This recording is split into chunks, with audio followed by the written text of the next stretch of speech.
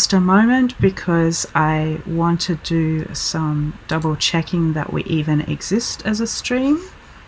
One moment, please. Although if anyone is in the chat and could just let us know if you can see the stream or anything like that.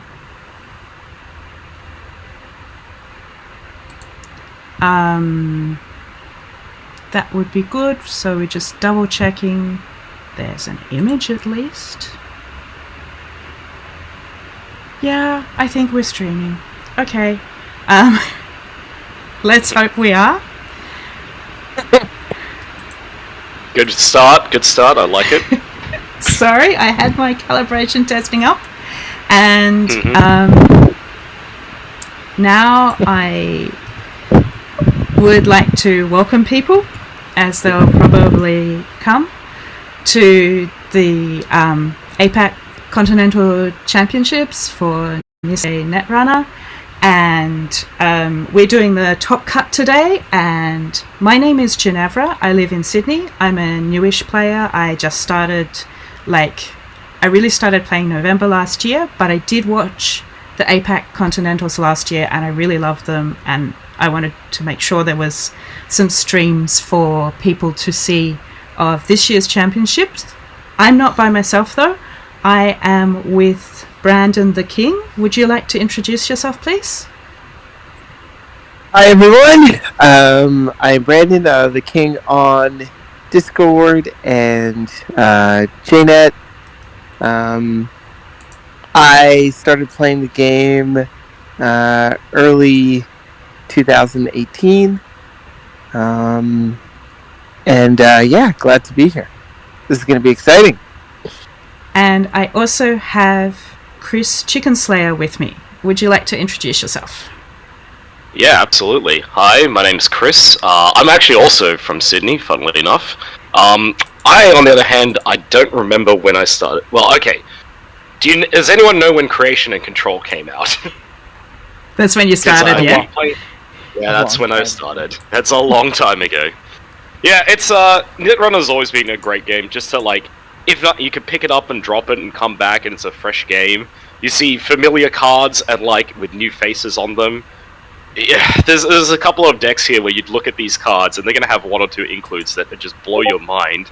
But the game itself has always just moved on to something nice and fresh. Hell, there's a deck here that has 6 Fear the Masses, and it's not just for a joke, it's actually for an intended purpose. In Shaper. Cool. What the hell? Do you want to... I'm going to show people... I hope I'm going to show people, the round pairings, and maybe we could then just see which you'd like to look at, and maybe get a quick look at the lists before it starts. I think it's starting in about 5 minutes. So Table 1 is Solka and Giles Davis. Table 2, Motion Blur and Ice Prisma. Table 3, Ronji Dodge and Rotage. And Table 4, Gunslinger and NB Kelly. And sorry to anyone I've mispronounced their names. Do you have a preference for what you'd like to be seeing at the moment? And maybe we can have a quick look at their deck lists while we're, while they're just setting the tables up and stuff? I'm almost tempted to do the old classic roll a dice. Okay. I would like to. I have a preference. There's a lot of really good games that are going to be going on definitely. here, so I think just literally leave it. Let's just do it. Do you have a preference? But if Brandon has a preference, what's the preference? I'd like to see the Ronji Doge Rotage game. Okay, so that's Table 3. So easy. Just a sec. I'm now showing the deck lists. Oh, one moment. So it's the person on the left. Could you just let me know who's the person on the left or what they're going to do? Is it Corping? They're going to do that? I believe actually it's their preference. They will pick it. Oh, wow. So the top seed's advantage in the matchup is that they get to pick which one they want to play. Yeah. Okay, so for Ranji Dodge, it would be Max X or Sports Metal, and Rotage was, I think the deck list you were just talking about, the Tau deck list. Yes! Also, the outfit is Rotage's other choice. Alright. So, this is going to be Ranji Dodge picking. Ranji Dodge has a max APOC deck that has all of the cards to go as fast as possible.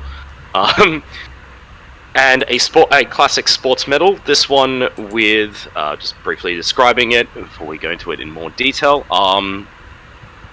No exact surprises here in this sports medal deck. The max deck is probably more interesting, so we'll start with that. So for operations, it's got a very standard suite. It has 3 short, except that it's weird that it's in max. So we have 3 short gamble, a Deuce's Wild. We have 3 overclocks to help land the APOC. We have a rebirths for when you want to stop throwing your deck in the garbage. 3 Dirty Laundry, the 3 Apocalypses. 3 I've Had Worse, and Max's classic 3 Labor Rights. Breaker's Suite is standard-ish. It has 3 MK Ultra, 2 Black Orchestra, and 2 Paperclip. The 3 MK is kinda, I think, for the sports medal matchup. Specifically because you don't want to face check a drafter and then have them just score from hand without having to use any fast advanced tools. Yeah, I think it's just for all HBs. Hitting a drafter in any of those It's bad. It's game losing. Yes, actually, to be fair, hitting it in what's your PD is equally horrible. Yeah. Yeah. Plus, even just in other matchups, like it's always been a thing in Netrunner is that sentries hurt. Like they're usually the most painful of the things that you could run into.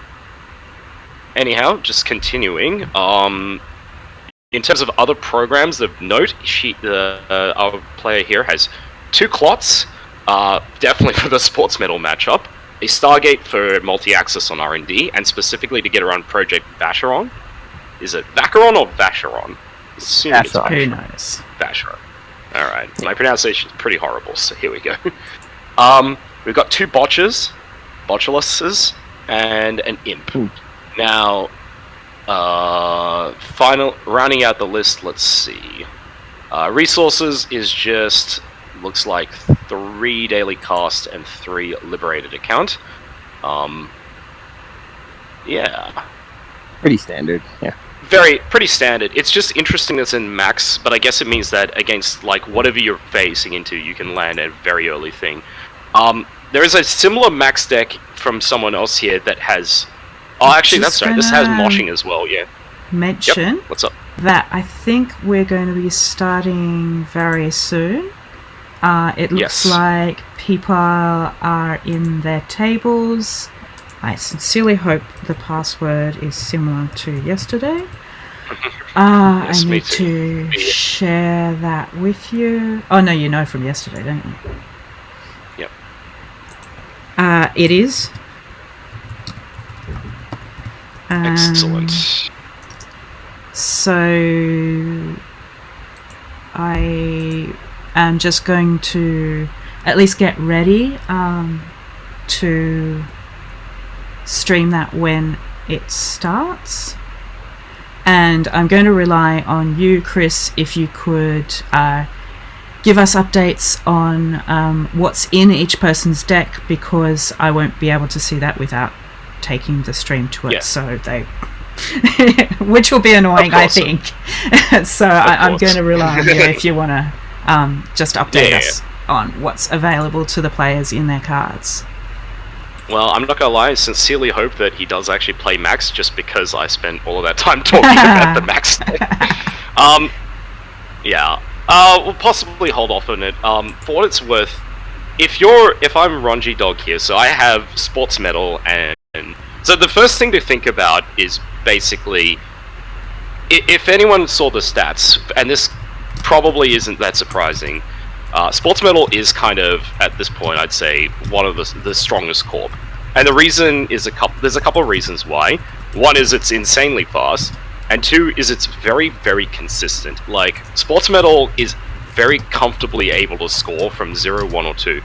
And funnily enough, it is in fact the Sports Medal from Ronji Dodge versus Rotage's Tau Sagoda. Salonga, I think. Salonga. So I'm definitely not able to pronounce that. So I'm just gonna, before I go into the deck list, I'm gonna say one thing. One of the things you will see that Sports Metal tries to do is it might just score, if there's a deck that can, it might try and score turn 1, which doesn't appear to be the case there. It If looks we can like avoid being too Aussie on stream, that would be nice. I Sorry. saw I caught myself there. Okay, so the Sports Metal map, so Sports Metal deck here. So it's got 3 Audacity, 1 Arc Lockdown for any clots, and 3 Sprints. This is pretty standard. Going through what else, it has a subliminal messaging and 3 red level clearances, but like a lot of decks, it's cut hedge fund. Simply put, Sports Metal does not actually need hedge fund in a lot of cases. So I think Rotage, him, just got the Rashida just trashed the Rashida with a run, did a short gamble, installing daily casts and VRcation. Yeah.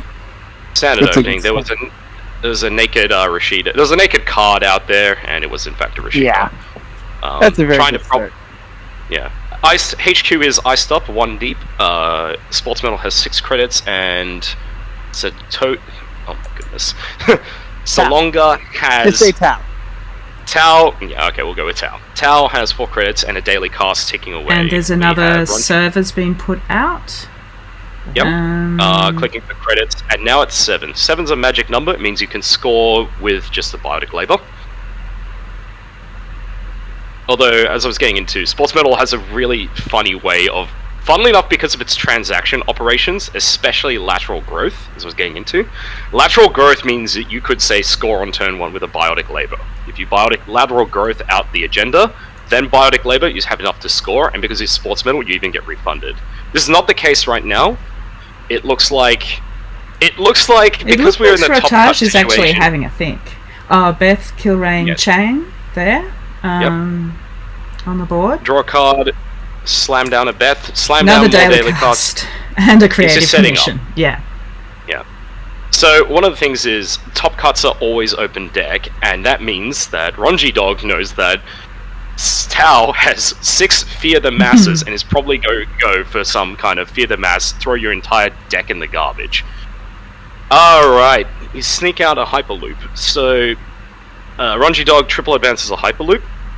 Hyperloop's an interesting one in Sports Metal. It is one that you do not mind getting stolen at all. In fact, both of the 1-point agendas in Sports Metal, you just want to give them to... You want to throw them out. If the runner runs them, you're like, cool. And if you score them, I guess you do it. Sometimes it's worse if you score it. Still setting up, it looks like. Got a Rizeki out. Oops, there's a project. Vitruvius just scored.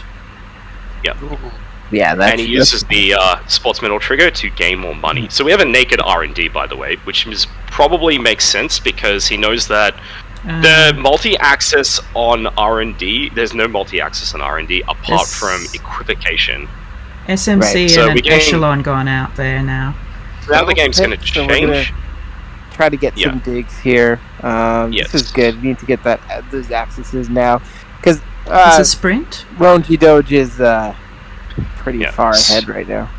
Correct. So sprint is generally what you do when you've got a couple of Vacherons in hand or you're digging for fast advanced tools. So the other thing that Ronji Dog knows is that old mate Tau does not have himself a clot. He has no way of actually stopping a fast advance, so he can go as quickly... He actually can slow down a bit. He doesn't have to score out early, which is probably why he didn't go for some turn 1 Audacity score. But now he can look at... But he does need to hurry because... At some point, Tau is just going to start. Tau will set up. I mean, you can see it now. Tau has 2 data casts kicking away, a Beth, which is probably actually useless, just because Sports Metal doesn't really need money, a Rizeki, a SMC, and a Echelon for breaking drafters. Going for 2 servers? Yep. No ice, except on HQ. No. Yep. Oop, Tau checking server 5. Yep. Very likely he'll just check both, and then do something with his last click. There we go. Doctor, that was a spin doctor. We'll see if he pops it. Yeah, he does. Yeah. So it probably means he chucked away a... he uses the Spin Doctor just for biotic labor and sprint, so he hasn't chucked away anything. Tranquility Home Grid on the other server, so it's just good old trash. The Tranquility Home Grid goes in the bin. Yeah, just getting tempo here, drawing some cards, just trying to get all the pieces he needs to close out this game. Yeah. That's an Anicam install from Rotage. Yeah, I think Rotage needs to go very soon. Like, he's got a turn or two at most before... Like, it is very possible Sports Metal wins in 3 turns. Just because of the deck it is. Sure, there's been he does need to assemble the pieces to really... It's very hard to just win against Sports Metal on just singles. Correct. If he did, that would have been him running R&D and then getting lucky with a Vacheron. Sorry. For what it's worth, I will go into Tao's deck, because I did say earlier that I fucking loved it. So we have 3 Creative Commission, 3 Diesel, 6 Fear the Masses. You are allowed to go look at Netrunner DB if you want to figure out what that card does. Anyway, continuing though, we have 2 Jailbreaks for a bit of multi-access, 3 Short Gambles, and 3 VR-cations. For hardware, we've got 2 Anicams and 3 Memory Diamonds. Anicam is the console. Just moneying up in the meantime? Yeah, I think he's setting up for a biotic score. So back at 7 credits. Yeah. Resources, we've seen most of them. It's the Beth Kitchan and 3 daily costs. There's a jailbreak into R&D. So, Jailbreak's interesting here because of Anicam and Jailbreak. Anicam gives you a draw for playing the Jailbreak, and then Jailbreak gives you another draw. So it's multi-access that also gives you card draw, which is not too bad against Sports Metal. No hits so far. He's continuing to draw. The other interesting thing that he could have done... And a misdirection in the bin. The other interesting thing he could have done was run HQ to see if he could force a res and get him under that threshold there. Yeah, agreed. That might have been good. Just to install and click for credits. Interesting. Okay, so we use a Creative Commission first click, so he loses a click. Oh, okay, no, rewinding the click. That probably was a misclick. Yeah, okay, that makes a lot more sense. Diesel. Yep, and draws then a million running cards. server 6. Seals a Mega Pre. That's, again, the other Sports Metal 1.0 that you just are happy to give to the runner, because the next Mega Pre gives you 2 agenda points. Yeah. So I think what the Memory Diamonds are for is to stock as many Fear the Masses in hand as possible, so that you can just repeatedly, you can hammer people with it. For Fear the Masses, for anyone not aware, make a run on HQ. If successful, instead of accessing cards, you force the corp to trash the top card of R&D. Then you may reveal X copies of Fear the Masses and force the corp to trash X additional cards. That's another diesel. That means from Rotage. Yeah. So he's just drawing for the combo, digging for it. The other cool thing about the Memory Diamond is against decks that are trying to kill you with damage, it becomes a lot more difficult. Yes. Yeah. And it's also it's a pretty unexpected, but yeah, here we go. Lateral growth, biotic labor would be my guess here. It's a lateral growth out so far. Lateral growth thing, yep, biotic labor. Server, yeah. That's another Vitruvius. And he uses the trigger for draw. So this is what the Sports Metal frequently does, is it puts you on this clock. The only agenda that will not win the game for Ronji Dodge is Vacheron. Except it will, but you know, he can't really score it. And also Hyperloop. Mega Pre will win him the game. Any of the 2-pointers left in the deck will win him the game. And he's going to put Rotage here on a clock. Oh, so yes, the Fear the Masses. This is why maybe running earlier would have been a good idea. It's a gatekeeper. This is going to be painful. And Unity comes out? Yeah.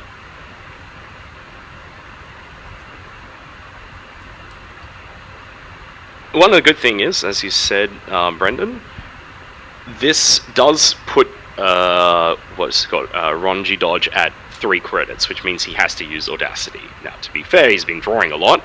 There's a good chance that he has one, but you never can be sure, and you kind of have to sometimes just have a bit of faith in the sports medal matchup that you're gonna see them tomorrow. So you might not, but you do have to. The risk here is that if the Fear of Masses lands, but it doesn't win Rotaj the game, he can just draw Ronji into the winning cards that he needs. So it's an interesting decision when to run Archives. Yes. Incidentally, so there's Fear 5 copies of Fear the Masses being shown. Every card in his hand is Fear the Masses. For the full 6. I told you. That's why I'm loving this deck. He assembled Exodia. Let's go.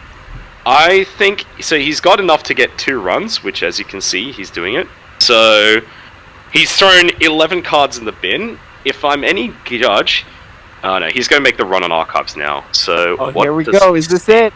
It's no. There's no agendas in the Archives, unless I'm wrong. One agenda. One agenda. Oh no! And that probably is game. Yeah, it's he's got 0 credits and there's a lateral growth. There's a server. And that's game. Oh gosh. Wow.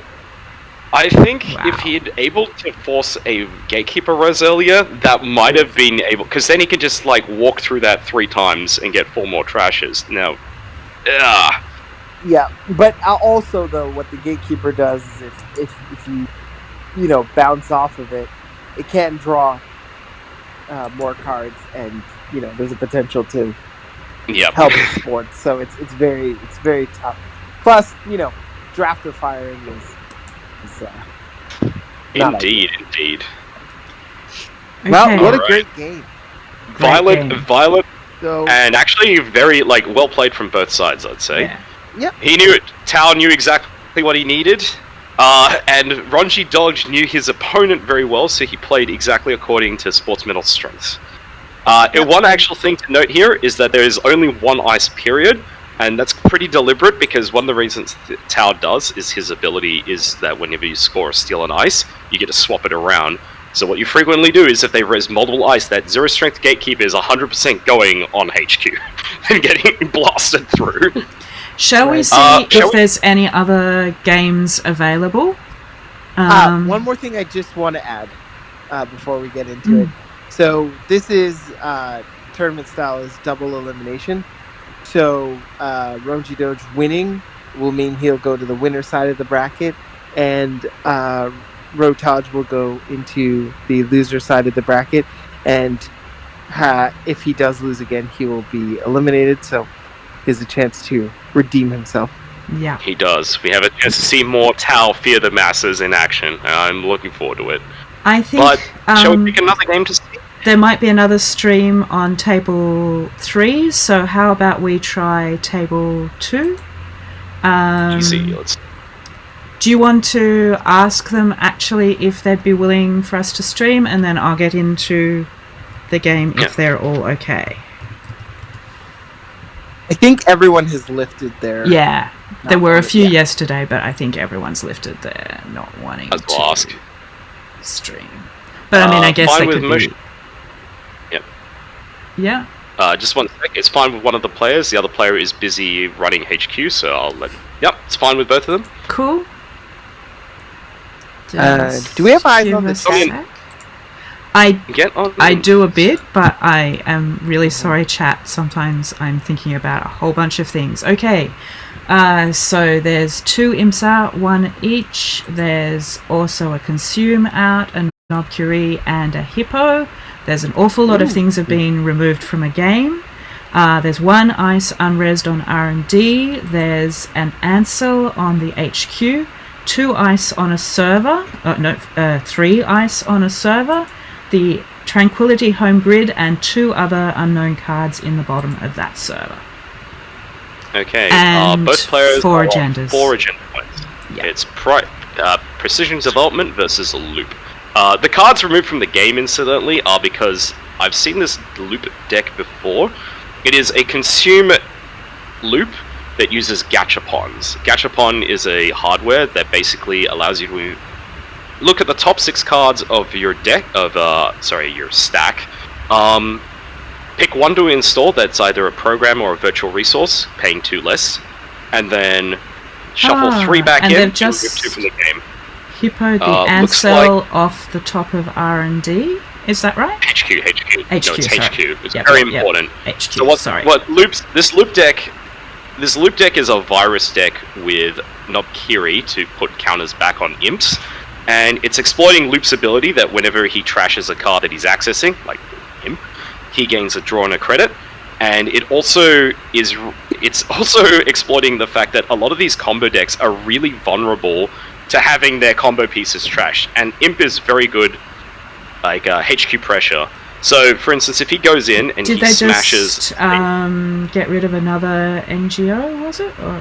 Yeah, he just paid to kill it, but yes.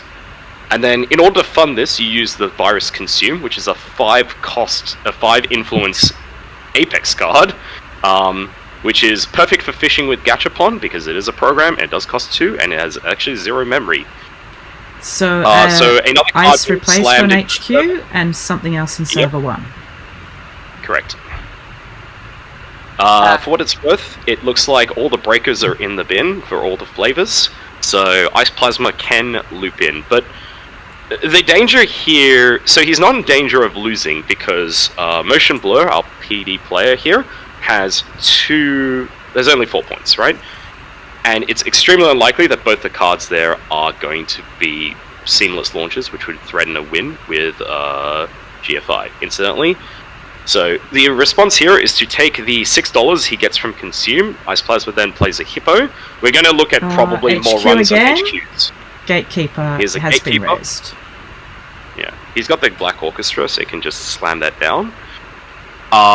Knowing this type of thing, I have a feeling that Ice Plasma is probably just going to... he's probably got to play the Black Orchestra. Yeah, he does. Yeah. Breaks in. Because he's got Consume gets counters whenever... Yeah, he hippos it. So this way he can fund the install of Black Orchestra, because he'll get 2 credits back from the Consume, and then probably 4 more for when he runs HQ twice, and just trashes everything. Well, he doesn't have to, though. The Steals a GFI. The Consume is a click to use the ability, though. It is, yes. But it's a lot less painful than running into a Gatekeeper and then having to pay $9 for the privilege of not giving your opponent 3 cards and an agenda shuffle. Yeah, absolutely. So the score here is now 6-4, and 1 card left in HQ, which is a seamless launch. Get in the bin, seamless launch. Ouch, that really hurts. For what it's worth also, because he's got Nobkiri, he actually, if he doesn't need to fuel up his imps, he can actually put the counters on Consume. So Consume now, despite only trashing 2 cards, is at 3 virus counters. Ice again so we on have an HQ. Install on HQ. And HQ is completely empty, by the way. Advance in server 1 on one of the cards that was pre-existing in there, which means that probably that's 4-2 of some description. For what it's worth, one of the agendas he has scored, he's scored an Off-World Office and a Cyberdex. So, worst case scenario, this will be a Cyberdex sandbox. Because there's no cards in HQ, Anesthetic Void cannot be used. But it looks like that's not where we're going. We're going into R&D instead. There's a draft of res. Alright, that's probably just MKs coming down. Draft is the perfect ice for MK to break. Top card of R&D. Actually, he's just thinking, because he's probably placing... Yep, he puts the counter on Imp, the Imp that was used. He trashes a Bran. Oh, that's a big ice there. It's a pretty beefy ice, yeah. And we're going in for another hit. Yep. Alright, again, this could be for game. It could be. It is for a Rashida instead. So the score will go through, which will give PD some money and probably its seamless launches back. But if this that's is not an NGO. It's not. It is Cyberdex. Oh no, it's a Cyberdex. Okay. Money. Not the end of the world, but it is 8 credits and a complete virus purge. I love me some Sandbox. And he adds actually ice back to his hand and answer, which is probably fair. You don't need to get your tools, you need to get your I don't want to lose the game right now tools, which in this case is ice. Yeah, and also it's a very big pain for MK Ultra. Absolutely. Okay, back into R&D. Yep, he'll probably just look to start multi-accessing via Imp. And again, because of Loop's ability, every time he does this, he's getting a functionally 1 credit and a draw now, and then 2 credits later due to consume. He pays... Managram Skunkworks is the top card, and he pays dollars for that to trash it, presumably so that the next card he can get in. Yep, he gets in, he's got $0 left. He'll trash it a Gatekeeper with Imp. And at this point, he has a choice to let the... No, he just uses Consume right away to get some money back. Absolutely. And probably play a card with his last click. He could go for it.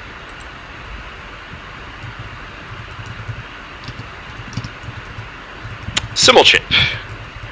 Okay. Not feeling the YOLO. We got to install in a Spin Doctor, the Tranquility Home Grid used to give PD $12 worth of cash. What a clutch draw. Yes. Yeah. Either that was in hand all along, or yeah. Seamless Launch and Gatekeeper go back in the deck. Nice. Another Kai, some R&D. Yeah.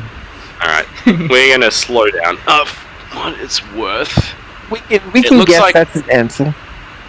It could be a... Now, it could be anything. It could be anything. It could be an answer. Yes. Right. Now, what Lou has an opportunity to do here is, if they have a rebirth, they can get around this R&D ice and still get an access here. One tiny problem with that plan: there is no rebirth in this deck. That's not happening, then. Simulchip? What is it? No, that was the good old Career Fair Liberated account. Very important. Alright. Another Spin Doctor, and again, immediately popped. Yep.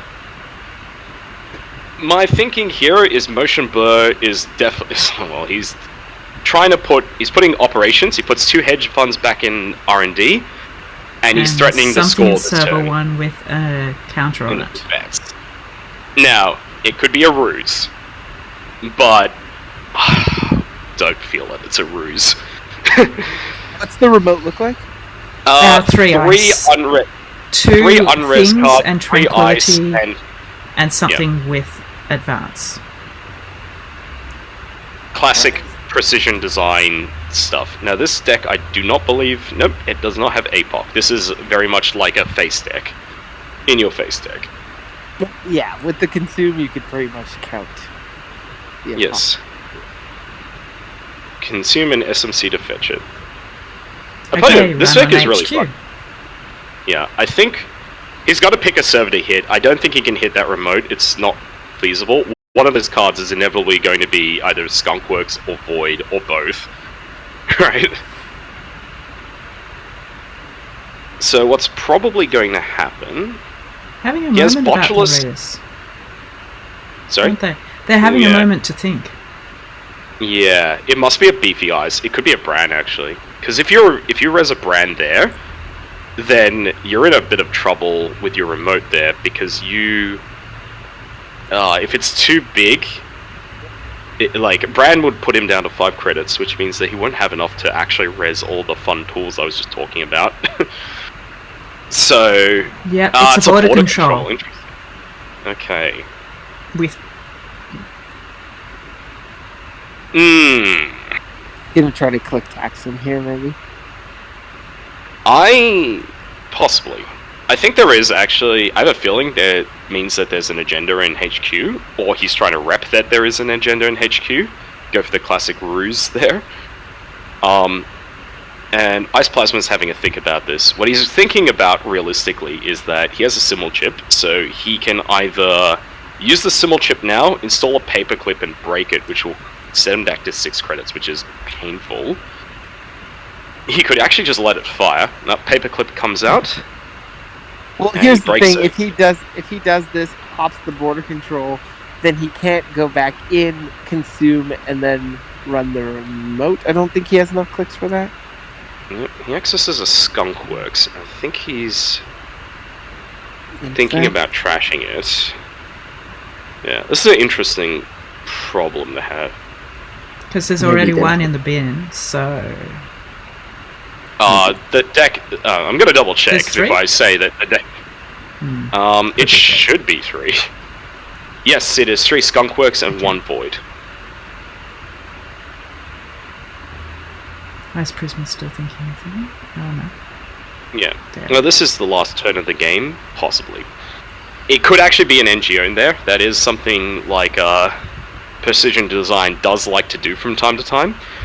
They don't want to give it away necessarily with just the back into HQ again. Yeah. So he'll break the border control.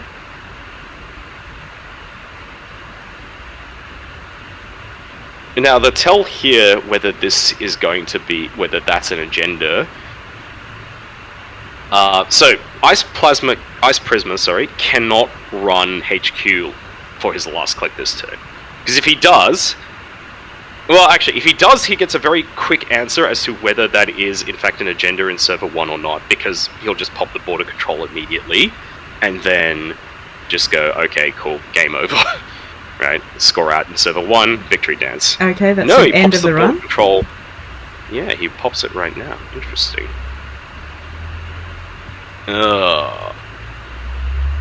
That's sending some mixed signals. Gotta love these mind games. Oh, this is the good part of Precision Design. Like Sports Metal, for all its horrible degeneracy we can complain about it for days on end, it's quite honest in what it does. Precision Design loves playing mind games. It could be anything in that remote. It could be even an NGO. I know you love NGOs. It could be a snare. I mean, it's not a snare, but... but it could be a snare. Yeah, if we didn't know the deck lists. Yeah. Except that I could tell you, it could be the Precision Design equivalent of a snare, which is even more insidious. It is Cyberdeck's Virus Suite. Which, oh man, the amount of times, if you play Precision Design and you use a Cyberdex to bluff that it's Skunkworks or something else, right? It gets people every time. And then they go for the Botulus run or something and just pop it in their face. Feels good. Alright. Quite a pause on Ice Prisma having a think about the next thing. I mean, they've got 2 clicks left. They're saying, are you baiting me to run on your HQ, or do you have the last agenda in there? Just pondering. Yeah. This is the pivotal moment here. This is some ruse cruising right now.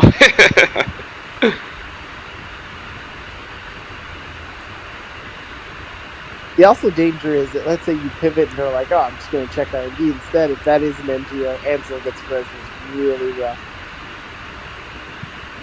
It's not as rough as it could be, but it's still awful. The reason it's not is just because he has a Simul chip, so he can possibly do something. Does the runner have any overclocks left? I believe I saw that question in chat. I don't think he has any overclocks in his deck.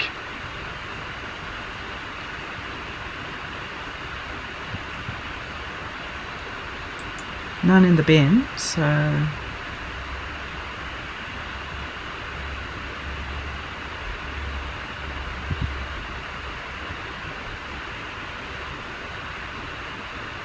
Just having a chat, I think, aren't you, Chris? Yeah. How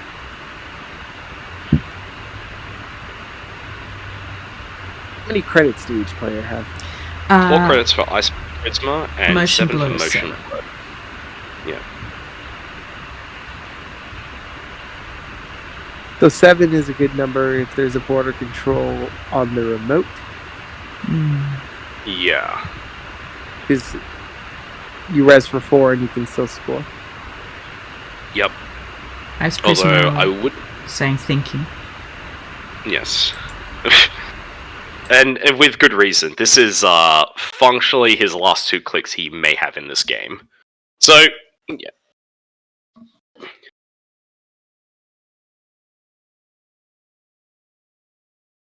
A very close one, actually.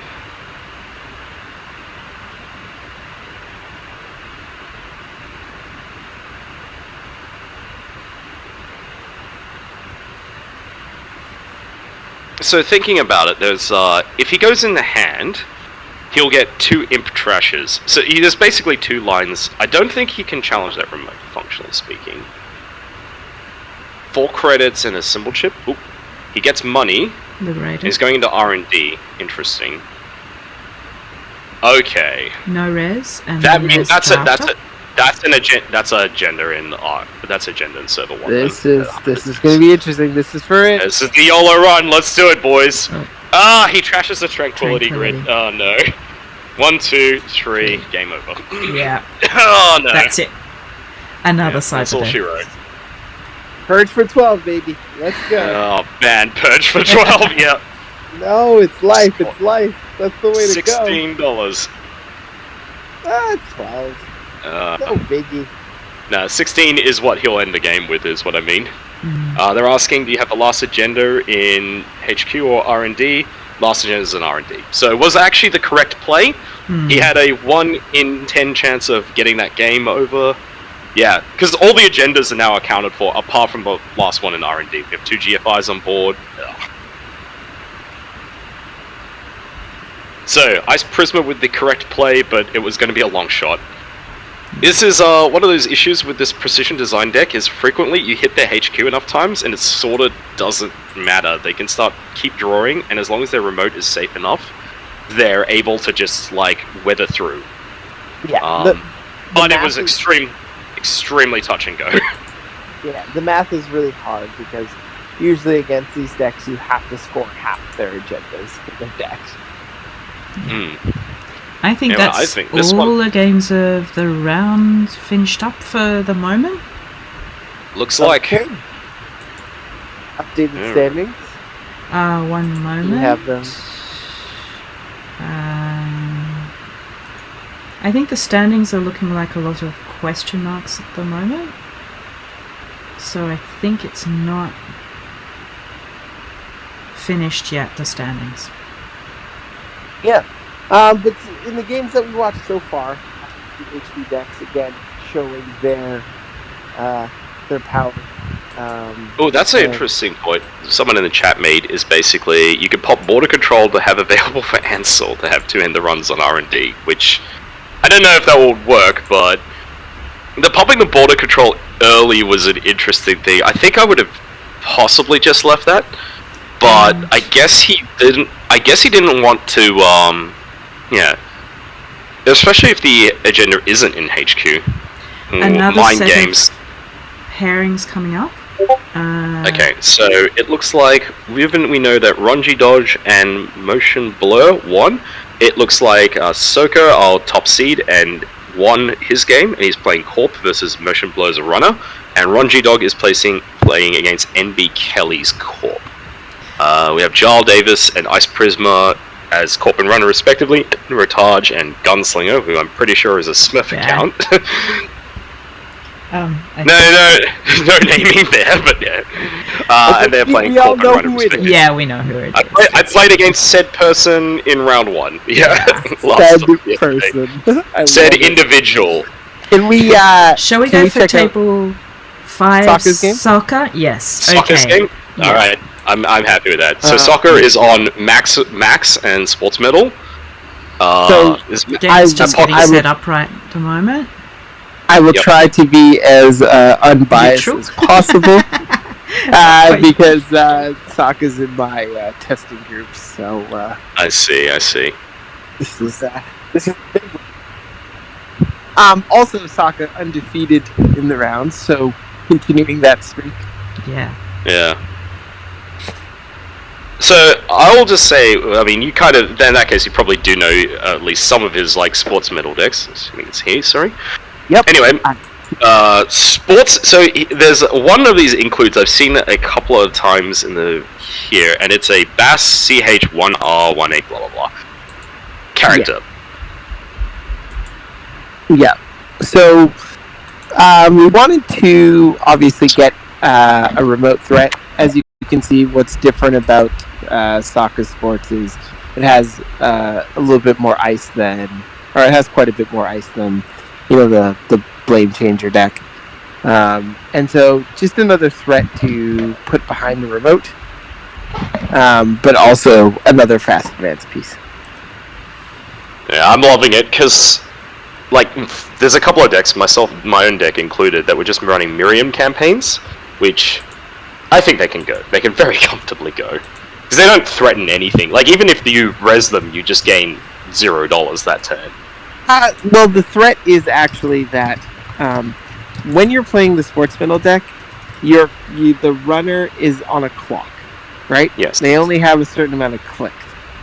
So if they're checking your Marylands, if they're checking your Jeeves, if they're checking your assets, and they're not scoring agendas, it's one less click that they have to get the accesses or draw the cards that they need.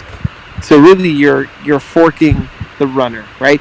Are you going to get accesses on centrals? Are you going to draw cards to get what you need?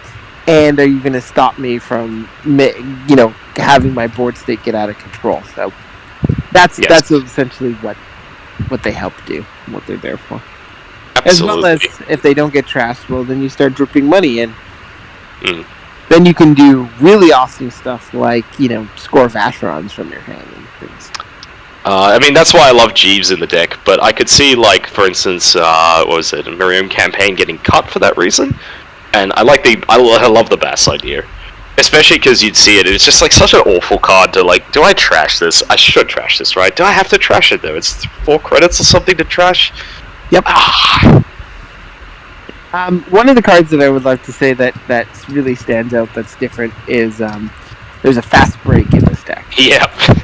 And so what that allows you to do is if your opponent steals a lot of agendas, you can pay that amount to draw that many cards from your deck as agendas in their score area, and then also make a remote and put that number of cards also install in a remote or protecting it. So essentially what it allows you to do is it's an extra copy of red level clearance when they have 3 agendas or more in their score area. So it's a very good get out of jail free card. If the game isn't going your way, you can crawl back by being like, hey, I spin doctored and I sprinted and I fast braked, and all of a sudden I've seen 10 cards. I should be able to close out this game. I'll be able to do something with it, and you can just always install a Rashida or something, and you're all good for that. Yeah, I think you'd only need 3 agendas stolen for it to be worth. And on it, Sportsman can frequently get to weird spots where it's about to lose technically, because it's they've stolen the Vacherons or whatever. But that, for the time being, while those Vacherons are ticking away, because when you steal Vacheron, you put 4 counters on it, and you lose 1 at the start of the runner's turn, and it only counts towards your agenda total when all the counters are gone, but it still definitely counts as an agenda they've stolen, so they can just go, okay, I guess that I'll be drawing 5 cards and installing 5 things, thank you very much, gaining $1 in the process. Yeah, it's a good one. It's a good splash, actually. Oh. And for what it's we worth, have the other list as well. Yeah, so Motion Burr is playing 419, and I gotta be honest, this deck looks, how do I put it? Completely standard. It is a 419 deck with all...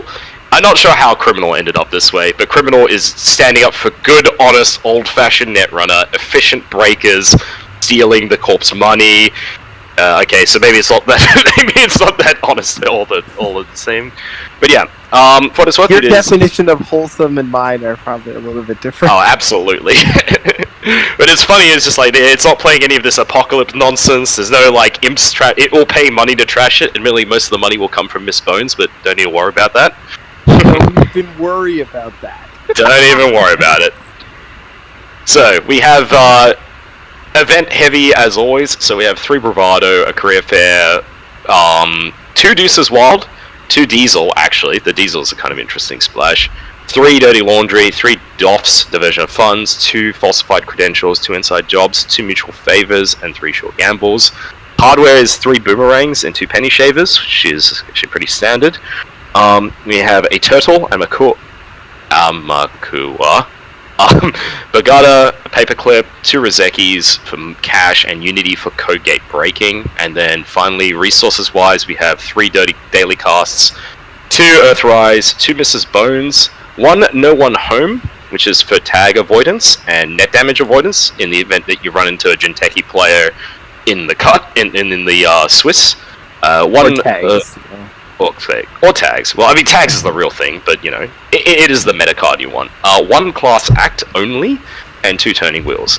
Yeah, so the standout here to me is the fact that there's only 1 copy of Andromeda, the class act, and instead 2 Earthrise hotels. Yeah. Otherwise, yeah. Another interesting thing, I didn't hear, and I could be wrong, I may have missed it, I didn't hear Inside Job. Oh yeah, there's 2 inside jobs. 2 inside jobs? Okay, so yeah, they're there. Yeah. Okay, so that's really good because there's a lot of ways, you know, that you can contest remotes, get into servers before you have your full breaker suite available to you. Yes. By the way, one of the members of the chat, I'm sorry, I cannot pronounce that, made the comment that yes, we're talking about good, honest criminals standing up for justice while the other stream is showcasing Zahea counter-surveillance.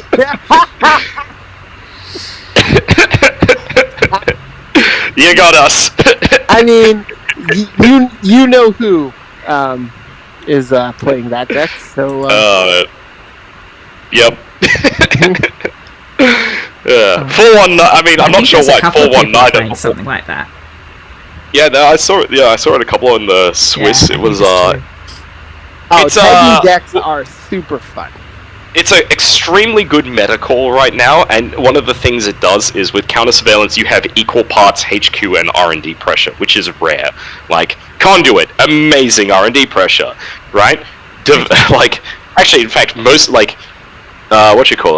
Turning Wheel is equal parts both, but it is slow, right? Too slow for, say, sports. You'll only get 1 use out of it, functionally. So soccer, drawing a card and then pausing a heap, actually. Yeah. Or what we've seen earlier, the Fear of the Masses, you know. Very good. Yeah. For R&D pressure. Yeah. Pretty much, yeah. An 11-card dig is not to be scoffed at. You know, click 3, what was it? Click 3, access 11 cards from R&D. They count as being in archives. That's not a bad, you know, that's not a bad shout. Alright.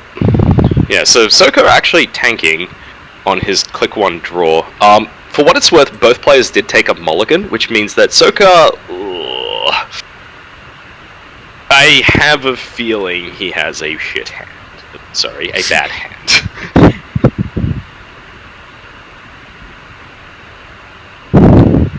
No. Yeah, it's a Sokka's a very... Yeah, Sokka's a very deliberate player. He will take time to think about his plays. So red level, something installed. Yep. Naked. So he's got precisely 5 credits. No, sorry, 6 credits. Okay. Yep. Here we go. Diesel into DOF. Yep. Gets the full amount. No res on server 1, so he's going to check it out. Hyperloop. Sneaky play. So that's why you gotta run the remote first, see what it is, then land the doof. Well, he's still got the full 5 credits off of it anyway. It's just that it doesn't cost like Soka or anything here. Possibly, actually, you don't run that remote. I think, like as 419. Soka just clicks for credits. Up. Yeah. Yeah. So it's still interesting because penny we have a penny shaver coming down. So this is like, and Mega Priest stolen from HQ. I do like to get the points early against sports because again you're on that clock. Yes. Daily casts. Yeah. The penny shaver is so beautiful here. Alright, so we have a biotic labor, we've got a score. Exposes to the world, it is in fact a Mega Priest. My gut feeling is that Soka's initial draw probably was 3 agendas, one of them being the Hyperloop, and those 2 Mega Pre's. Biotic Labor in HQ is just hammering HQ, and a fast break. It's a fast break. Fast break may be coming up. Yes, the regular way of running Netrunner. I'm not sure if there's ever been a time when the game's been about that. Oh, Spin Doctor. Spin Doctor.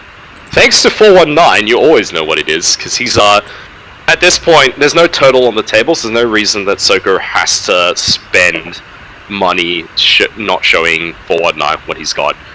If he wants to, he'll probably install Ice now, that way he also doesn't have to give it away and starts locking down service.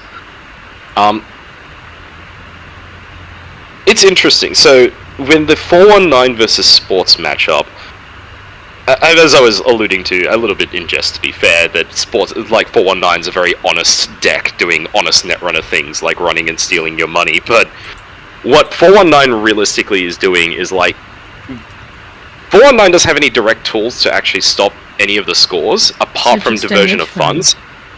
Hedge fund there, going into archives. Yep. There's a virus suite which does nothing. He's got 2 clicks left. Gains $4, Earthrise Hotel. Yeah, so that's going to be a big card for 419 here. Getting that clickless draw to be able to keep up with the tempo of Sports is going to be huge. Yeah. Get that down early. Absolutely. He's really what he wants to dig for 100% is Turning Wheel. Like, that's just the only card that functionally matters here. And what Soko wants to do is dig for win the game before that becomes relevant.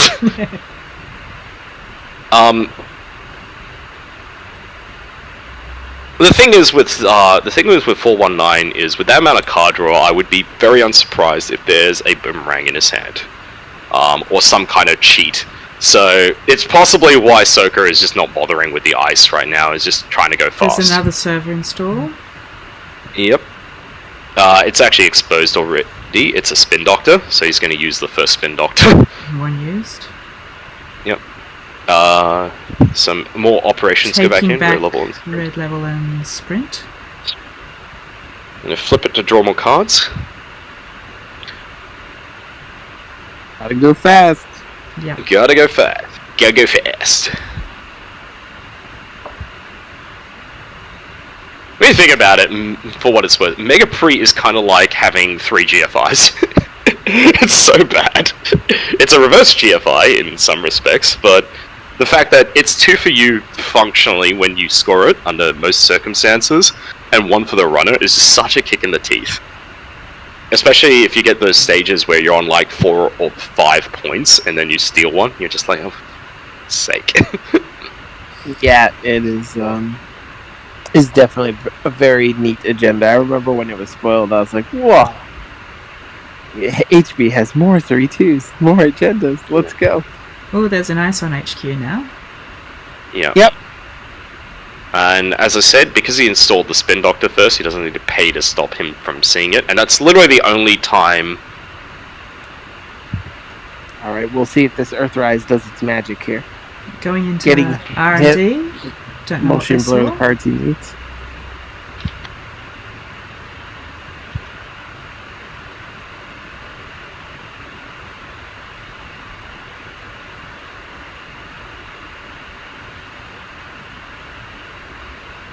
Installing Bogalta and Paperclip. And so a big thing to also note why you would install the Paperclip also directly from hand is because there's a luminal transubstantiation on the table and it's just scored. Yep. That's a big agenda. I usually say whoever scores the luminal usually wins the game. That's a huge tempo agenda there. But yeah, absolutely. I was saying installing the Paperclip is huge just because there is an arc lockdown in the sports deck. Yep. Nothing more embarrassing than basically Sports winning the game like Glacier style behind like a vanilla or something. You're just like, oh my god.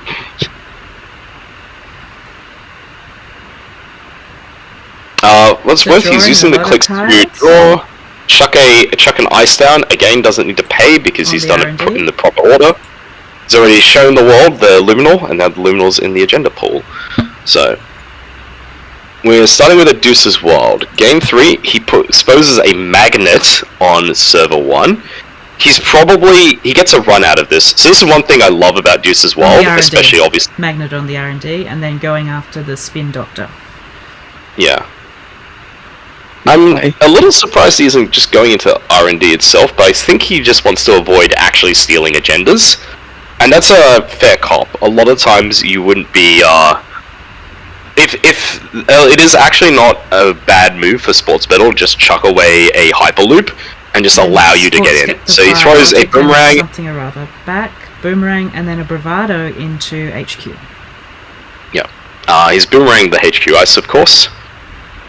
Boomerang is a great include against sports in general, because sports has no ice that it runs functionally that doesn't get broken just with Boomerang. So he's just not going to bother resing. Access is a fast break, and double Bravado. Yeah. Just making money at this point. And so Biotic Labor. Taking advantage of getting the access up there. Yeah, but of course. With the non-res, it's interesting because, they could be playing the math game where there's only one agenda, so if you get it, fine. But there's possibility that there is no agenda. Money. Yeah, because that puts him to 7 credits, which is just enough to, Biotic out something. So he needs 2. So at this point, we are drawing with Diesel. Getting a lot of cards here. I mean, he really just needs 1 card, and 1 card only. Going in. Season Audacity. Just running HQ. Last click, I expect him to play something. He senses he's in trouble here, so... Oh, absolutely. He is in trouble. The simple fact is he's drawn half his deck. Yeah, Class Act goes down. He's drawn half his deck, and he's very functionally looking for Turning Wheel. Because with Turning Wheel, all of these random accesses start adding up. And they're what allows you to, as a Crim player, actually compete. Conversion of funds would have been very nice there, but didn't happen. Yeah. Them's the breaks. Yeah, because if Tuck is able to score another agenda with the Biotic, then all he needs is Audacity, and he can do that from 1 credit. So. Correct. He does not have subliminal messaging, so he can't even do it from 0 credits. What a fool. I think subliminal messaging, for what it's worth, not really the best at Sports Battle, but alright. It's amazing with Jeeves if you're playing that. It is actually, yeah. But in this deck with no Jeeves, not necessary. Yeah, we found it wasn't necessary. Yeah. So Sokka having quite a think, then a red level clearance.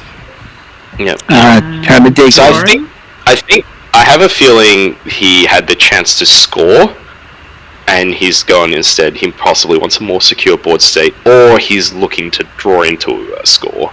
I think he's looking to draw into a score. Yeah. Knowing what So he's probably going to use the second part of red level clearance to gain a click back, but we'll find out. If he's found it. Yeah, a little bit of thinking time. Yeah. Yeah, and that's the thing about the Sports Battle. It's don't be confused. There's a lot of lines this deck has and can take that you do have to think through. It's not just autopilot score. Just getting money. Yeah. He red levels for money, and then he gains more money. Yeah. I think he wants a more secure board state, and the problem is because of 419. Okay, there's the Turning Wheel. There's Turning Wheel. Alright, so slap down an Earthrise, Turning Wheel, sure gamble.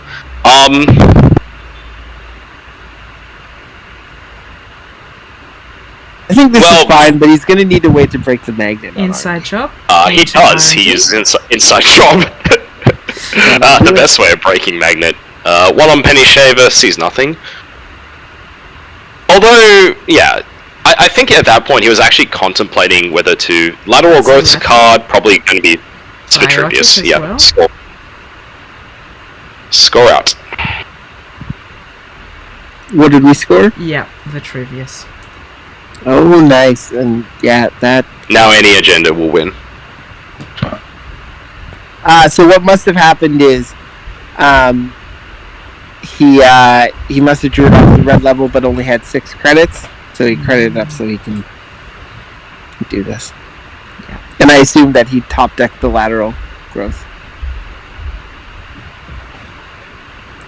Diversion of funds into HQ. Yep. There it is. It might be a little late, but it's there. Mm-hmm.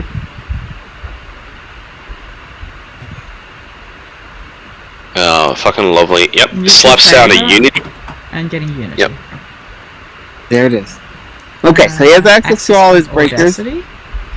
Yes. So... HQ, but that was just Audacity? Or just? Yeah, so Soko doesn't win yet, which is probably going to telegraph something to Motion Blow. Because he wouldn't... I mean, I don't know if Soko is the kind of tank over the fact if you've got an Audacity and enough cards in hand. But yeah, if he had an agenda at this point, he would be probably just slapping down, calling GG, move on. So that means that most of the agendas, if not all of them, are still in the deck. Yeah, he's just going to click for credits. Goes up to 5. I think this really, at this point, sells Motion Blur. Yeah, he's going to run the magnet. Now, on R&D. No res. We'll stop the res here. No res. Okay. He sees 2, steals a Hyperloop off the top of the deck. Oh, draw 2? Will he draw 2 or just take money? This is going to be interesting. Interesting choices here. Because he doesn't... Yeah, he draws. He draws, so he's just like, you know, you can see the cards. Which is why we're going back into HQ now. Sees and trashes a Spin Doctor. Yeah, he's going to go into HQ. He's going to look at 2. Oh, Project. Oh, no. He steals a Macaron. Oh, no. Well, classic. 7 points, still going to lose. Sports Metal draws more cards. And this is the power of Vacheron, is that at this point, Now, also keep in mind that Sokka does have the fast break in his hand, and this is where it becomes break, really... lateral growth is seen in the and hand. And there it is. He in fact plays fast break. Yep. Oh man, that's a lot of cards. Out of these 10 cards, is any one of them? Yep, it's a Vitruvius. And yes, throws the rest of the bin, don't even need it. It's finished. Yeah, good game. I don't know if any of you guys remember this card, but this kind of nonsense makes me miss Hades Shard. I don't even think it works. Sports in it's the sports. Well, when we were talking about the Fear of the Masses deck, I remember the Shard as well. Yeah. Insta Blast R&D. Sorry, Archives. It gets you another click to play more Fear the Masses. So Sokka's going to move on to the winners finals. Yep. And let's just see if there's any other games available. If you guys want a demonstration of how fast sports is, there's a fucking 12 credit penny shaver. No time to get it. No time to get the money. No time. We gotta go fast. Okay, so do you want to briefly drop in on Giles and Ice Prisoner? Or I believe so, because I think Ronji Dodge and MB Kelly were playing that. I'm going to double check that they were in fact playing that CT. Yeah, that was a counter surveillance deck that's covered with the other stream, so we might as well look at Ice Prisma and Giles. I'll go ask them if they don't mind. Yeah, cool.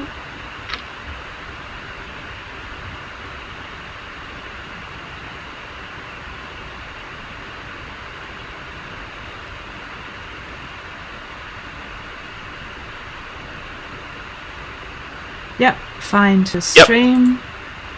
So there's a lot of things. There's a Lu with a counterless imp, a consume, clot, knob curie, turning wheel with 2 counters, and 2 daily casts, still with some things. There's ice across R&D HQ server 1, which is a Maryland, and server 2, which has 2 counters on it. And there's actually 2 ice on server 2.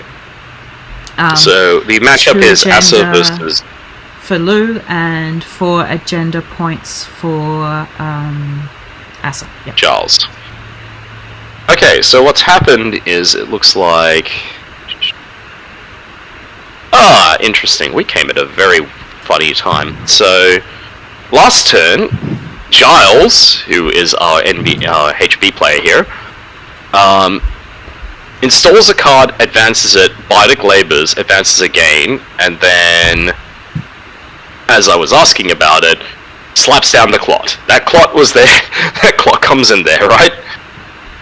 In response, Giles plays fully operational and does fully operational things with Asa, meaning he has infinite cards, infinite money, or rather goes back up from 0 credits to back to 7.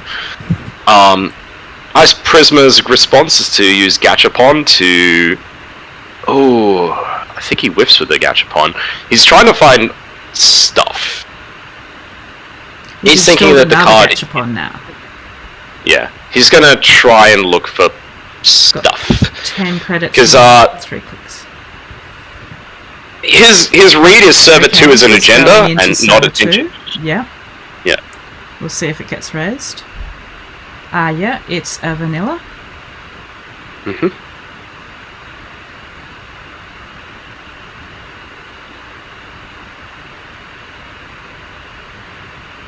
I might double check. Yes, that was an install of a paperclip out of the bin.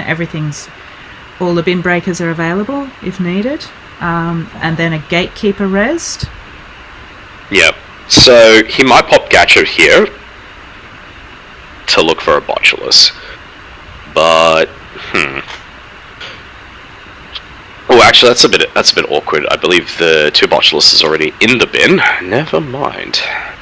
And yeah, oh no, he's got a 3rd he could get. Yep, and that's what he's done. He gets it. He gets it. Yeah. So this is actually a thing because of the open deck lists. He knows that cannot possibly be an NGO because the Asa deck is not running any NGOs. So it is an agenda. We'll see what flavor of agenda it is, but yeah. Okay, pops a Gachapon to shuffle Hipuo, Simulchip, Shore Gamble into the stack and take Liberated Account and Shore Gamble from the game. And Giles rightly commenting Gachapon OP. Certainly the decks it works in, it works kind of quite well. So because he only got 1 counter, what he's going to do, it's a bit of a trade, but he'll break the ETR on Gatekeeper and let Giles do the Gatekeeper thing of drawing a bunch of cards and then throwing a bunch back in the deck. Which is annoying, but not the end of the world. It also has a weird knock-on effect of that Giles cannot purge the clot off the table the next turn, because if he does, he'll have to basically shuffle a bunch of cards back in. Like, he has 7 cards now, he'll mandatory draw up to 8. He can't just purge unless he wants to throw away 3 cards, especially because they might be really good ones. So we're going to get in and see what was in that server. Yeah, this is just one of the... There's quite a pause here. Yeah, because he's probably looking at... Yeah, I think the pause was Knobkiri. Yeah, Vitruvius. That's it. This is one of those things with an open deck list. Yeah, 4-all. It's one of those, like, great things about an open deck list to keep in mind, is it really changes a lot of things. For instance, now he knows this Asa deck is not on Punitive Counter-Strike. It's, in fact, got fast advance elements, which means that your clots are now quite irrelevant. And unfortunately for Giles, he's going to pay the price here, but I don't think it's the end of the world. Like, he has a lot of cards now, he managed to get a Gatekeeper fight, which is usually pretty good for someone. And he's still able to set up decently, like, beefy servers. We'll see how it goes. We'll see what the next play is from Ice Prism. He's got 2 clicks to play around with. And Giles is low on cash. Yeah, got 4 credits. Ice Prisma's got 5 at the moment. Ice Prisma's saying they're thinking. Yeah, and we also agree, like, now the Knobkiri plus Imp combo is extremely bad for Asa. The ability to Imp a Vacheron, that would be, like, if that was actually a Vacheron that he was bluffing, which probably be unlikely given that he bioticed it out, that would be, like, he can immediately score those points. He doesn't have to wait for them to tick up, because if you steal Vacheron when it's in archives, you're in business. You just immediately add it, no counters whatsoever.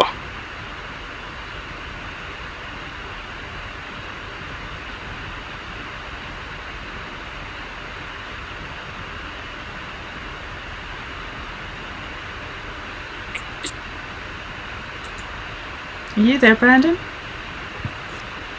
I am, yes. Oh, sorry. Cool. Sorry. Just double checking that we're all here. Difficulties. Yeah. Yeah. And Ice Prisma is also here. He has told us that he is thinking, which is fair. So he goes in. His decision is HQ. Yeah. When your deck is built, like a large part of it is built on fast advanced, clot is a rain on your parade. Oh, I'm gonna check something. I think I know the answer. No res. Sorry. That was Ice about the the gatekeeper. In HQ. She's gonna probably just throw it in the trash. Imp. Although he might actually hold on it. No, he doesn't. But yeah, I mean, I was thinking he might hold off of it because he'll run the next click and maybe use the turning wheel. But no, I think he will still run. And if he sees a Vacheron, he'll just, you know. I mean, actually, if he steals a Vacheron, it's so good to think, because Asa is definitely not sports metal. I was going to say, one of the problems with... which is Server 1 has the Maryland campaign, so I think he wants to try and keep the Asa port. I don't know, we'll see if this play pays off. He's certainly going to get in, and he's certainly going to be able to trash it, so that's nice. And I guess one thing is that actually functionally doesn't cost him 3 credits, that costs him 1, because he'll get the money back with consume eventually. Plus he's got 4 credits coming in from those daily cats. Yes, I did call it daily cats deliberately. Yeah. The main problem with this Asa deck right now is that he does not in his deck list have Arc Lockdown, and Ice Prisma should know this. I mean, he definitely knows it, considering he was basically didn't care about enough, just immediately popped it against what could have possibly been an NGO. Okay, something on server 2 and an extra ice on server 2 and something in server 1. And so Giles goes for... Yeah, Giles plays fully operational and just gains $6. Which they is know each other's lists, so... Yeah. So, double icing the scoring, presumably scoring server, putting something in the other server, and gaining back up. Taking advantage of the extra click you get there functionally with Asa when you install stuff. Ice Prisma is going to get the consume dollars, so he's up to 11. Then he can really easily challenge a remote. Yep. And going into... So we're going to actually look at... Interesting. No res? I think Ice Prisma is possibly okay just allowing a score right now. But we'll see. He's got 1 clip to do whatever he wants. He's in HQ? Yeah, he's in HQ. He's got accessing a sprint. I think he's actually contemplating whether to trash it with Imp or not. Sprint isn't a very valuable card, but it does, when in doubt, you always can just smash it with Imp. And now he's got a click left.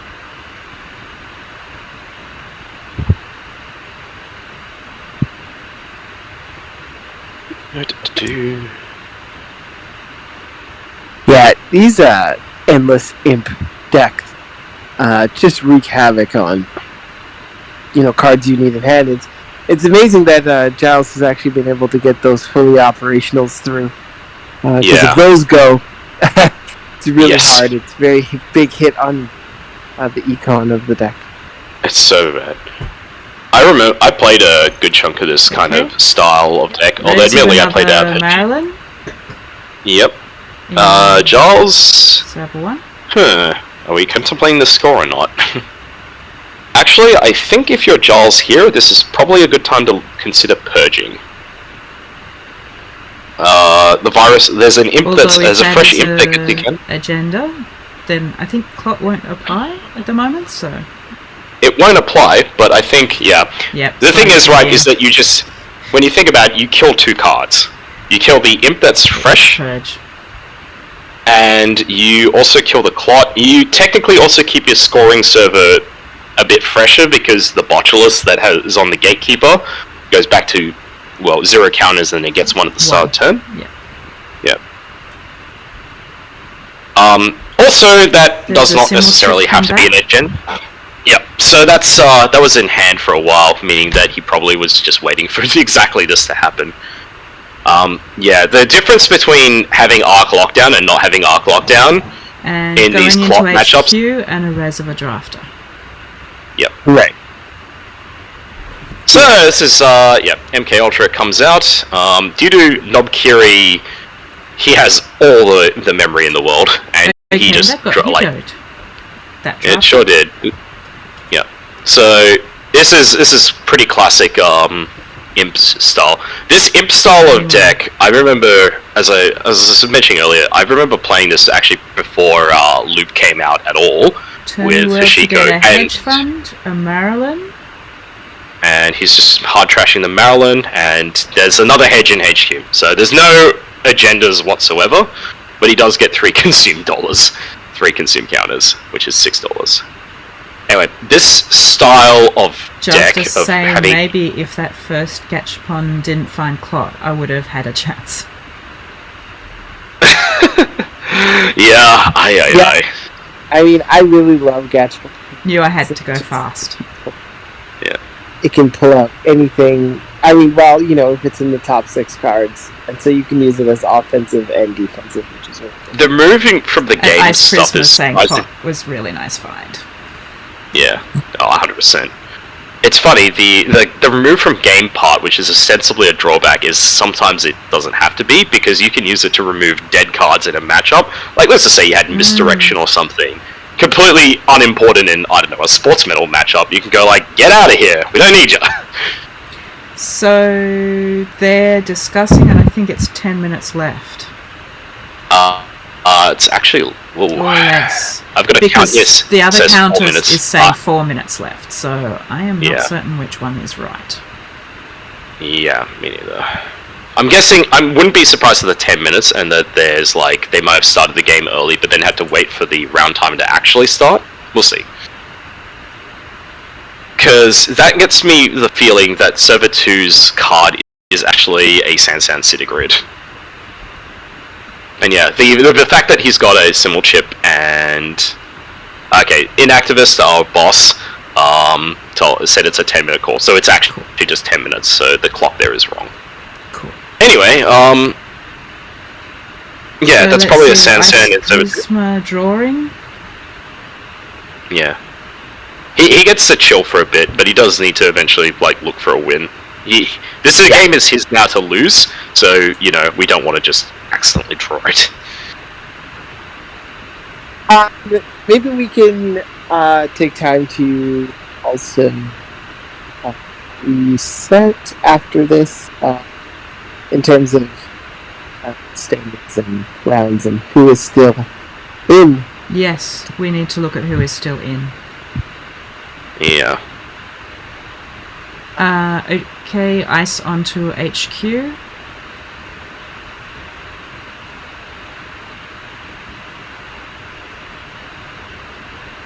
Thank you everyone for tuning in as well. Yes, This is definitely. great. Yes. Now to That's Russ another ramble good one. and speculate. And a res of Hagen on HQ. Alright, goodbye Hagen. Oh, Yep, Yep, it's goodbye gone. Hagen. It's Killed gone. Yeah.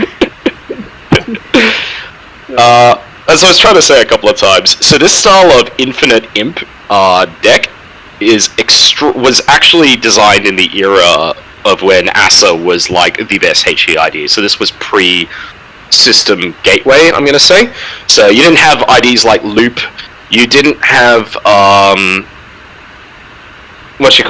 you didn't have precision design, and so ASA, and for whatever reason, Sports Metal wasn't just that big, which is a bit, I think it was more that people were sleeping on Sports Metal or just relegated it to janky combo status, and as we can clearly see, that's not exactly the case. Trash the hedgehog, is that right?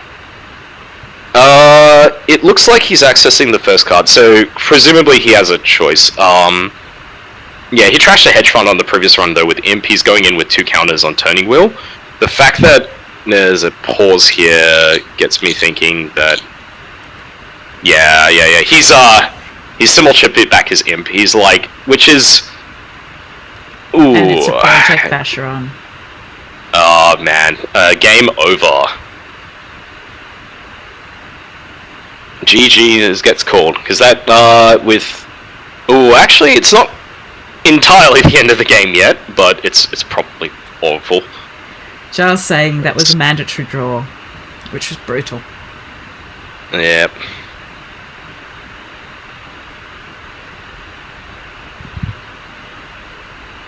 So this Vacheron will get imped, or he actually can... Yeah, it's last click, which is why we're in a bit of awkward status. So, he has two options here. He can steal it. Yeah, if your recursion's gone already. All the spin doctors are gone. Yeah. He's looking through the deck list now to just double check, which is completely fair. Yeah. It is. Giles just concedes. Yeah. Because what will happen is he'll imp this. Yeah. He's got the choice of imping it or just stealing it right now and winning in 4 turns. He'll imp. There's no way that he can basically be saved. That was a great showing, showing to make it this far for Giles. Yes. Really good. Yeah. Especially into this. This is like possibly the worst kind of matchup. Because these decks were designed to beat Asa. Asa is slower than both Precision Design and Sports Metal, and Asa whole thing was to basically be as obnoxious asset spam as you could get. Right? Crazy world we're living in that we're saying that Asa is a slower deck. I know. I told you. I mean, if you said that last year, we'd just be like, "What are you talking about?" Yeah, I know, right? But then if I told you last year that Sports Metal was the ID everyone would be playing, you'd be like, "What? Are we all just like jank lords now?" And then the person with Game Changer is just quietly in the corner, basically in the Illuminati cloak, and trying to like just get you silenced. Shout out to Limes. Good old Jibes. Yep, Netrunner keeps changing. Whichever was the honest deck always seems to change. Yeah. Okay. Hats off, Giles. Yes. Yep. Yes. Hi, no one is believing me that Giles is pronounced with a soft G. Does that mean Giles? What? I thought that was Giles, like G. Yeah. Okay. Like Giles, Giles sounds. At standings. Yeah. Standings. Yes. Who is in? So. Yes. Who is not? Should I be looking? Nope. You let me know where I should be looking. Okay, so you're looking at Tree, NB Kelly got 3. Those were both Corp. Ice Prisma Runner, as you just saw, and Rotage Corp. So our 2 players that are unfortunately eliminated are Giles, who we just saw, and Gunslinger, who definitely legit name, Gunslinger sadly as Runner. So that means that the next game, I believe, is Ice Prisma vs Rotage in the losers bracket. And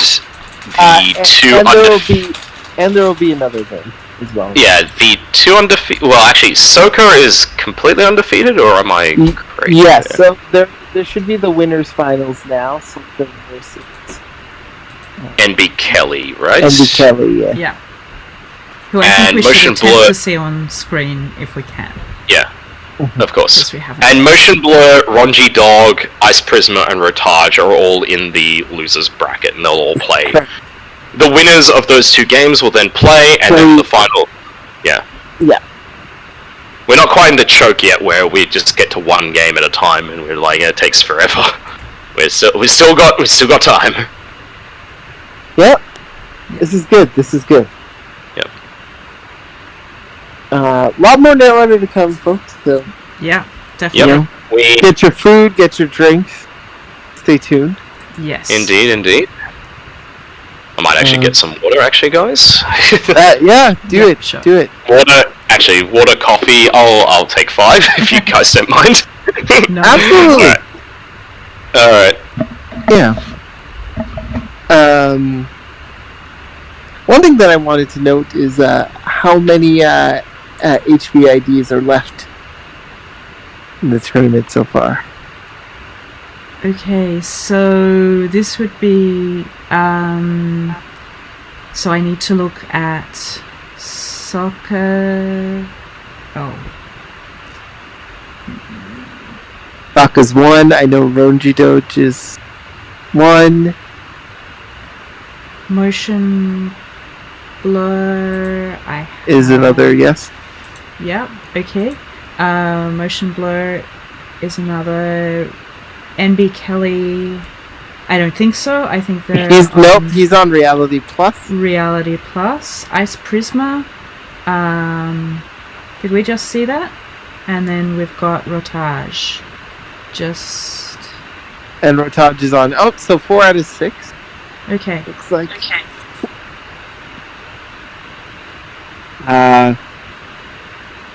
And then we got 1 NBN left and an outfit. And Whalen. So... No Jinteki, sadly. No. There was only one yesterday, so... Yeah, not so high chances.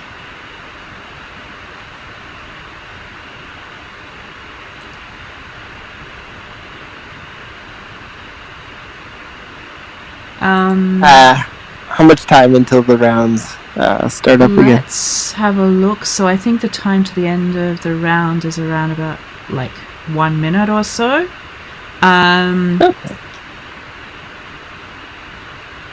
Okay, I think I just want to refresh in case there's new pairings up.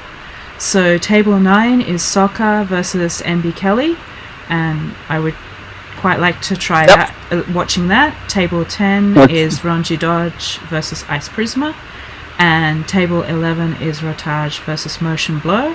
And Sokka is going to be the runner, NB Kelly is going to be the corp. Alright, let's do it. Okay, let's see, the game's not up just yet. They're probably just checking each other's lists here. Sure.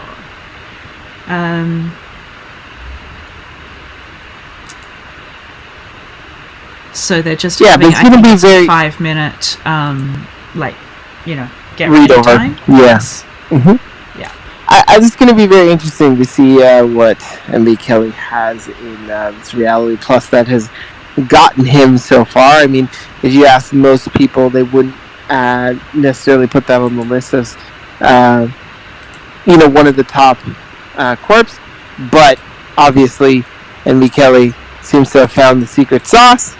What I'll do is I'll just read straight down what NB Kelly's got in Reality Plus. It's 1 Prisec, 2 Public Betrayal, 1 Seamless Launch, 2 Exchange of Information, 1 Sync BRE, 1 Market Forces, 2 IP Block, 3 Rashida Jahim, 3 Morceless, 2 NGO Fronts, 1 Tomorrow's Headline, 1 15 Minutes, 1 Bologna, 1 Turnpike, 1 Hard Hitting News, 1 Thoth, 3 Global Food Initiatives, 3 Daily Quests, 3 Ping, 3 Quantum Predictive Models, 3 Spin Doctors, 2 Funhouse, and 3 Hedge Funds.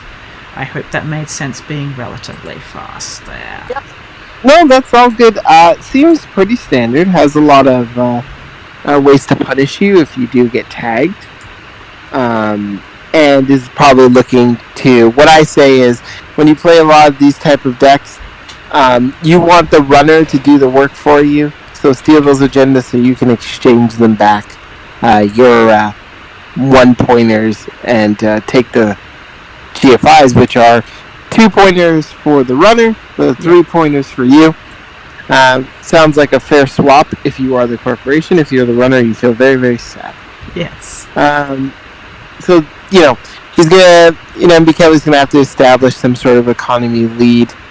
Or at least a way to put pressure with tags, use the public trail, and Sokka here is going to try to stay above thresholds where, he isn't harmed, knowing when to run, and what click he should be running at is also big because of pings. You don't want to run last click, get a tag, and then get punished for it. Or run a server that gives you too many tags. So it's going to be very interesting and very strategic. I'll just briefly read out Soccer's runner. It's Max. So 3 Apocalypse, 1 Day Job, 1 Juices Wild, 3 Dirty Laundry, 3 I've Had Worse, 3 Labour Rights, 3 Moshing, 2 Out of the Ashes, 3 Overclock, 1 Rebirth, 3 Shore Gamble, 3 Daily Casts, 3 Liberated Accounts, 3 Black Orchestra, 3 MK Ultra, 3 Paperclip, 1 Fermenter, and 3 Stargate. I just got back myself. Hey guys. Hello. So as you can see in that deck lists. Yeah, a lot of good economy in the deck, as well as, you know, the Almighty Apocalypse and Stargate to help you trash things that you don't want the corp to have, and to help score the last points. The one-off Fermenter's a nice splash in there. That because if I'm not wrong, yes, that is the only virus there. So anyone running Fermenter, if you're in a virus deck, people tend to purge it when it gets to about, I don't know, say 3 to 4 counters, 5 certainly, because that's a click gain 10 credits. But having just one Fermenter in there is actually pretty sick, because it means like you don't really care about it. You probably economy-wise don't depend on Fermenter, but the Corp sure does. And the Corp will be looking to, like, it's got disproportionate returns because there's no other viruses in there, not even Clot. So, yeah. Essentially what it was a another form of drip. So, if you see there, you have your Liberateds and you have a Day Job as your super burst. Yes. That costs a lot of clicks, and then you have your Fermenter and 3 daily casts that were drip. And, you know, in different situations, the different cards serve different purposes, and along with Out of the Ashes, what's cool is you can Out of the Ashes try to do the APAC and pop your Fermenter as one of the clicks. Yeah, right before you throw the Fermenter, you know, put the Fermenter face down. Yeah, it's interesting. I like the deck actually. It's pretty cool. I'd be curious. I think the big tell for the sports metal matchup is these 3 Stargates, because Stargate is the multi-axis of choice against sports metal in general. If you Stargate a Vacheron, you first of all have perfect information on what it is. We've got permission to stream, and they're just starting now. Oh, sweet! And against NB Kelly's Reality Plus. Reality Plus. I'm surprised there was only 2 Reality Plus decks. I actually ran into the other one and frankly died from it. It was pretty funny actually, because it was my favorite form of kill in the new set. It was the re-education into Neurospike kill. This deck is sadly not running that combo, but it does appear to be running all of the good stuff for Reality Plus. I think the important thing here is the 3 Morcelesses it has, which is its primary influence. But I'll just run through the list if you want to put that up. We did. Okay. Oh, fair enough. Then, yeah. Okay. So one thing that we did talk about was just what I like to call doing the work for you. So MB Kelly's going to try to establish either an economic lead or a way that he puts Sokka in a bind where he ends up with a tag, uses exchange of information, you know, swaps the Global Food Initiative, which is 3 points for MB Kelly, and gives Sokka a 1-pointer. Okay. I have also Server played plus ice there. Yep, we're starting with, yes. So first mill is Labor Rights and Fermenter. It's just not too big a deal. I have played MB Kelly, and he does like to play these tag decks, and I lost to him in a league game. Yeah. Playing something similar. It's funny that tag punishment wise these days, as long as you have planogram. Oh, does he even have predicted planogram Okay, here? Dirty Laundry to HQ. Sing just get the a free public trail. Yep. Right, so now that he has one of those. Alright. We have Black Orchestra and Paperclip in the bin, so no Century Breaker yet, but all the others are accounted for. And Res Rashida, Fighter, fire that. Alright, this is going to be interesting here. See what he does off this Rashida. Rashida gives you so much momentum. Yeah. he can, be like, hey, do you have this Apocalypse, and create a server and just be like, come and get me, or okay, server 2 is a spin doctor. Spin doctor. So I have a feeling that Mr. Kelly over here.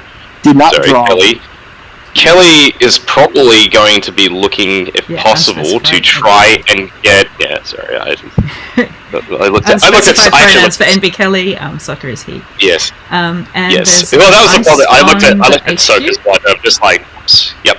I hedged to finish things off, and some cards going in. I was just thinking, for NB Kelly, what? That's an MK Ultra. NB Kelly probably wants to look at.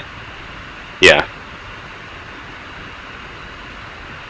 This is funny, like, MB Kelly's deck doesn't have a lot of the traditional tag elements, so, for instance, he doesn't have the, wanting to score a very early, AR enhanced security, for instance, so that if an APOC does land, then, Soka takes a tag. It's got stuff like, market forces, for instance, for tag punishment, instead of even things like, predictive planogram. Yeah, it's going to be an interesting one. The agenda suite is actually a bit. And Vale pointing out this is the winners' finals. Yes, this is the winners' finals, yes. Alright, Max trashes MK Ultra, which is 2 MK Ultras actually, which is fantastic. Means that Max has all the breakers now. So at this point, NB Kelly has to be very concerned. Yeah, gain $17. At this point, I think Max is very much setting up for an APOC at some intermediate point. Yeah. Actually, one of my favorite parts. Into server 1 with some ice on top. Yep. Yeah.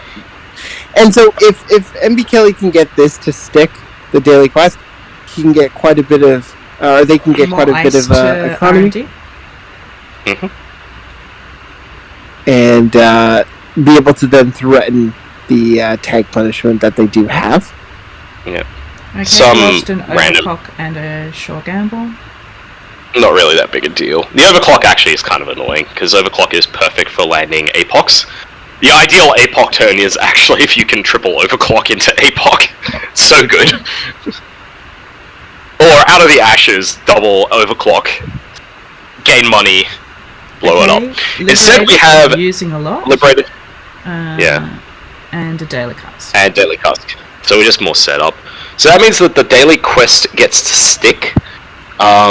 It's interesting. It probably means that Soka doesn't have an APOC, or because I actually feel like that might have been, or is this setting up for the future? Or alternatively, it probably means more that Soka wants more of a corp board state to develop before he pulls the trigger and sends it all. Drawing again. Well, what this does do is it gives MB Kelly a chance to ice the centrals with things that give Sokka tags. Yes. So Pings Sokka especially. Can't let this board get too out of control, or it might be hard to comfortably APOC. So Sokka on his side is probably like, another ice for the daily quest, and also an ice for archives. Right. Yeah, so as long as the daily quest is there, it means you're not scoring, so I can take my time as well. Yes. I think, though, NB Kelly's plan, we have a run on archives to start us off with. I was going to say this, a ping. Now, this is probably, so end the run. This is one of those things. Ping is a really good ice against APOC decks in general, because it functions kind of like a weird border control. Because most APOC decks, unless they use Out of the Ashes to do it, they won't have enough time to clear the tags. And what a lot of NBN decks do like to do is they like to stack pings. So if we have 2 pings going down on, say, HQ, and you only res them during the APOC run, there's no way to not have a tag at the end of it, and then HQ. Yes. Morceless. This is a really nice, flashy include.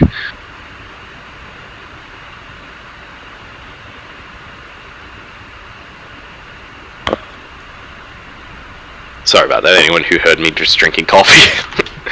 Morceless in Reality Plus is definitely a spicy one, because it's 3 influence, which is a lot, but I guess if your deck doesn't really have anything it wants influence for, you're fine. And functionally means gain $3 or gain... gain $1, gain 2... That was a Stargate, was that right? Yes. Yeah, that was a gate going in the bin. So, we saw to see... Saka risk being, if it lets it fire, risk seeing a quantum predictive model here. Yeah, so he just jacks out. He actually jacks out instead of hitting the HQ, that's which a is good fair. play. Yeah. Okay, so the daily quest is over-installed, which I think means NB Kelly is trying to rep a score. I'm not going to say he is actually going to score, because I have a feeling this could be... Okay, another Stargate and an Out of the Ashes in the just a spender. Ooh, that's pain. 2 Stargates means he's going to have to be a bit careful with his third. It's always a little hard to know what Max has, because, for instance, Max could be in a situation where it looks like she's just milled all her tools, but she's holding a labor rights or 2 in her hand and has held them the entire game and wants all the tools in the bin so that she can go crazy. The Spin Doctor? Yep. Immediately popped, throw 2 cards back in R&D, face down. I wonder what those could be. Is the card in the remote advanced? No, it's a Rashida. It's just become Rashida, yes. Yep. As I said, it's repping something, which it not necessarily is an agenda. So NB Kelly wanted to draw more tools here. Yeah. Yes. Probably looking maybe for a price tag to put on the centrals here. That would hurt. Yeah, I'm actually feeling the triple install right now. Or the double install gain money. I think NB Kelly wants to put something in server 1. Because it's an interesting one with NBN. You kind of want to build up the server, but you're going to have to balance it with the fact that you know that you're up against an APOC deck. No APOC is going to the bin yet. Something in server 1 and an advance. Okay. And then with the click left to go, I think we're going to see a ice install or a Prisec install on one of the centrals. Or an override on the ping for maybe another ping on something archives. more on archives. Another ice on archives. It is not quite. The ping doesn't get over installed, but it is actually like is ice over the ping, which again could be another ping. So Sure gamble dirty laundry in the bin from Max. The ultimate danger for Max, I think, is if that's a tomorrow's headline. Because NB Kelly, can just go advance, score it, and then do something, give them a tag, do some tag punishment. It is also possible that is actually a GFI, because there is a seamless launch in this deck. It could also be a Bologna, similar deal, that functionally going to be the same card. The obvious ruse is that it's actually just using all the Liberated. Oh, no. Alright, Soka doesn't care. Soka just moves on. It is, in fact, an HO. It was the ruse. Wow, failed ruse. What a play. Just being like, hey, prove it to me that it's an agenda. It wasn't. Something in server 1 with 2 advancements on it? I think one of the reasons why is simply put that Soka, the tag punishment just isn't that big a deal. Like, you know, all we would have lost there, assuming there was no change in board state, was a daily cast with 1 tick left on it, right? There's no exchange of information threat, there's no, like, horrible tag punishment. So, yeah. In this case, though, yeah, it's install advance on server 1. It could be anything. It could be an NGO again.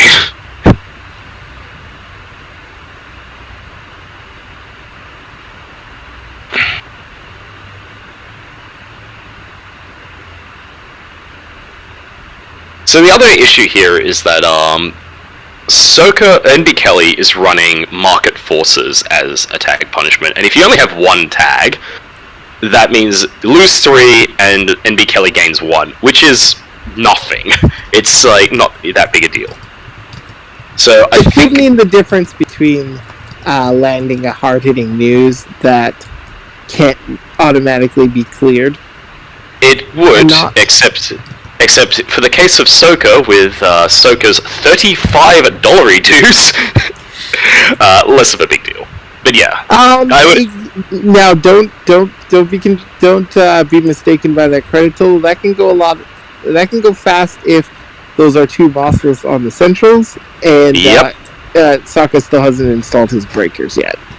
That money can go fast. And even if you get down to a certain amount of money, and then hard-hitting news is played, you lose a lot of tempo that way. So. Oh, absolutely. But in this case, at least, it's not like the old days where you'd get one tag and close the accounts, and that $35 became $0. Thank God that doesn't exist anymore. It was a very different form of Netrunner. Look, put it this way, Public Trail could not be printed in the same era as closed accounts. No, sir. I think Soka has APAC, I'm gonna just say.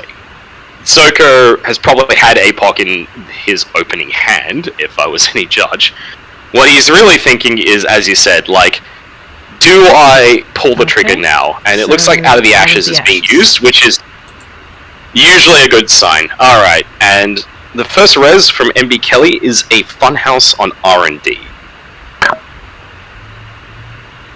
So MB Kelly's game plan against this APOC is going to basically be you can APOC me, you're going to APOC me, in fact. At some point, it's just going to happen. I want you to have 2 tags when you do it. Maybe more. Yeah, is there a boom in this deck? There is no boom. Funnily enough, no high-profile target either. It's just all NBN tag punishment. But there are 2 EOIs, and I guess technically the quantum predictive model is a form of tag punishment.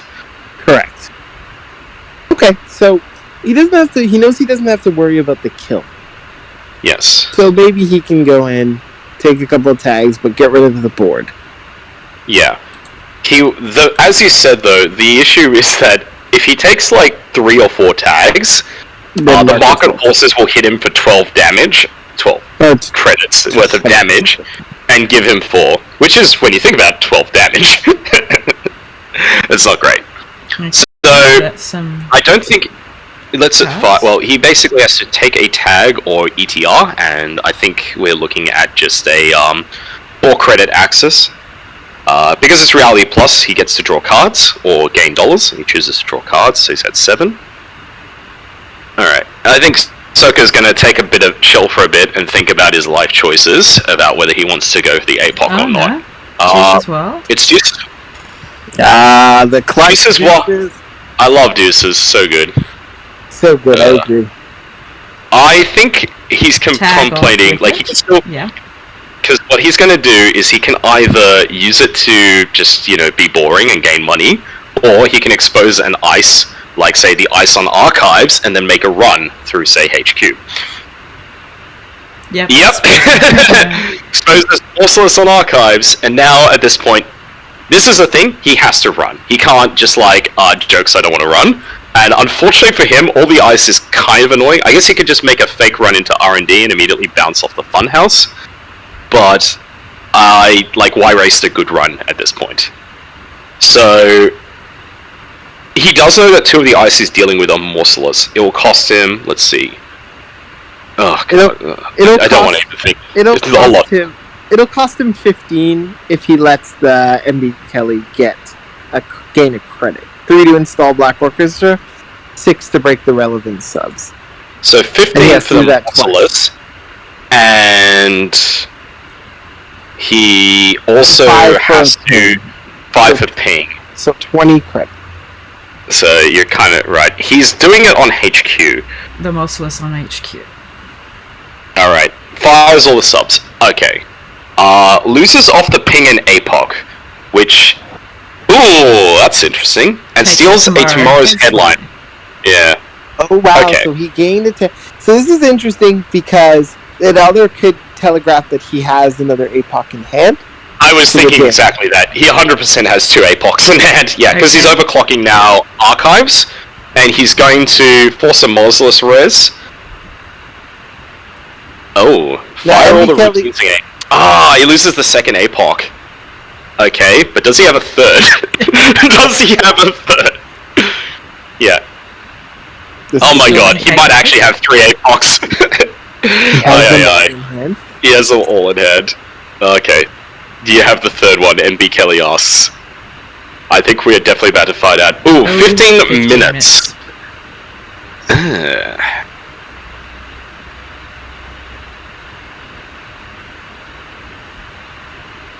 It's definitely within the realm of possibility. Yeah, So the awkward thing here, third APOC. Now, here we have the awkward part. He has 3 tags, which means that, and he runs archives, which I think he's looking at. And gets Bologna. Steals a Bologna. Okay, so he's about to get 5, and now why? No. He's at 6. I mean, he could be at 5 when the 15 minutes gets taken back, but for the time being, he's one big agenda away from winning, this is a big turn for Soka. That was a huge turn, and the thing is that yes, he is tagged, but if he can, put something down like a Stargate, he knows he's not going to die from Boom or high-profile target, so he just needs to find an agenda that isn't quantum predictive model before MB Kelly's able to score, and he can dodge the exchange information. Okay, so funnily enough, we have... Ooh, yes. Okay, so we're about to see NB Kelly hit Soka with the invisible fist of the free market, if anyone's read the Market Forces card. I know I definitely looked it up because I had to remember what it did. So... At this point, what the public trail really says is, I want you to go tag me, and then, the runner loses 12 credits, and the corp gains $12. So now MB Kelly has infinite money, and Soka is probably going to have to go tag me. Losing this is the punishment labor rights and an Out of the Ashes, Max? Okay, Out of the Ash. So, there's 1 labor rights not accounted for. Ooh, this is going to be dangerous for MB Kelly. Even with 6 agenda points, this is going to be hard. Because now 3 of the agendas are actually dead, or even worse, they're detrimental. Because not only do you stealing them actually add to MB Kelly's score, but you are then giving MB Kelly the perfect tools to just go and exchange of yeah, EOI. I was going to say, but so it's dangerous for Soka, yes.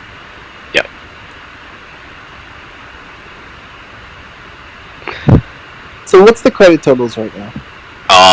8 credits for Soka and 4 tags, so he can go to 0 credits but be clear of tags.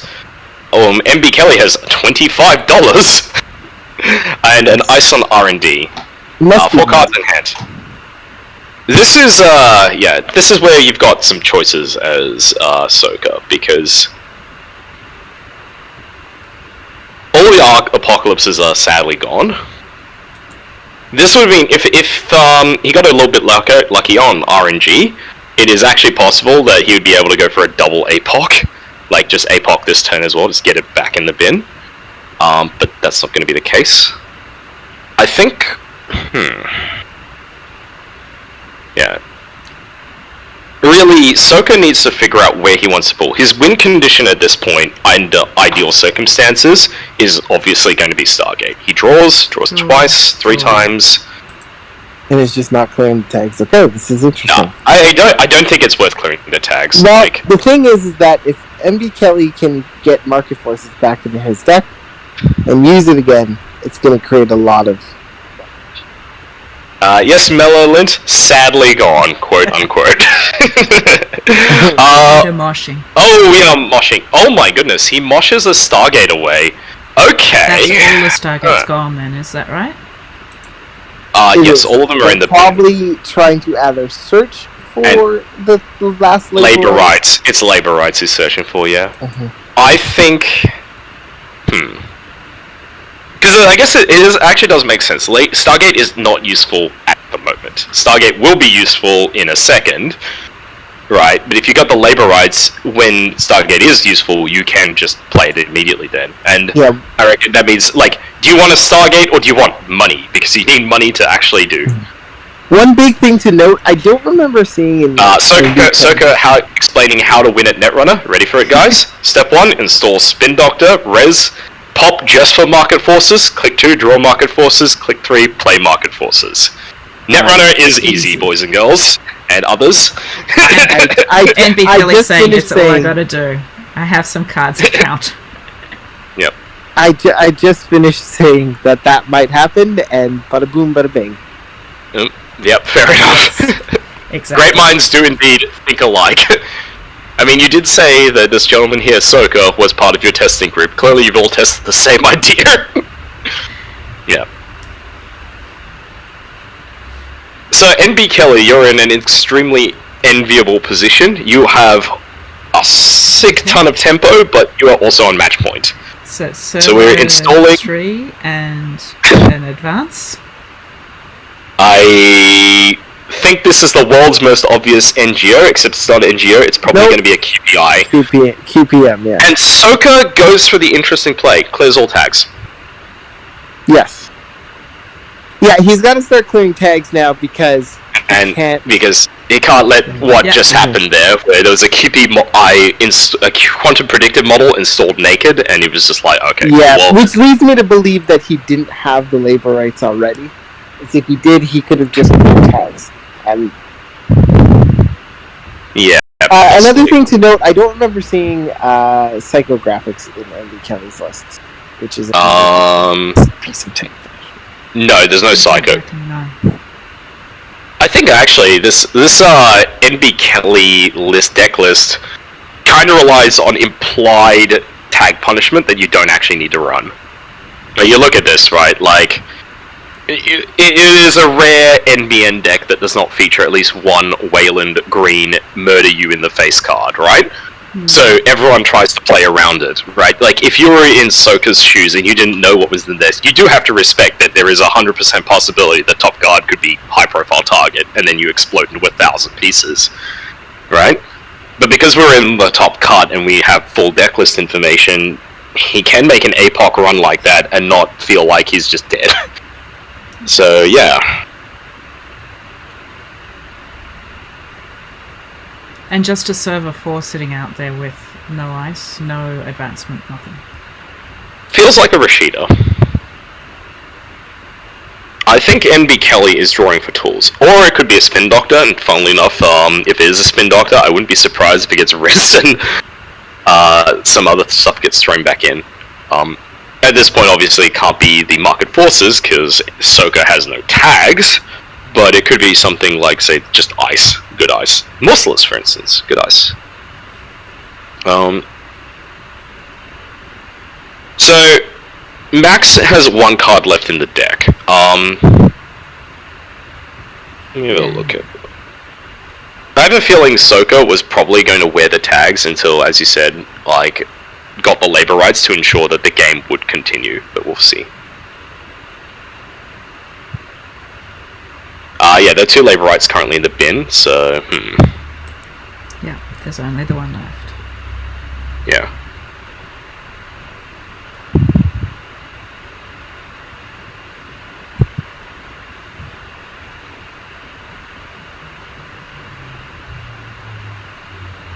Hey Brendan, where exactly are you and Soka's gaming group in general? I'm just curious. We're in Canada. Canada? Yeah, great. Alright. Canada, wow. Yeah, we're in Canada. I'm in Toronto. Soka's from Edmonton. Gotcha, yeah. Just curious. So, daily casts? Yeah, daily cast, click for money. So, install HQ. And this 2 advance the actions on that card that was in server 4.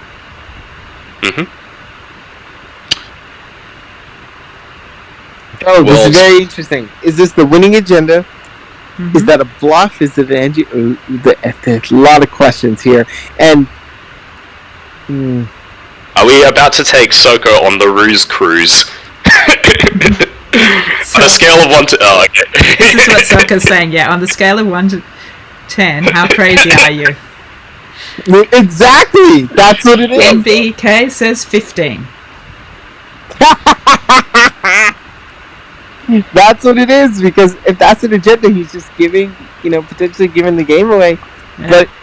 But if it's not, it's very dangerous for NBK saying, okay.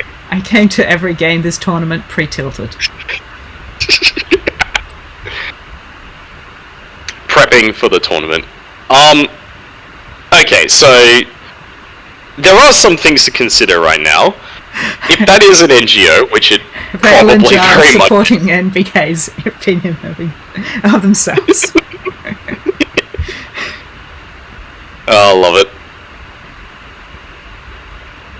Okay.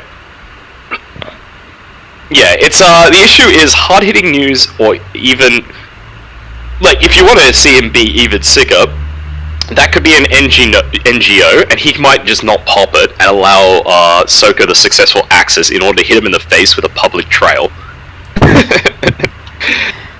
Soko not necessarily believing it. Putting out. Soko's gonna let it through. Just using it. Yeah, like for dollars. I think that is unfortunately the smart call. Absolutely. But oh man, I think actually NB Kelly needs to at some point take back. Yep, and it's now advanced 3 times. Oh god, we're going for the ruse. The tilt ruse is real.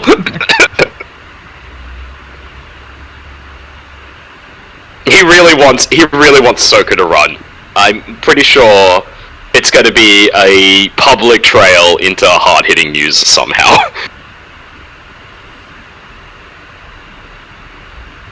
Oh god, does he have a June bug in his deck? Does he have whatever it's the new June bug's called? No, he doesn't, sadly. I don't think we read that out.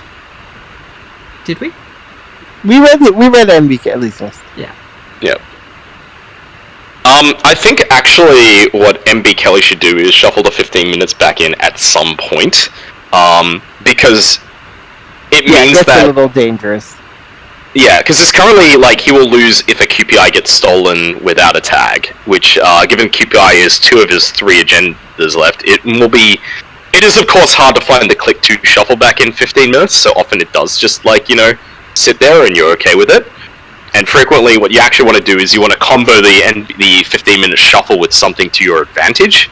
Like, you EOI them and then you just send buy, I'll go take that 15 minutes back. So, because currently it only saves him from a QPI steal, but QPI steal's pretty, possible right now. Yeah. Yeah, for those who don't know, QPM, Quantum Predictive Model.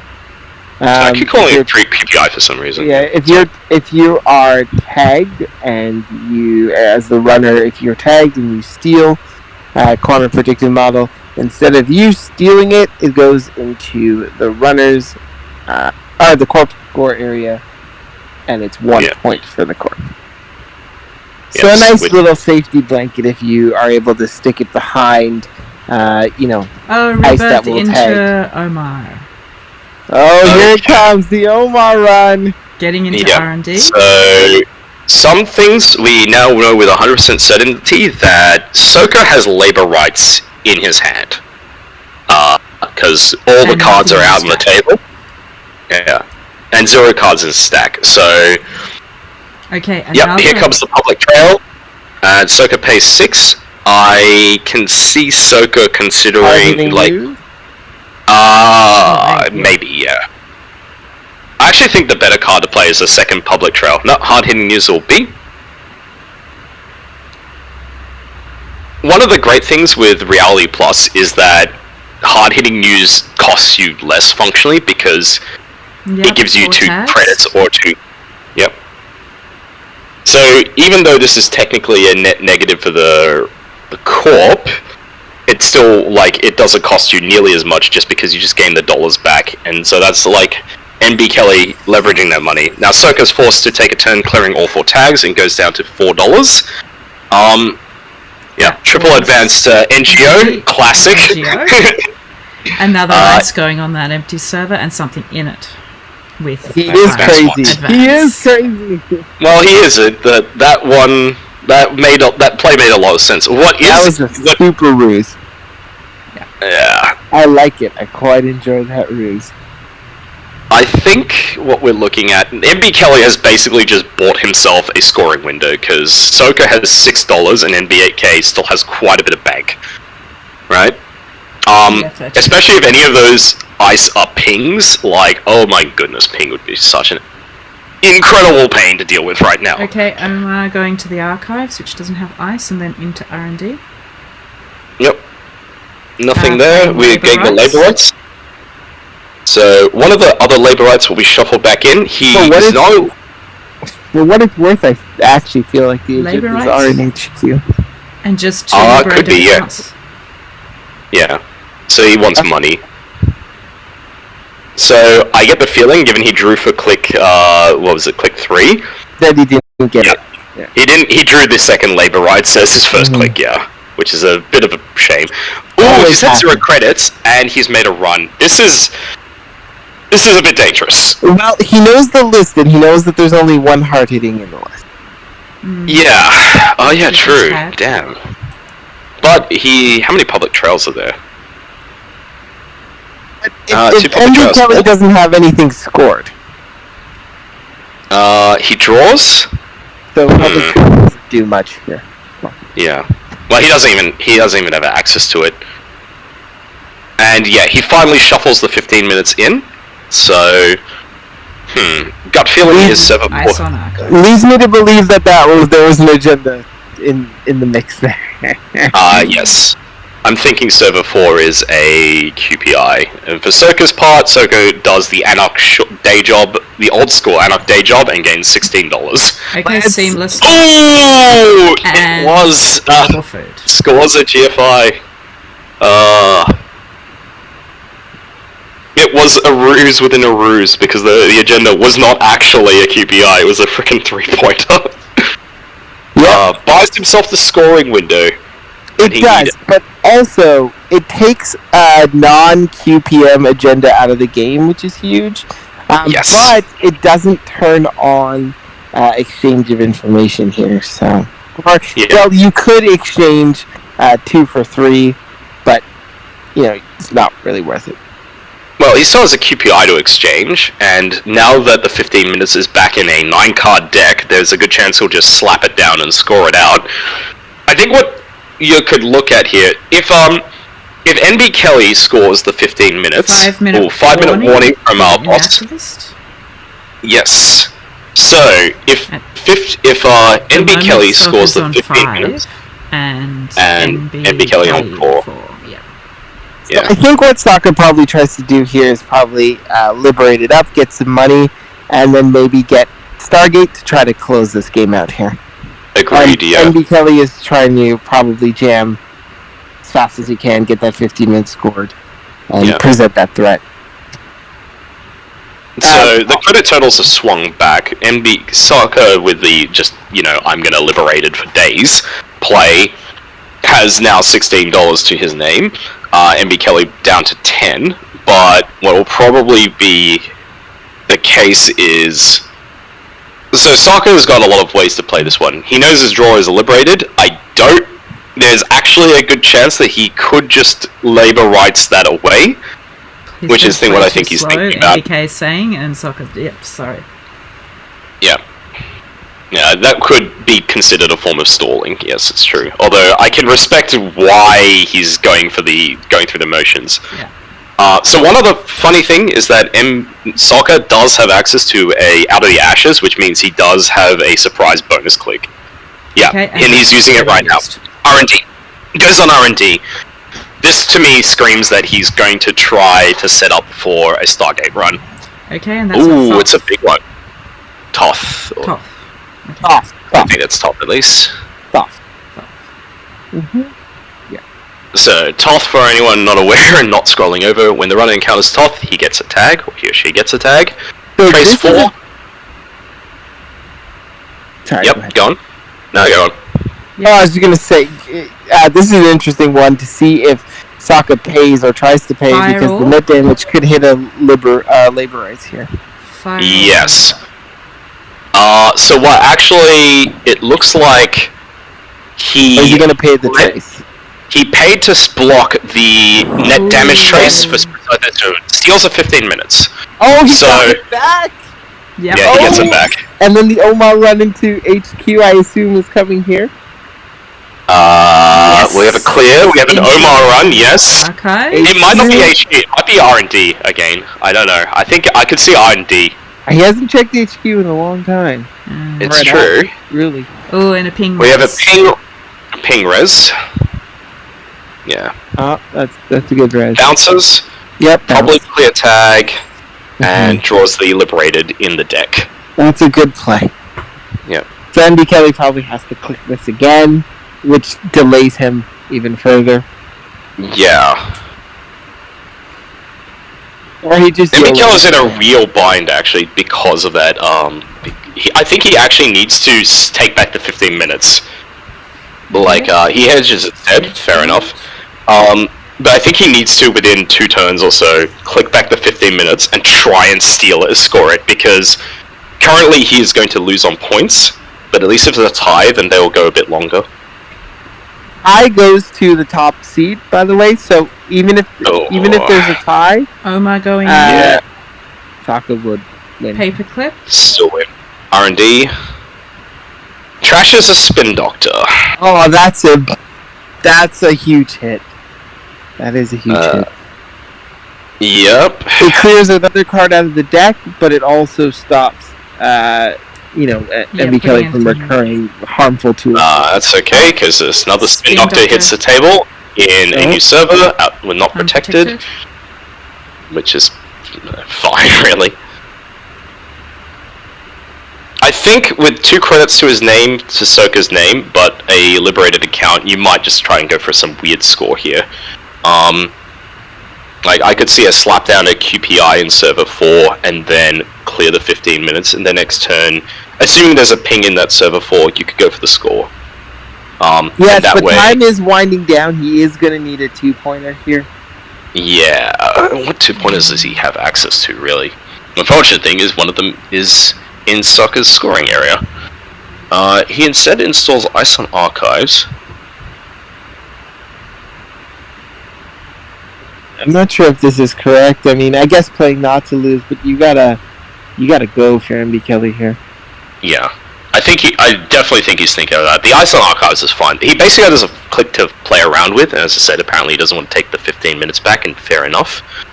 I would be not surprised to see a shuffle at some point of a Spin Doctor plus one of his tech cards. Undo? Oh, no, he undoes. I think he's thinking better of it. Time and round. Oh, that's painful. If he actually... Yeah, that's why I said he had to go. Yeah, if he flicked it over to Soka's turn, he gets a... Yeah, MB Kelly is fucked, and he calls the game. So, what Soka can do... Yeah. Soka just has more points here. He can just... He clicks 4 times, and he's good. Yeah. Literally, like... Yeah. There you go. Game over. Yeah. So, if for anyone not aware, MBK. Hoping he had a few more seconds. Yeah, because what he wanted to do was flick it over to Soka, then have the game go, and then he scores a QPI, and then. Yeah. Well, as you said, it's still tied, so it still loses, but it's a shame. Yeah. Like I don't know if MBK. Like he had to win. Even if he ties the higher seed. Yeah. I think you went on tie anyway. Yeah. But you can't always, in the heat of the moment, like I can tell you, like if you've got time, do you really want to check the rules? Yeah. Or are you just gonna have to play? And in Activist, our boss has cleared it up. Yep. That was a sick game to watch. I'm glad you guys picked it. Well, I mean, you gotta the top competitors, right? Gotta give the fans. Indeed. It also does, in fact. Hear you, Brandon. Yeah. All right, Valiant, you form D. Yes. Yeah, you're good. Yep. Yeah. NBK tried really hard, but that was a good game from him. That was a really now good what game happens? from both of them. Yes, definitely. What happens here now is Saka will move as the winner, so he will get quite a bit of time. off here. To have him. Frankly, I was going to say, it's just frankly, yeah, he gets to have a nap. And it's interesting you say that because, in his time zone, it's, past 11 o'clock p.m. Yeah. Mm-hmm. So we'll now see who has made it through in those elimination rounds. Oh, right. Yep, it's got the...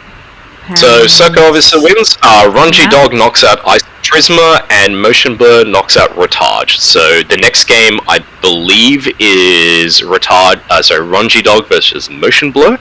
Yes. Then the winner of that will play NB Kelly, and then the winner of that will play Soka after he wakes up. Do we know where NB Kelly and Motion Blur are from? NB Kelly is from New Zealand. Hmm? Yes, I did know that because it was hard to organize games with him because he's 16 hours ahead of me.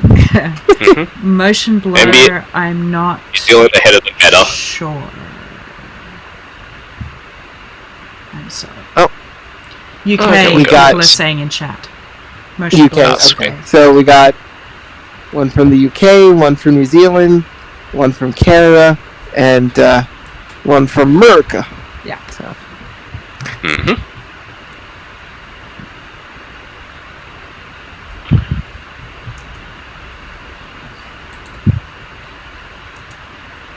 Whilst we are just waiting for a moment, I might have a brief drink while people are sitting up.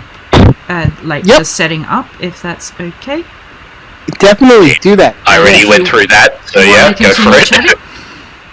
Yes, we will hold it down. Yep. Alright, so the matchup is Ronji Dog's Corp versus Motion Blur's Runner.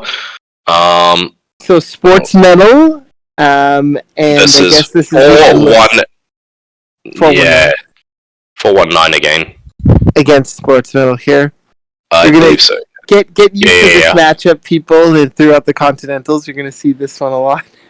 Yes, you will. I believe we've already covered Ronji Dog's 419. The important things, I suppose, are that it is a Jeeves version. So it is running a subliminal messaging, and it's got Jeeves and Rashida as its two assets, and it's got the Arc Lockdown, as always. The Motion Blur one we've also covered, and it is, as I said, standing up for good, honest Netrunner with the version of Buns. Good, honest Netrunner. We really need to redefine that for you. Look, I'll tell you what. I've seen this game go through every which way. I'll just ask if we could stream, of course. Yes. Look, every era of this game has some kind of rubbish. Do you remember a time when, you wouldn't remember this time at all. There was a time when basically prepaid voice pad was the bane of Netrunner's existence. I don't remember, as in I wasn't there, but there's lots of video evidence. And so I do know what you're talking about, yes. And it was just that was as honest a deck as you could get in its weird way. I remember the times when Atman was great. It's just this is the old geezer speak right now, yes. I remember. I remember back in my day. Yeah, well... Patrick fan remembers. all good decks, okay, are not honest. So, there's that. Folks, if you want to play good decks, they're not honest Netrunner decks. They will do some very rude things. Yes, well... Here's the thing, is you could make Atman was always great, shut your mouth. I mean, I never said Atman wasn't great, but Atman was great. Remember when 4-cost Atman inactivists ruined the entire day? I remember. Those were great days. Atman at 4, Atman at 2, Atman at 0, a data sucker, and you were good. You could solve anything. Your only problem was if they purged and they were playing Wayland. Just continue to age yourself. It's cool. Yep. But that's the beauty of this game is that it like you'd have the same cards go through every which way. Very ice strength, yeah. Well, back in the day, there was no good 3-cost ice. 4-cost was where all the good ice was. Like, you had Eli, you had Lotus Field, and some other stuff. I'm just getting off the top of my head. And you wanted a 0 sometimes, just in case you blasted it down. And plus, that was the whole point of having Data Sucker, now called Leech, with some slightly different text. Nah, just Astro Train. It's fine. Nothing to worry about. Yeah, yes. Or better yet, Kevin. free Railgun. Now that's some honest Netrunner. Oh, yeah. Oh, my God. That's yeah. I mean, you were saying you wanted to prove how old I was. Like, you just say Railgun and I'm getting the PTSD shakes. Actually, Railgun was even the worst. The worst offender, truly, was always CI.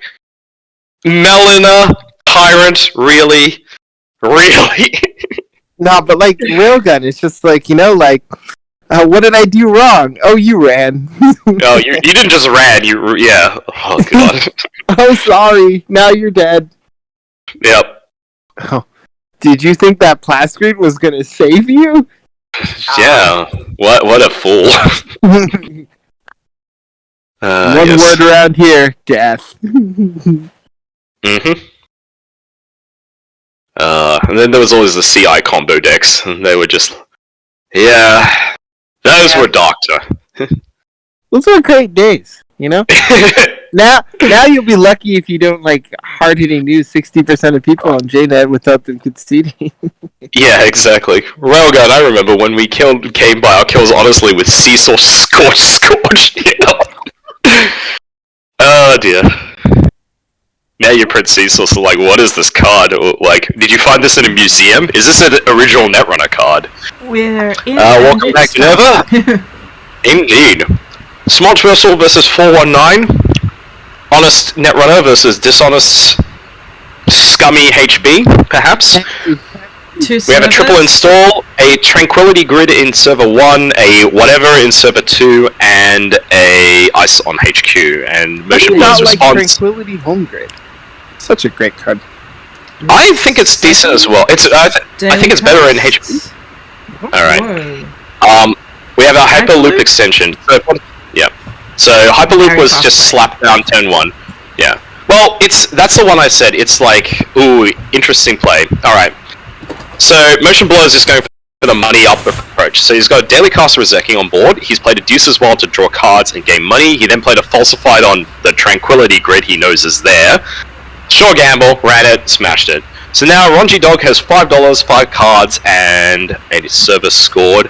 And Motion Blur is putting out another Tranquility Grid, putting out another random card, and double icing HQ.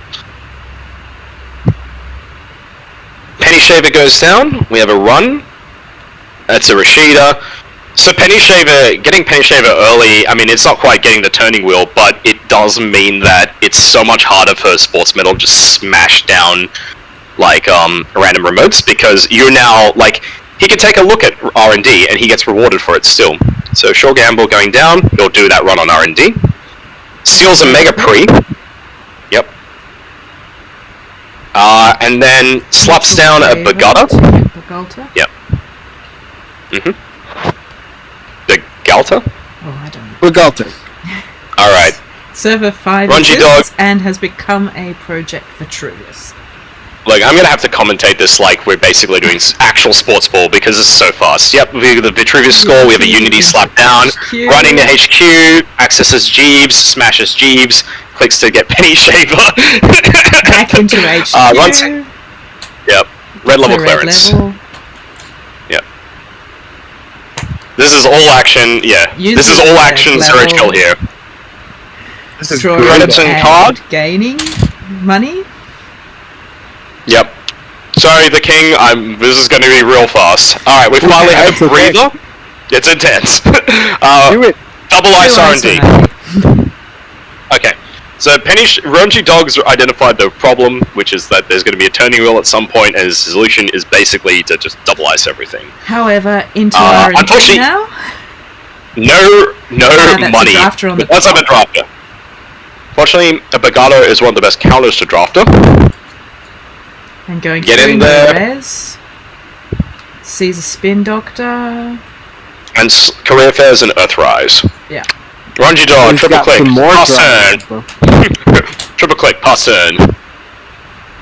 Earthrise, gain money, draw a card. Sounds good. Actually, he gained money by Rizeki, not for the click, so he's got 2 clicks left. Just drawing. Draws 3. Just drawing. More Rizekis. Boomerang in the bin. Now Alright, we got a sprint coming up. Yep. I think Rungy Dog is trying to stabilize a little, and probably getting Vacherons he's got out of his hand. And probably looking for score number 3. So he's got 3 points so far. Plays a Maryland campaign in service 6 and clicks for a credit. Remember, the loser of this will finish 4th and be eliminated, and the winner of this will go on to face MD Kelly in the semifinals. Yep. Click 1, Penny Shaver. Which takes him up to 7 credits. Shows how slow this game is. Like, look at how disgustingly slow this game is. He actually clicked Penny Shaver for money twice. Took out the Maryland campaign, trashing it. Yep. And gains 2 credit. 3 clicks off Penny Shaver. What is this? Disgusting. Triple click for money. Pass turn.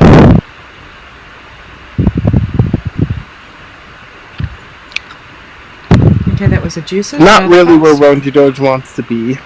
Clicking for credits, he wants to be going, but 4-9's doing a good job here. 4-9, yeah, this is what the criminal planning is. To gain money and cards, putting out the turning wheel. Turning wheel hits the field. Okay, so now we're going to see a pivot in the game plan. So, for what it's worth, Rungy Dog does have enough to biotic labor out of Defender, and it's a Mega Pre. Alright, the game is on. The issue for Rungy Dog is he has $2 and a Bravado is hitting HQ. Trash is a Spin Doctor, Bravado is a second top. Yep. Finds a Cyberdex and trashes that. But back up to 18, which is helpful, and into HQ again. Finds a Rashida. Okay. Runs, sees the last card. Yep. That was a pro. Ooh, okay. Seals a Vacheron. Okay, now, well, the clock is ticking. Drawing cards. It's starting to tick. Oh, a sprint as Sprint. well. So Rungy Dog is now in a weird spot. He has the game technically, he can have it unlocked, but he has no money. So I think he really needs to get his money up to the point where he can res anything on HQ, just because, this is going to keep happening. We have a Gatekeeper res. Fortunately, he has the Unity to break it. So a Biotic Labor is revealed, and now Motion Blur immediately switches into hitting R&D, and is probably going to... No, doesn't do a turning wheel run. I think he has the opportunity to chillax a bit. And then using Diesel, Motion Blur.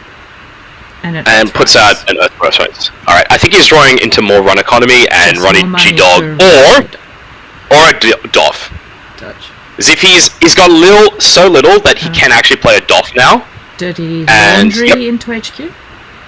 It's diversion of... It's a diversion of laundry funds. Just for those sorry, when I say Doff, I mean diversion of funds. Oh, and there's another Gatekeeper on HQ. That's 2. Breaks all of it. Sees a lateral growth, but more importantly, gets the 6 counters on turning wheel for a 4-card Axis. Yeah. Actually just YOLO runs in and steals Vitruvius off the top. Okay, this is interesting now. Puts out a daily casts. Lateral growth. Oh no, Rungy Dog, don't do this. Don't do this! Yep. Wins the game. Oh no. Yep. Good game Sports and very medal. fast game. That started at 3:18 and is now 3:26 here in Sydney. That was an 8-minute game of 13 turns of slow metal. Slow metal. Commiserations to Motion Blur for getting him eliminated, and congratulations to Ronji Dog, where your reward is now you get to run face first into NP Kelly. Yep. And his New Zealand nonsense. Good play by both players. And for getting this far, it's very tough, very good competition here, and making the right reads, making the right plays, and so you can see how fast they're playing. Inactivist is letting me know, I think this is correct, that MB Kelly dropped, and so this will be the final. Oh wow! Okay. Oh wow! Enough. I think I am correct. That's the message I got. So yeah.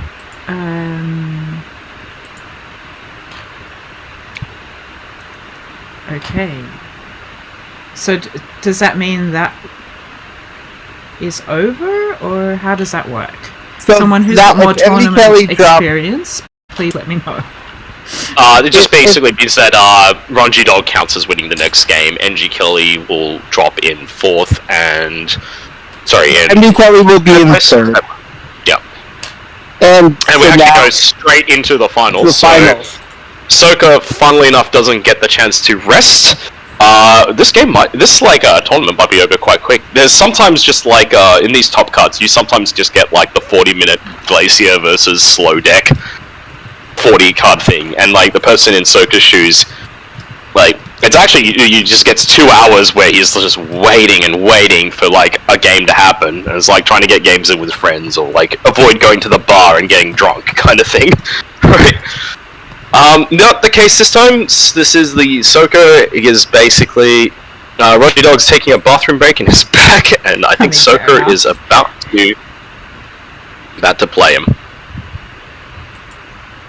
Yep, and this is a big clash. Obviously, Sokka from House Hippos and Ronji Doge from the Snare Bears here. So.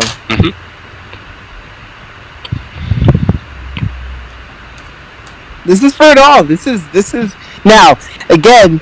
Ronji Doge has to beat Sokka twice. Yep. In order to get. And it's going to be the mirror, Sports Medal versus Max, and then Sports Medal versus Max. Yep. Mirror. So if you really want to prove your deck is superior to your whatever other net deckers out there, this is the time to do it. And for our first matchup, it is Soka as Sports Medal and Ronji Doge as Max. Now, big thing is that Ronji Doge has a double clock threat, and I remember talking to people about this. I said, if you are going to depend on the clot, you probably have to slot 2 because of the archive memories prevalent in the sports deck. So this will be interesting how that's managed. You mean Arc Lockdown, right? Not Archive Memories. Sorry, Arc Lockdown, yes. Yeah. Although, I have seen some nutters running Archive Memories for specifically Arc Lockdown in, like, the meta to, the wheels within wheels game plan. But yeah, I would agree. Because you never actually want to install Clot. It's so much better when you can symbol chip it, because it costs you less money, and also you don't just give the option to proactively do it. When they have access to Arc Lockdown, you need to do things like wait for the sports medal player to take a click doing whatever, installing a card, hedge funding, it literally doesn't matter, as long as it's not something that gives them that's a red level clearance, and then installing the clot immediately before they get wiser. And the reason why is, if you only have one clot, and you install when they got 2 clicks left, they cannot immediately purge it, so it'll at least be good for 2 turns, right? But better yet is you just make them play Arc Lockdown, and then, they laugh and go like, ah, ha, ha, ha, and then you just throw another clot away. And then they have to go use their, Spin Doctor to go recur the Arc Lockdown, or somehow score a 4 advanced, Vitruvius, which I have seen happen, especially possible with any Jeeves versions of this deck running around. And then, just try and make it that way. Also, red level into Cyberdeck's Fire Suite can help. Yes. Well, yeah, that would also work. There's so many ways this can work. But yeah. Also, Stargate very, very huge in this matchup. I think Ronji Doge only has one. Ronji Doge does indeed only have one. So can he find it, and can, Sokka potentially tax the simul chips? Because if Stargate ends up in the bin, then he has to get that, but he also has to save simul chips for the clock type, so this is going to be very interesting. Yeah. A lot of juggling that's going to happen here. Ronji Doge's Max Cook is better for this matchup, I would say, because it's basically on the back of, like he literally has spent, Soko's decision to deal with sports metal, it appears to be YOLO whatever, which is a fair enough call, right? And Triple Stargate. Whereas Ronji Doge has actually bothered influencing, introducing both the simul chips and the clot and the everything else. The issue for Ronji Doge is that in order to get multiple clicks on the APOC run, he's having to run Amped Up. And Amped Up is always an infuriating card because of the chance that you Amped Up and just trash your one APOC in hand. Now, usually that just means you have two APOCs when you do it, but that's not always something you can depend on due to max draws. It's interesting, because I kind of share the other opinion, and that's something that kind of we saw in testing was, a lot of times, if you can get to a point where you are consistently stargating sports, that's just what you gotta do. If cards slip through the cracks and they fast advance, well, you live with that. But I think, the clot dance is hard, and again, with max draws, it doesn't always lend itself to be... You have to have a lot of things go right for you. Yeah, that's fair. I think with Max, you just gotta, what you get is what you get. You'll get... When you think about it, Max basically plays with, a 20-card deck, and the remaining cards just are in play, but out of existence almost. Well, they're in the bin, right? So yeah, which of your, if you think about it, a bit under half your deck is going to end up in the trash. You have to play with what you've got, right? Now, in Soko's case, he's made the decision that with 3 Stargates and 3 APOCs, I'll probably get one of them, and 3 labor rights. And Ronji Doge is I've probably got enough fast advanced denial tools that I can probably slow it down. It's a weird one, because if you actually manage to get the clot lock going, then it's such a break to this. It's just a massive speed break on the sports metal decks. And it's why almost all sports metal decks now are slotting in that arc lockdown to deal with the clot. Obviously, the typical max draw that you could say happens is that you mill both clots, and then the guy goes, oh, okay. Arc lockdown. Get out of here. Other thing to keep in mind, so we're going to see Soko's sports first. Because they know each other's counts of what they've got in terms of breakers. If you see a situation, if either player has a spare floating arc lockdown and sees a situation where, say, both paper clips go in the bin, or both black orchestras go in the bin, you will 100% see them playing the arc lockdown for that, and then just the value arc lockdown to get all of the copies of Black Orchestra in the bin. It's not perfect because both decks are running Botulus, like any good Anarch should, but it is something to keep in mind. Only one of them is... Sorry, what was that? Only one of them is running Botulus. No, both of them are. No. Oh, yeah, right, Soko is not. Soko is not a good Anarch. This deck is garbage. What is this deck? And why is it undefeated? Maybe because it's good. Yeah, well, boo you. Actually, I think if you're running simul chips, you probably should be running Botulus, just because, the matchups where Clot isn't relevant, well, Botulus juggling is. We are indeed starting, let's go. Good fun, have luck. Good luck, have fun. Yeah. Runji Dog commenting that, Soko hasn't lost yet, so, yep. No pressure. No pressure. No pressure.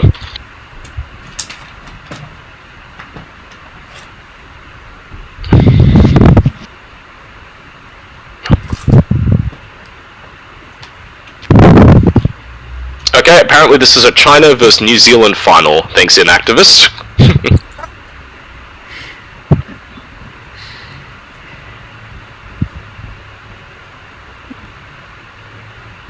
Couldn't have been any further from the truth. Mm-hmm. Well, everyone repping their favourite APAC place. Yep. Coastline that's on the Pacific Ocean, so we're good. That counts, right? Yeah. Alright. And Soka going for the mulligan and complaining that, you know, Eric failed to knock out MB Kelly, but they, like, fortunately MB Kelly bowing out. So MB Kelly, the true winner of this tournament, and these guys are playing for second and third place, despite Soka being undefeated. Yes. Banter. Yep. Yes. So Soka mulls and Ronji Dodge does not. What do you reckon the odds are of a first turn score here? Likely. Just audacity and do it. Yep. Get rid of your whole hand. Sell your soul for 2 points. Ah, fuck, I'll do it for 1 point. Easy. Just give it to me. Give me the points. Give me the points, the money. Don't need the cards. Cards are fleeting. Cards are fleeting. Points are forever. As they get stolen unless turntable is still in the game somehow. Draw hedge fund and an ice onto HQ. And similar chip gone into the heap And and eliminated credit. to the heap, playing an I had worse. Had worse. Well, importantly, sure gamble, then I've had worse. Oh yes, true. Very true. We're doing some Oh, moshing. moshing as well. Oh. 2 APOCs getting moshed and a paperclip, and then slapping the daily casts. Yeah. We're just trying to draw cards, not feeling that the APAC will do too much in this matchup. Is how a lot of people feel. Now, Sokka does have more ice than normal, so we'll see if that comes back to Burnham, but probably just trying to get to a clot threat, a legitimate clot threat. Yeah, great. And or the Stargate. Okay, lateral growth. Lateraling a spin doctor, Yes. flipping it. What an amazing start for Sokka here. Looks like Nah. he's just trying to get his pieces together here. We have a bit of a slow metal start, but I think he's also respecting the possibility that Ronji Dog just goes like, you know, sure gamble, Stargate a Vacheron, steal Vacheron. Next turn, you know, rinse and repeat. Even after the spin doctor draw. Mm-hmm. Losing 2 dirty laundries and going after the spin doctor, which gets popped. Oh, installing. Imp comes down. Imp's such a big one here. Alright. He pays to trash, and he's going to look for the Imp card. Imp's an Audacity. Ooh. It's a huge hit. Very big hit. So, Lateral one other thing with this. a biotic labor and a score Scores of Project Vitruvius. Yep. And Sokka gets the 2 points there. You know, before this clot threat comes down here. Yeah. So, Ronji but that Dodge imp is still running, so we'll see. It sure is. So, Ronji Dodge runs once, trashes a Rashida, runs a second time and steals a Hyperloop, runs a third time, pays to trash a Spin Doctor, runs a fourth time. Sucks. So, what you're really... Yeah. Trying to imp. You never needed that imp. Yep. Cyberdex Virus. No, Gatekeeper gets thrown in the bin. Alright.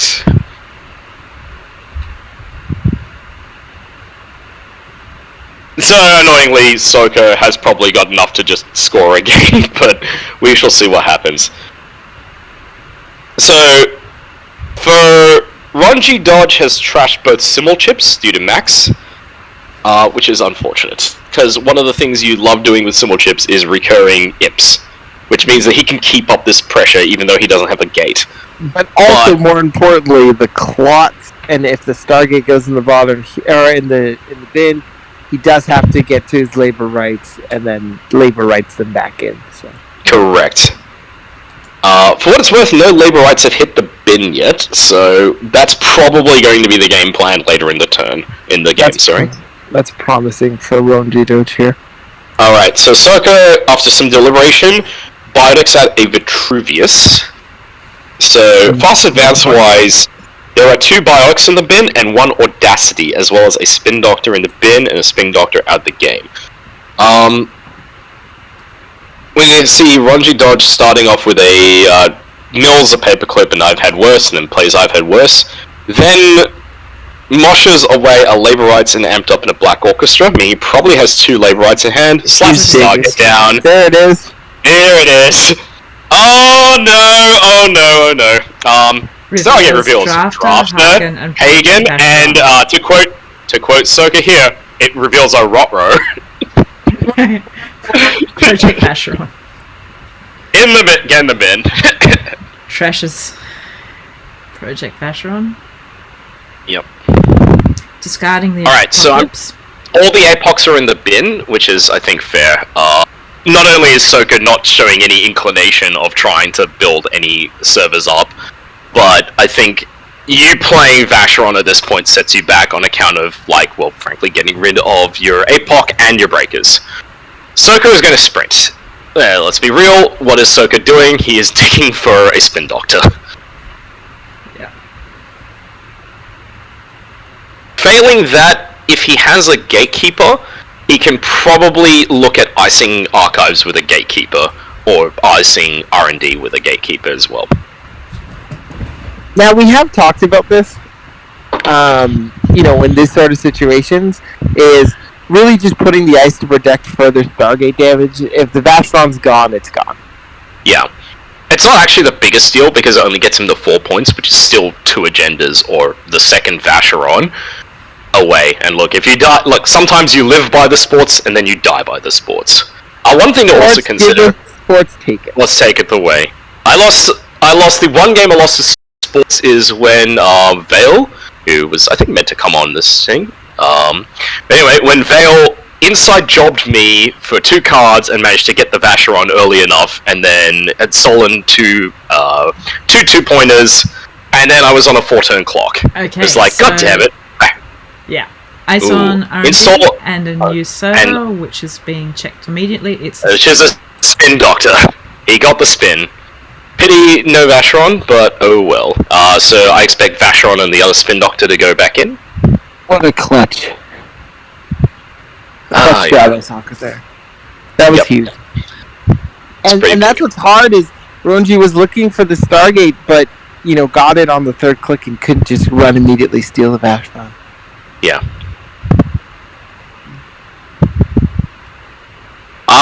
Stargate is similar to Keyhole, but it does have...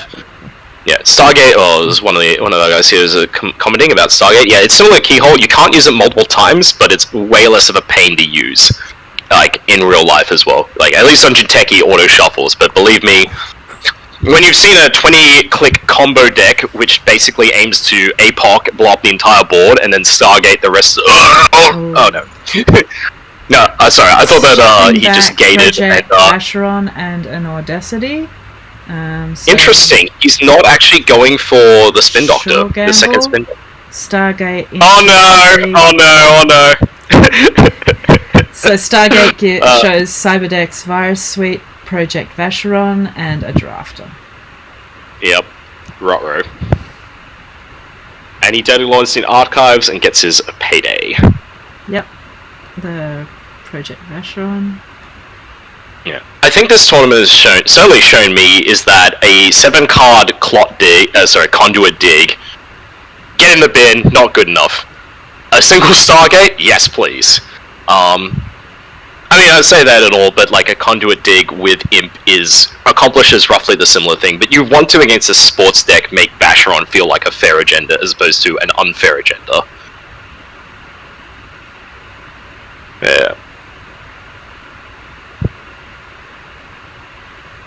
Soccer taking time to consider doing a... Well, as he should. He really has to contemplate about... Like, he has $0 and he has to try and protect R&D. Gaining a click, Audacity, the just installed server transubstantiation, so gaining 3 more clicks. And that was huge. During that, also an extra ice got onto R&D. RNG. Yeah, so he red leveled to actually install a card and click, and is probably about to triple click up to 5 credits. So that means that could be a Hagen on top of R&D. Max's turn mills a Black Orchestra and so Daily Counts. Sokka on 6. Correct. No cards in hand. So, to me, that tells me that Sokka does not have an agenda in that archives, or if he does, he doesn't care enough about it. Like, it's probably just a... Yeah. So Ranji Dodge is probably considering whether he can break either a Gatekeeper on R&D or a Hagen. He has $10. Click 1. No click spend, I should say. Because here's the problem, is if you steal enough points but not enough points, that's absolutely awful. Well, Stargate ensures that you can steal enough points. Hopefully, yeah. I mean, if he hits the second Vacheron, then he wins at card games, and he's fantastic at everything forever. So we have 2 clicks for draws. You have the clock going down and a daily cast. Alright, the clock's back. Finally the clock hits the table. So, and Sokka immediately purges, which is fine. He draws a card, purges, let's go. Awkward. Ronji Dodge mills an overclock, which is kind of what you want, and immediately plays a labor rights. There's the clock. He's probably gonna... Yeah, it looks like 2 Simul Chips and Rebirth are going back in. He's gonna draw until he gets something. He rebirths, actually. I'm predicting Omar. Yes, but... Honestly, Kim. It could be Kim, but frankly, from at least my experience... Oh, it is Kim. Yes, it's Kim. Interesting. Yep, I called it. Kimmy. Yep. Kim's a funny one. Well, so because now he's got Stargate, he's got a Kim threat and a clock threat. This is going to be tough to get those last points here. Yeah. You're going to need either the arc lockdown to get the clot, or you're going to need to do red level Cyber X Virus Suite shenanigans. Yeah. I guess he wants to get the HQ fork into the HQ pressure. One issue though, and this is a common issue with Clot, is that he has 0 memory to play with. He has because he's got the Stargate already on table, and yep, immediate purge. I think you just give up your bin breakers. Now those can also be locked down too, so this is going to be very interesting. Yes. Awesome. So Simul Chip. So for what it's worth, both clots are in the bin, and that means that one locked lockdown will hit both, and he trashes the MK Ultra to get back a clot. Here's the dance. This is the dance. And the clock got Alright. purged again. Yep, purged again. We're gonna draw. Now. Probably labor rights for... yeah.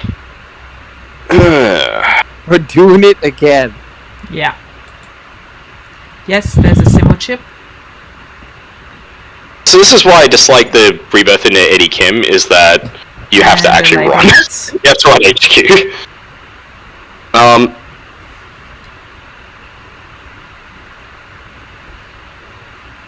Taking the So Simul Chip and another labor rights back. Okay, this is actually pretty big because it means that he can no longer arc lock down both clots. That actually is a really huge play, so I like that. But yeah, like, against Sports Metal, Rebirth doesn't have the most fun targets. It's the annoying thing with Sports Metal is that unless you really get them in a bind, it's hard to actually do enough damage with Eddie Kim to justify it, or even similar other kind of IDs, like say Freedom, for instance. Alice as well Alice can sometimes be counterproductive, as Sportsman has a really nice annoying tendency of poisoning archives with just random trash. And thus you run archives to make them trash a card, and then you end up, stealing 2 hyperloops, giving them $10 and 4 card draws, and then they're able to win at the next game, next turn. But yeah.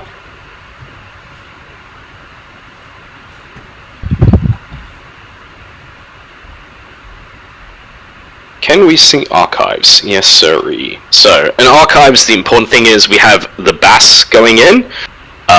No more Spin Doctors left in the game unless he randomly face checks a drafter and doesn't decide to break it. We have 2 Biotics and 1 Audacity and 3 face downs. And just maybe parallel, that's the hit. Alright. Okay, deciding on a sprint. Here we go. Install black file, GG no re. Yep. I was even thinking about it when I was originally thinking of 419. Slap a black file. Man, if you could install a black file, it's like the world's best clot. 3-turn clot. It'd be so good. It all depends though when you get the mash on. Mm-hmm.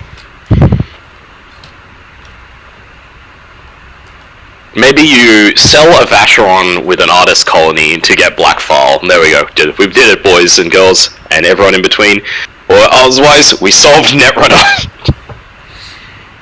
Alright, Soka is thinking. Gaming, speculating that they're searching for an Audacity. Yes. I also think... Lateral growth. Okay. A new server with a new ice. An ice on top, and $7. Okay, this is an interesting line. And Ronji Dodge is, of course, having to think. Yes.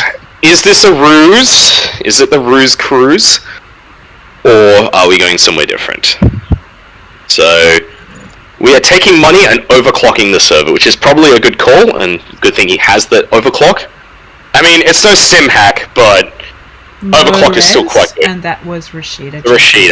No point. There's no point resing there, because whatever you res, he's going to use the money to get whatever breaker he needs. And he botuluses the ice on R&D. Okay, we're going to start seeing some true pressure. Soko now is on a bit of a clock, I think. So red level clearance. Because of the yeah.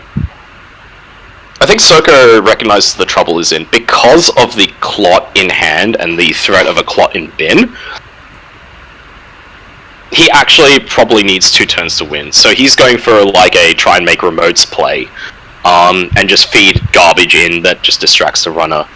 Ronji Dodge is in server 6, draft a res to protect it, and then an MK Ultra. Steals a Mega Pre. Okay. This is irritating for Ronji Doge, but it does get him closer. He trashes the Liberated. He's gating with 1 point left. Alright, well, this could be it. Like I was saying, like, if he doesn't hit here, I wouldn't be surprised if his next turn is to play a clot. Just play a clot, so that he knows that... Through the drafter? Just ice, Gatekeeper, Magnet Drafter. I would say the Gatekeeper's probably destined to go into the bin. Oh, no, it should be the Magnet, actually. Yeah. I guess there's no... Yeah. Because Magnet will, like, I guess Gatekeeper. Alright, fair enough. Gatekeeper instead. Yeah. Just because the Magnet Botulus thing, like... I think Soko can comfortably put the Magnet on R&D. Money does Ronji Doge have? Ronji Doge has now $2. I was going to say he had 8, but he played it. That they just put out, so that would make sense. Yes.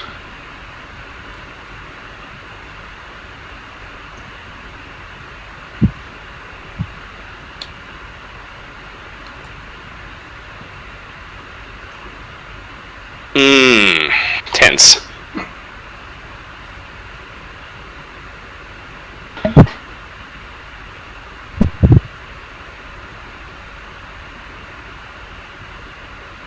Hedge fund, install a card. Ooh, interesting.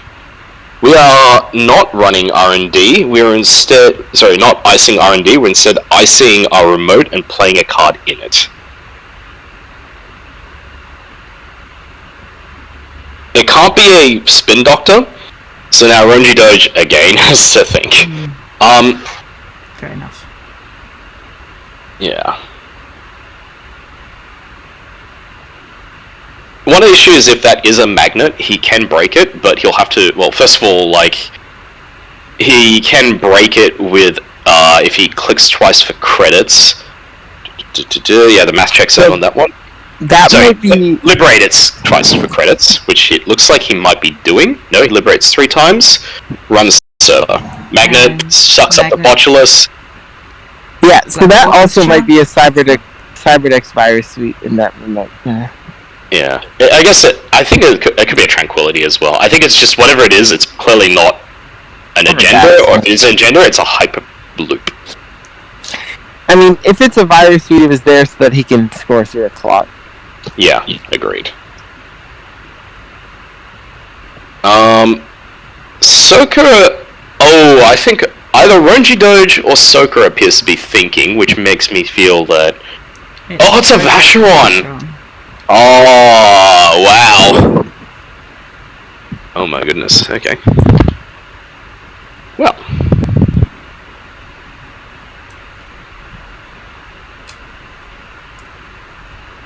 Let me think about these without thinking about it.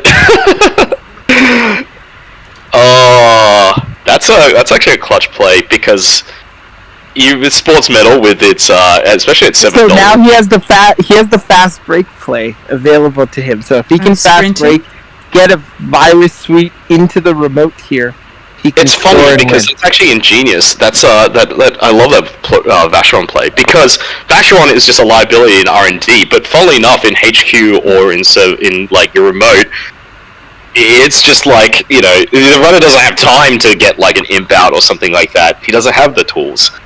Oh my goodness! This is a Cybertrip imp could have been pretty deadly there, but yeah. But do you then? Yeah, I mean, but that could have also cost Ronji Doge the game with his 0 clicks and just going like that. He can't get the imp out. Gotta go fast. This is not slow metal. Right. Well, if there is a fast break here, that is definitely an out that Sokka has here. Yeah.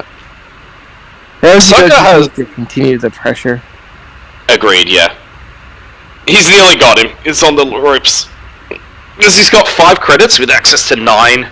The thing is, what Ronji Doge is probably asking to use a restroom, so we'll be here for a moment. Yeah, fair enough. I know that play.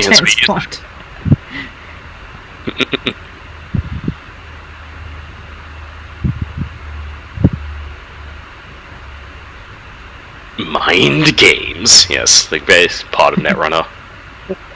For a game with such, like, yeah, one of the reasons I love Netrunner, and I've continued to play it even through ye olde times, is just like, it's a game you can literally play with just hand signals, right? And very visually evocative, and you can just love the weird mind games you get into things. Fantastic. So, Ronji Doge and Soka basically getting an impromptu thinking break.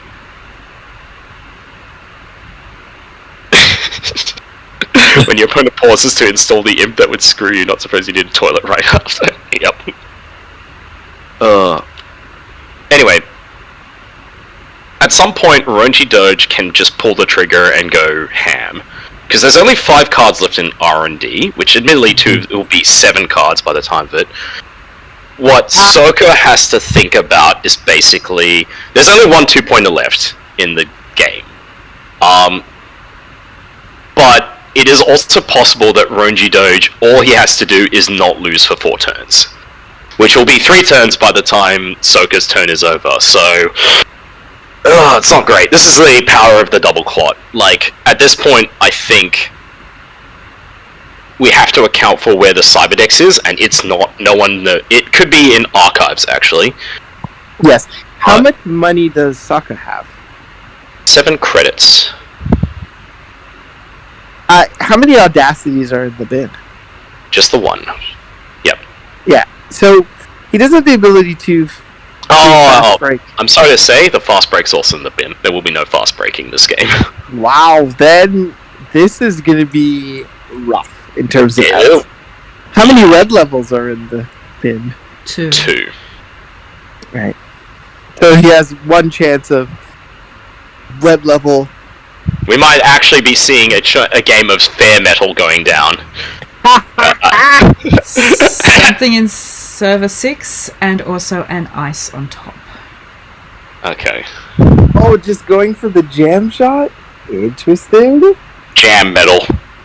Sports metal! Glacier metal! Jam metal.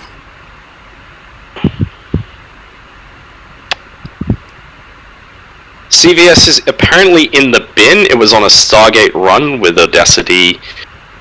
Yeah. I guess so.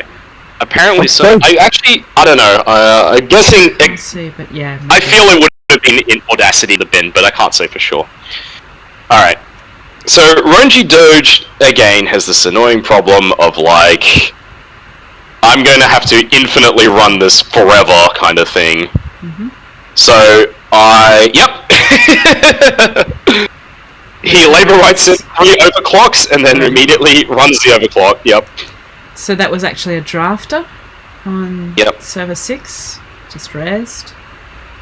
So one annoying thing for Sokka is that Sokka does not appear to have any, like, barriers raised, so he's able to... Ronji Doge still has Stargate pressure, is still able to, like, you know, do all the things. Alright, what do we have in... What's in the box? Yeah. Yeah, because, Not imping. Not imping. Yeah. Anyway, yeah, because, Ronji Doge is... Thinking through sports triggers, that's what Sokka's saying. Accesses a Mega Pre.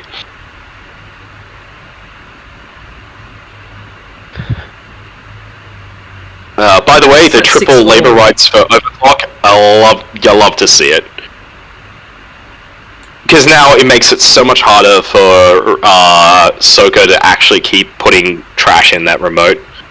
And also, it means that Ronji Doge can pivot into attacking HQ quite comfortably. If that's a Hagen or something there, then he can just, like, slap a paperclip down and go for it. If, for whatever reason, he decides to trash either Black Orchestra or MK Ultra, again, Overclock allows him to keep up the pressure, even if he has to trash it to, say, install a clot. So, Sokka, at this point, is thinking either dollars or money. Now, I think if Sokka does the play of, again, playing an ice down, playing a card in service sticks, and then getting some money, going up to a reasonable credit total, I have a feeling Ronji Doge might just pull the trigger and go for the gate run. Because he only needs... He has 2 turns left, but that's an infinite amount of time against Sports Metal. And if he feels that he can't meaningfully contest it, it is possible that he'll go for that instead. I think he's out of burst apart from Overclock. Let's see. Yep, no dirty laundries.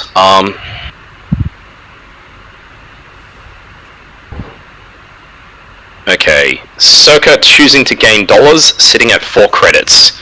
And Ronji Doge overinstalling with Symbol Chip, the Stargate, into Clot. So, Sokka immediately purging. Okay, this is it. Symbol Chip not again. quite. Symbol Chip again, he's going to Symbol Chip the Clot. Okay. MK Ultra going away. Purging again. Alright. I think we have a problem, guys. On Project Vashron. We have no more labor rights left, and we have no more way to recur overclock. So we are overclocking HQ. Here it is. Expressed. Oh my goodness. We need to hit an Audacity here, folks. We need, like, Soka's only... the agenda. Or the agenda.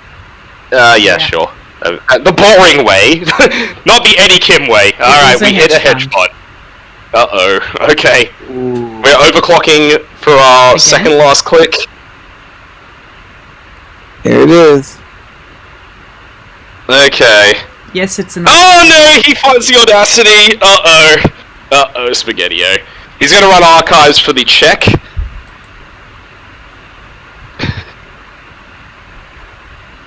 Oh! Oh no! Oh no! Ah! That's where the agendas were. They're all in archives. He binned them all. And good damn bloody game. Yeah. Wow. Oh, that was absolutely down the wire. Stress metal, but ladies and everyone. Oh my goodness. Yeah. Okay. That was first Sokka's first loss now. Yes. Yeah. It only required 2 clots, 2 simul chips, 3 labor rights, and literally coming down to the wire. Played out of his freaking shoes, Sokka did. And with the good bluffs there as well, it's just like, oh man, 15 clicks turging this game and I almost made it. Yes, you did. Oh. I'll get out of here. I wonder if, like, Sokka, if he recurred that Spin Doctor, things might have been a tiny bit different, but, yeah, well. Hard to say. And Ronji Doge would be very, very sick plays. I thought he was done for when he accessed the head front first, and Edward Kim decided just to fucking smash it in there instead of saving himself up for the Audacity. It's actually one of those things that sometimes makes you want to, even if you have 0 viruses, instead rebirth into freedom, so at least you have some choice. Well, the only virus you have, funnily enough, is Botulus.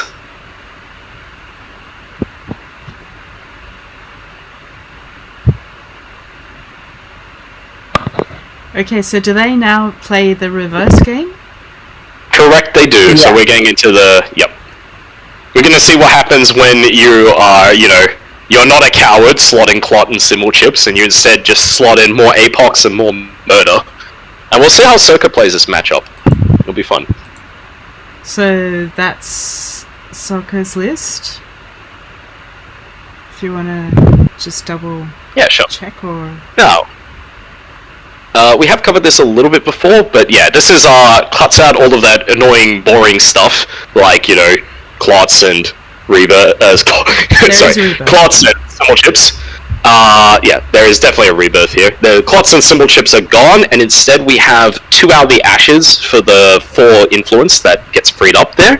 Out of the ashes makes it a lot easier to land APOC. This, to me, seems like a list that you'd want for precision design, but I mean, Soka clearly can still play this into APOC and into Sports Metal. The game plan for Soka is quite simple. It's going to be a Stargate block of some description. He's got more. He can dig it for it faster than Ronji Doja's version. So he'll be able to basically see what he can get.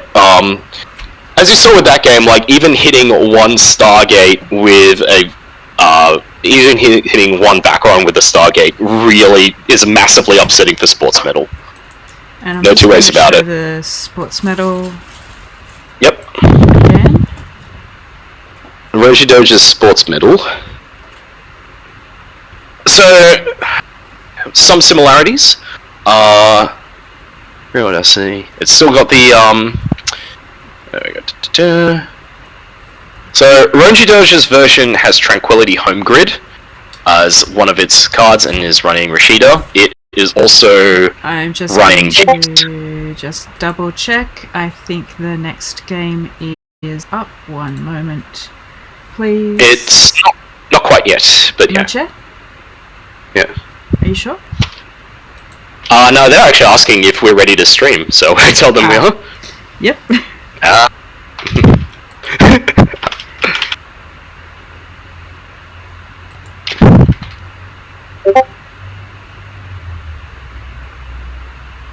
Okay.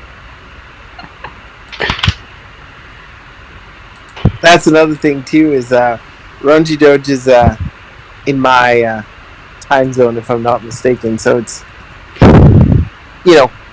getting close to 2 a.m. in the morning. Yeah. For him. And Mike, as I said, it's like freedom works well when it's Audacity you're trying to hit, which realistically is the thing you're trying to hit. Like, you can at least use money to control a biotic labor, but frickin' Audacity. When you have them on 0 credits and they still are able to score because of subliminal messaging, you're just like, oh god. Even on 1 credit, you're just like, 1 credit, like, I'm doomed. To my diversion of funds just to get them off that $1. And here we go! The finale. Winner take all. Yeah. Winner takes all. For the APAC Championship. Oh, also, we forgot to announce that I think it's top 4 make it to Intercontinentals. Yes. As well? I think that's right. Yeah. So. That'll be fun. We get to see more of NB Kelly's madness. If it is who I think... Yep. If NB Kelly is the person I think they are, then that person might have been responsible for several horrible combo decks back in the day, and they were always beautiful to watch, like, Axara Seren, Price of Freedom, to lock you down and stop you scoring. Okay. A sprint, a lateral growth, some and an install. And we have ice on R&D instead. So Ronji Doge knows that Soka's game plan is like Stargate related, so we're gonna stop that nip that in the bud as soon as possible. Labour rights and paperclip got milled. Yep. Alright, we're deucing click 1. Yep. So it's interesting that Ronji kept a hand and then immediately sprinted click 1. I'm guessing, it is the finals, you can't just go like, oh, maybe I'll get a better hand next time. If, Netrunner gives you lemons, sometimes you just gotta play with it. Sprint is a great draw card, though. It is. Especially, sprint means if you have a hand that's otherwise good, you can sprint and keep a hand with, say, Vacheron injured, so with the juices, that ended up with draw 2. Yes. Lovely, gotta love your work. So first of all, Soka misclicked, and instead he drew 2, which he's obligated to, but then he used the secondary effect of juices to instead expose the ice on R&D and see that is indeed a drafter. You don't want to face check a drafter against Sports Metal under almost any circumstances. So, goes away safely, Dirty Laundry's HQ sees a lateral growth, and gets a daily cast on the table. Just standard, good setup. Short gamble as well, by the way. Juice as well, by the way, still one of my favourite cards. It's so insanely versatile. The lateral growth, something to serve, and a new server 2 and a new server 3. Good old triple install. Lateral growth rights has gone, and APOC growth as well. Right. The Labour Right's not the biggest of deals, as long as you can save one of them, and we'll see if Soka plays around that. Yeah. Sadly, it's probably sad that Soka didn't mill a MK Ultra and then just go like, I guess I just APOC you because I can't be bothered to check those remotes. But we'll see.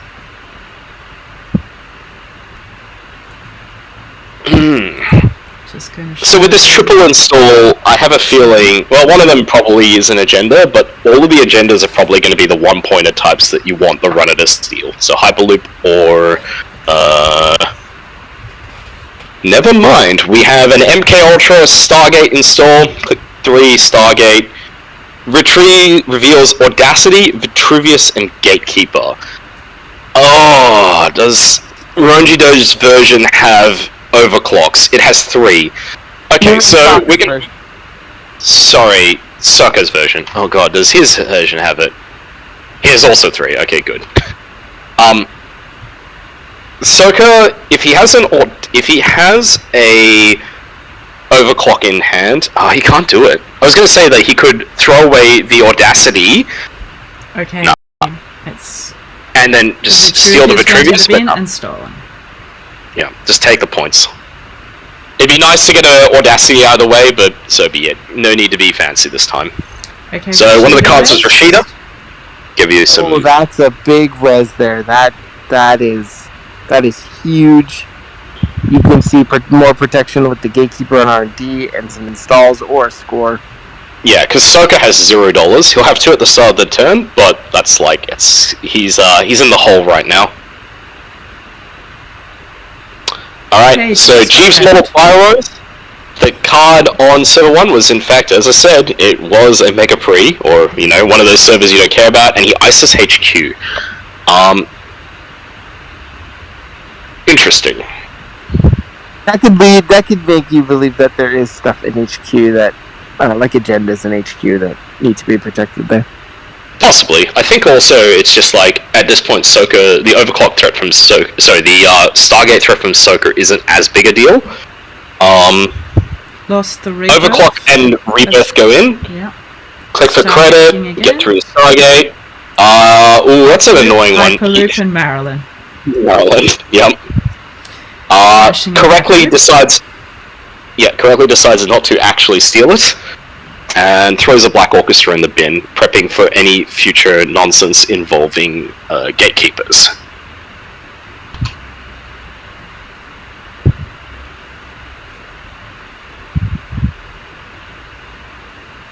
Keeping that Jeeves on the board is very dangerous here. Being able to score and get a Vitruvius counter really hurts against Stargate. More against Gatekeeper, absolutely. And something into server 1 with the Tranquility, and then a server 4. And with Jeeves getting an extra click. This is the power of Jeeves, if you can stick it. Soka needs to chillax a bit, and day jobs. In the ultimate chillaxing move, day jobs. Alright, Roger Doge seizing the opportunity, getting an Audacity out of there. Using the Audacity probably brew earlier to play it. Okay, there's still 2 cards, one of them in the Tranquility grid and one of them in server 4. What was scored? So, Vitruvius. Vitruvius. Yeah. It was not scored with a counter on it, because it was scored with Audacity instead of Biotic.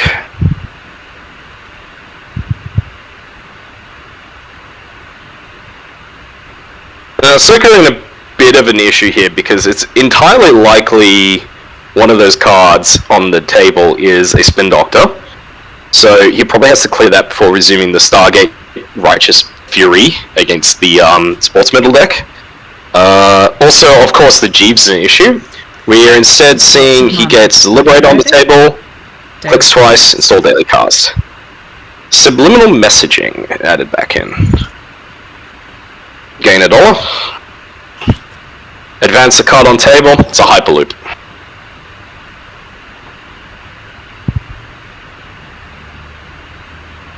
The Hyperloop draws Ronji Doge back up to 5 cards. Now Soka... Ooh, interesting. Ronji Doge trashes the card that was in server 1 and over-installs it. Ronji Doge at 4 agenda points, and Soka at 2. Milling 2 extra Stargates, but I guess that's not the biggest of deal right now. Click 1 Stargate, raises a Gatekeeper, smacks through it. Reveals Luminal, Drafter, Hyperloop, and Luminal Transubstantiation. So Luminal goes in the bin. This is going to be awkward, because if that's a Spin Doctor on server 1, well, we'll find out, I suppose. It is not. No. So, scoring Luminal Transubstantiation. Just say Luminal. Yeah. Luminal, whatever. A Hyperloop. And also the Hyperloop. So now, all of a sudden, it is 5-4. Match point. 5-4 match point. Now, Soka, Ronji Doge. You have to be careful. That could be a Vashron also on the board that can be scored. Yes, and it is very possible. So Soka has 2 clicks left. He is going to check it. Yeah, he's got to check that. It is Rashida, actually, but good check. And he's going to click for his last click. Will be gain money with Liberated, probably.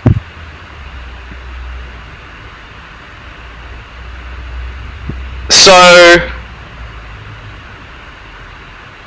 Ronji Doge can win next turn with, if he has Vacheron, Audacity, and Biotic Labor, he can just immediately fast advance a Vacheron out and just win that way. Because the Jeeves is already on the table. Because he'll go Biotic, install, triple advance, gain an extra click, use that click to play Audacity. Bob's your uncle. That will be... There are 2 Audacities, however, in the bin, so that's a little harder, but... Oh, well, we'll see what happens. Yeah, Ronji Doge is thinking. It's actually one of those... It's the thing... One of the things that Jeeves does open up.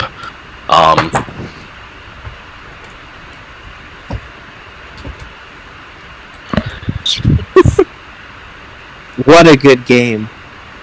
Yeah.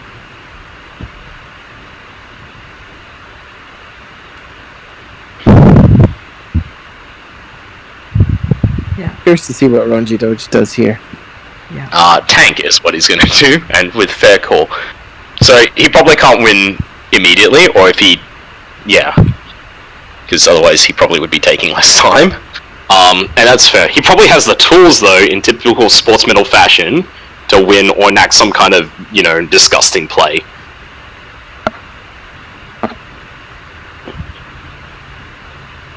So one of the weaknesses of these APOC decks, when they depend on Stargate, is that you got memory issues. You can only have 2 breakers of different types, and your Stargate out, which means that if he has a Hagen or something here, or even like a Vanilla, which unfortunately is running. Do we know what ice Ronji Doge is carrying in the deck? Yes. We have 3 Gatekeeper. 3...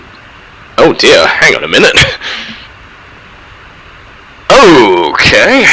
You got Ronji Doge? Ronji Doge has only got Gatekeeper and Draft. Let me double check this. Yeah, okay. So how many of each? Red level 3 of each. Coming out? Yeah. He's got 3 of each, so... Yeah, Soka knows that Paperclip's just completely meaningless right now. It's fine, just get it. Don't need it. Oh, this is so... To draw a card. Yep. Red level clearance, so a click, and something in server 1.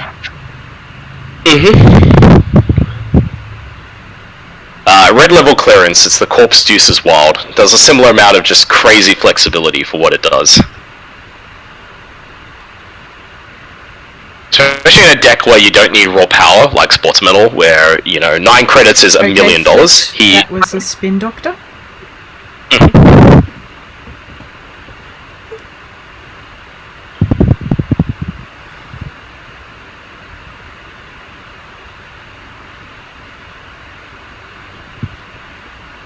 So with this many cards, he still has 3 clicks, and he hasn't used Jeeves yet, so he'll probably get a Jeeves trigger somehow, either by playing 2 more operations.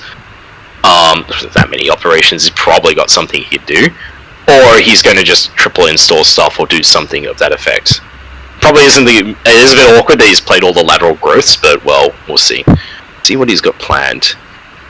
I'll be expecting that unfortunately he probably can't do the Biotic and Biotic Audacity combo.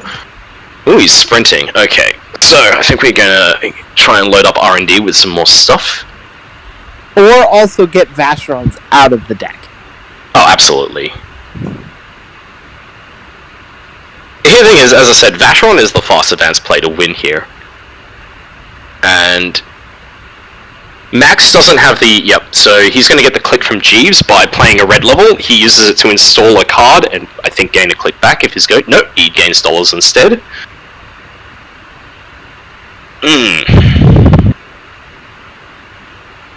Now, Sokka only needs 2 points to win the game here, so it doesn't have to be a Stargate into a Vacheron.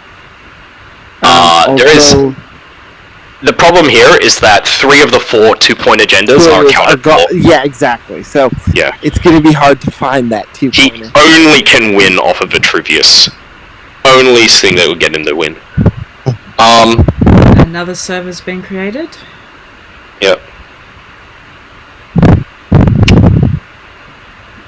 If he protects the Jeeves, I have a feeling he's going to go for the Vacheron, like, Vacheron, score out.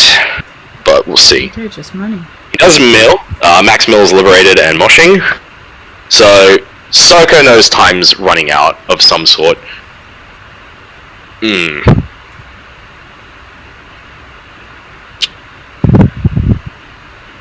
And this is what Sports Metal loves doing, is giving you horrible decisions every which way whatsoever. Well, you do have to deal with that spin doctor somehow.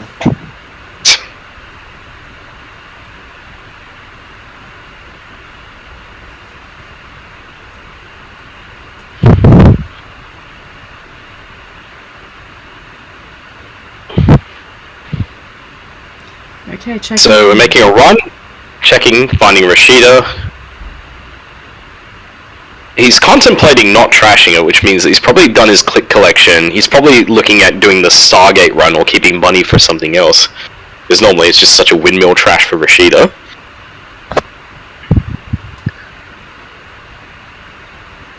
Got 6 credits currently. Yep. So there's one Audacity left in the deck, but all 3 Biotic Labors are just around somewhere.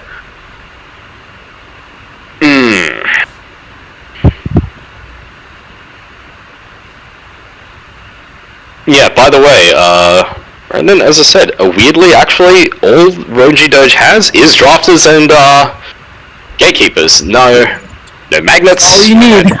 All you need. Okay. Alright, we are overclocking and smashing the Jeeves, which is a good call, and we had a Shore Gamble thrown in there. A Liberated to clear the Liberated, Shore Gamble to gain money. So this way now the Mega Fast Advance is off the table, so Ronji Doge settles for the boring Fast Advance and scores a Mega Pre. With a product. Well, now he just needs a 1-pointer of any sort. True.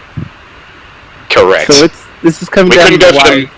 Okay, We the didn't, as- APOC got chucked out, and I Yep. had worse. Okay, going after server 1, which has got the Spin Doctor and Tranquility home grid in it. Yeah, which is obviously he's after the Spin Doctor. So Soka's plan is quite simple. Yeah, That's he is going to... Oh, Gatekeeper, sorry. Gatekeeper. Yeah, Gatekeeper. So he has literally enough credits right now to get 1 Stargate run in. He has to assume that Ronji Doge has Audacity. Ooh, both Audacities go back in. Alright, fair enough. I was going to say, he has to assume that Ronji Doge probably has an Audacity, but maybe he doesn't. Yeah. Soko has enough credits to do a R&D Stargate run, and maybe that will decide us the winner of this Continentals. He's clearly thinking about... if he's thinking about trashing, that's it. Yeah. So, He's probably... it's a bit of an interesting... it's a bit of a weird ruse, funnily enough, to spin Doctor in Audacities instead of face-down cards. This is it's a minor hint, but it's does that mean that you don't have any Audacities? Does that mean that I can give you another turn? What does it mean? What does it mean? And then we have, the board from... The more fast advance pieces you have, the more better odds you have. Yeah, I was thinking this is like when the Always Sunny from Philadelphia comes out, and then there's basically, all the lines drawn. Soka saying, so there is at least 1 Vitruvius in R&D. So may the Vitruvius gods and the Vacheron gods be with me. Okay, that's the Here we go. This is it. Alright. Okay, all things broken. What are we doing? What are we seeing? Come on, Jinteki. Oh no! Oh no! And Soko gets it. He gets the Vitruvius. GG. Rip. Oh my goodness. Oh! 6 points to 7. Very well played. Yeah, amazing games. Pray to the correct gods, ladies and gentlemen, says Soka. 2 Vacherons in hand. Ronji Doge plays it right. He has the Vacherons in hand. Yep. Very, very great players here. What a great showing. So this is a funny thing that happens in matchups where they get mapped out. So like it starts like going into next level things. Great times. Of course, Soccer, after winning with sports and beating sports, does of course ask correctly to ban sports. Yeah. I also want to say that this is the second year that a Canadian has won. Exactly. Yes. Yeah. Let's go Canada. Yes. I'm glad you pronounced it correctly. At least, you know, if you're in our neck of the woods, pronounce it as it is, Canada. Listen, all I'm going to say is you have marsupials. That's all I'm going to say to that. Okay. Yes, we have crazy animals that make no sense, right? Make no sense over there. Look, Canada is just reverse Australia anyway. Everything big in Canada tries to kill you, and actually everything small in Australia is trying to kill you. You guys are polite, and we guys are not. You guys have cold weather, and we have insanely hot weather, you know. You're in the south, we're in the north. Yeah. Reverse Australia.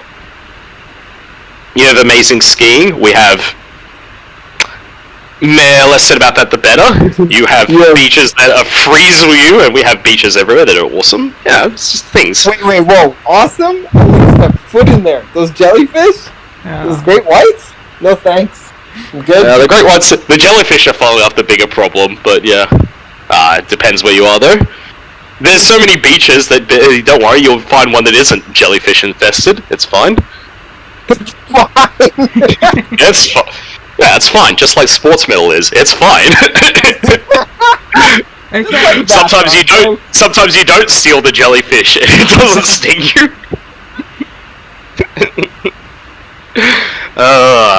So our two players are talking. Can we get them on stream? Can we get them on? I'm not sure whether they will be willing, but we maybe can ask. I'll type out if you want. Yeah.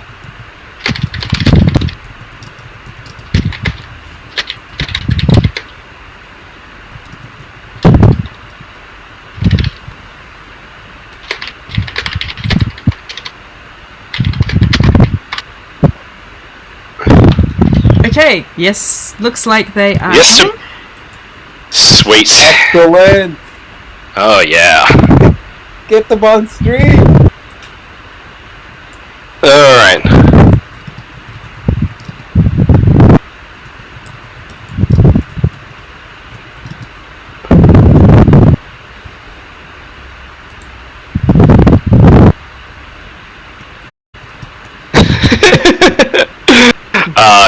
Correct response.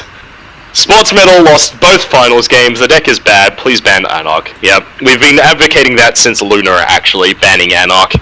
No. People don't understand is Anarch is the savior. Anarch saving us from having to... Anarch saving us nerds from having to play sports. Yep. It's the savior, guys. It is. Yeah. Would we like to interview them together or separately? What's your view? Together, bring them together. Yeah. Together. I want them to talk smack at each other. I mean, or just about whatever they want to talk smack about. Yeah, exactly. Yeah. I want them to talk about ruses within ruses, which frankly define both games. Please, by all means, bring them on. Also, some of their lines in that game. That was wild. Hello. Hey, welcome Mr. Renji Doge, and welcome Soka to the party. Yeah. Congrats for the amazing games.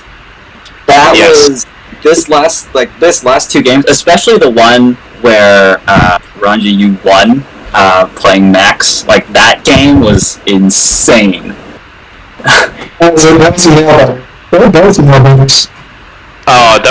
Those were some quality games to watch. Literally coming down to the absolute wire for Renji Doge. I'm sad though that you couldn't win that last game by fast advancing a Vacheron, but oh well. It was there. I was thinking about that. I mean, like, I'm sure Ranji can tell you more about it, but I knew that on the turn where you were thinking, I knew that that you needed two pieces, and you didn't have enough money. Oh, actually, you did have enough money for double biotic because you had the tranquility grid.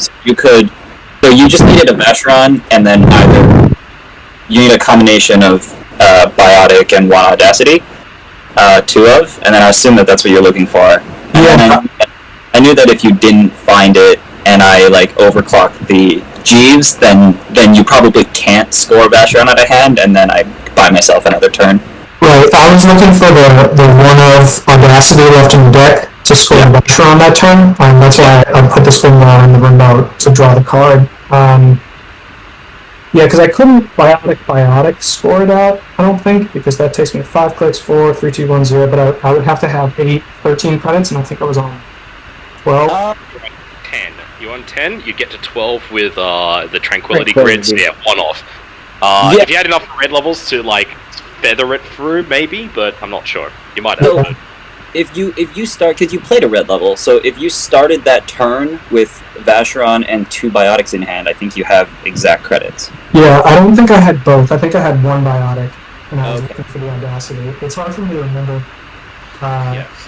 But yeah, I was definitely tunnel visioning on the Audacity, so if I missed the biotic win, I'm going to probably throw up a little bit more than I already feel like doing. Wait, you missed? What did you miss? I don't think I missed it. I mean, I'm pretty sure I only had 1 biotic in hand, but I'll go back and look at the replay. Because I wasn't thinking about the double biotic Vacheron line, because I didn't think I had enough credits, especially after putting the Spindo in the remote, which eats the Tranquility Grid trigger, and then I'm still only on 10. Plus then I'm on 9 because I played the RLC. So I think I am just a credit short.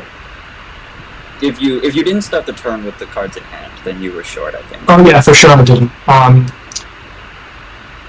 Because that's right. I was looking for the Vacheron. I didn't have the Vacheron in hand to start, so I was just digging my deck to try to find it, and then I was 1 turn late putting an extra drafter on R&D, but I thought maybe I could put a Vacheron in the remote, make some money, put the drafter on R&D, and then stall it out for 1 more turn after the Mega Pre-score. But you played that so well. That was incredible play. You had my back to the wall the whole time.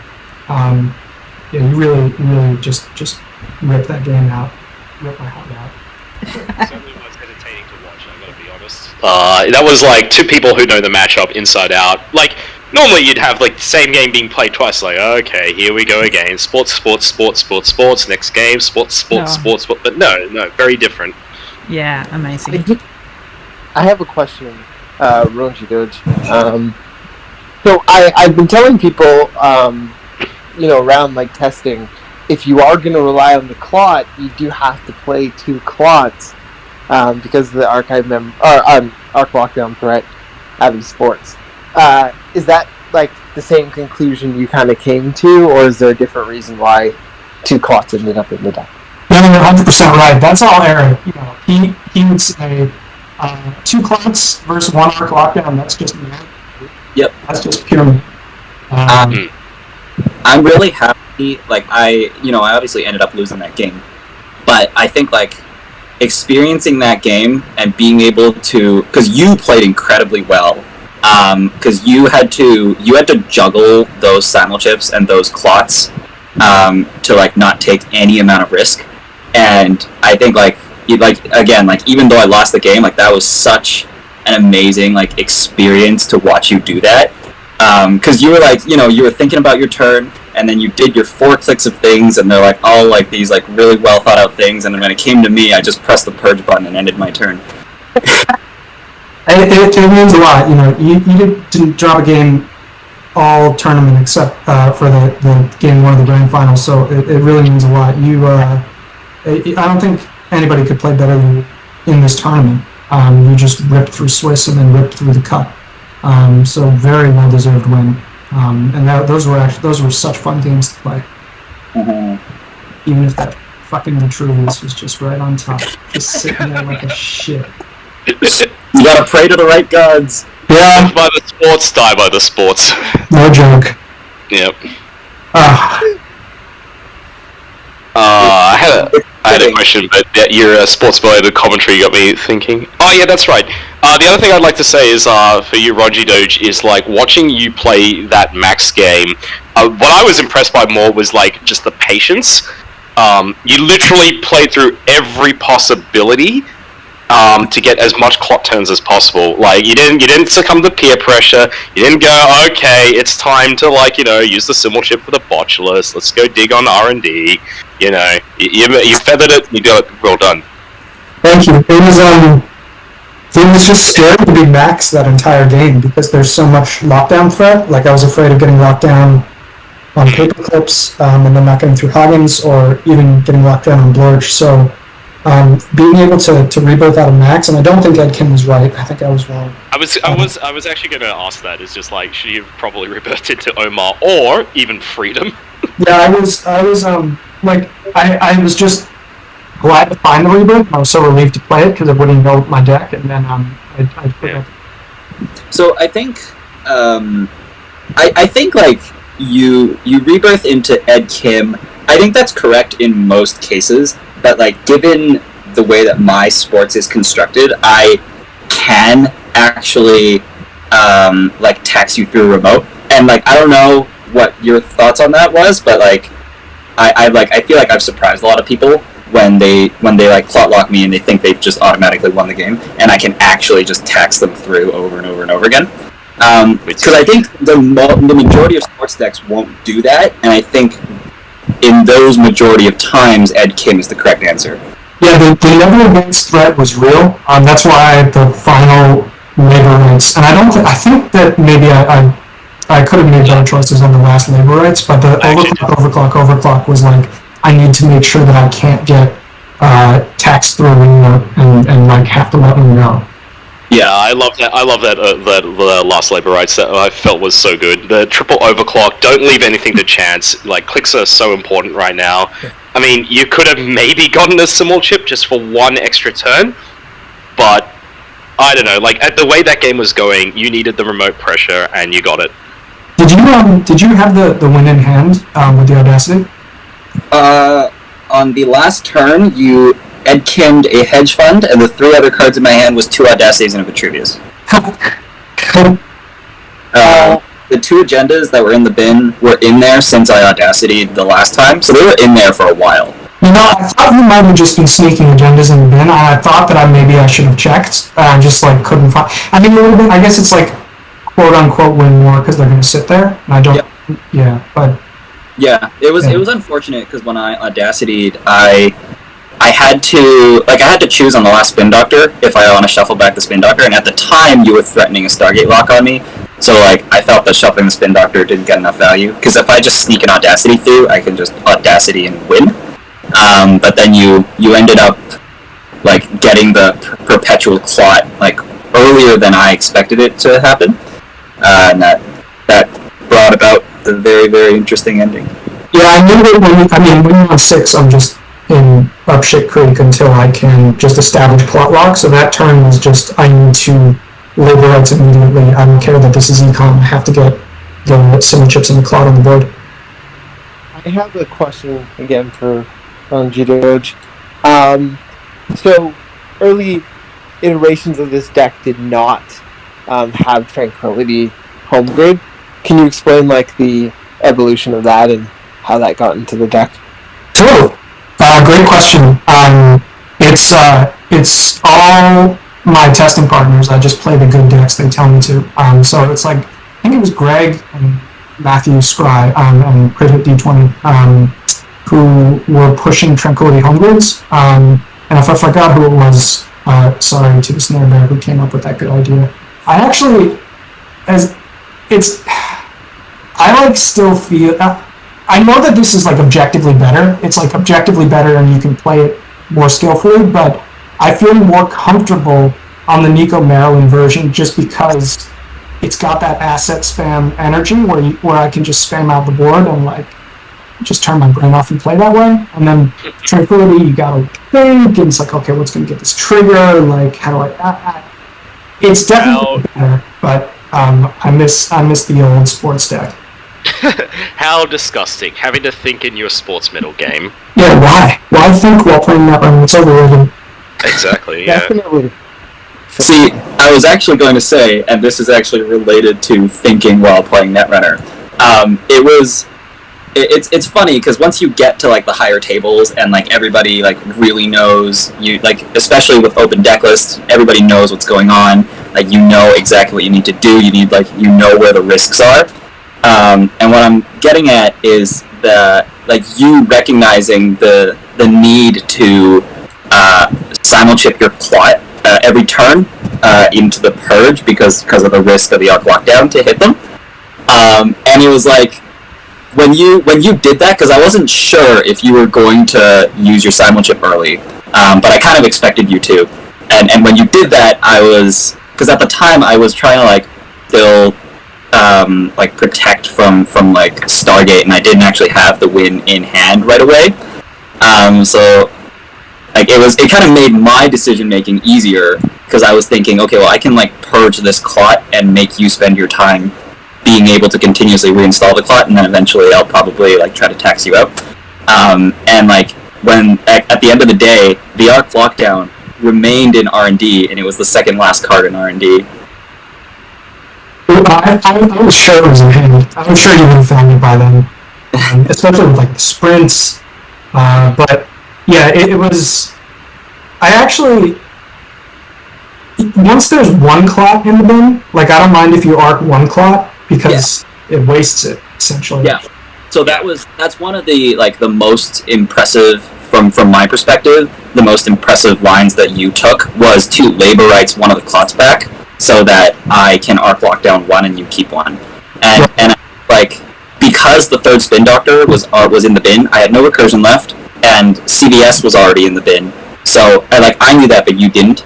But I knew that I'm either never advancing and scoring off the board, or I actually have to hit your clot with arc lockdown. And when you labor rights one of the clots back, I knew you knew what was up, and I knew that like I just had to tax you out and score off the board, and there was no other way. That was actually the thing that almost pushed like running Archives equity to like, oh, I should probably do that, was I wanted to check to see if the CVS was in there, because I knew you had the line, because there were 2 RLCs in the bin at the time, so I knew you had the line of like clicklessly install the CVS with RLC and fast events, and you only need 5 credits for that.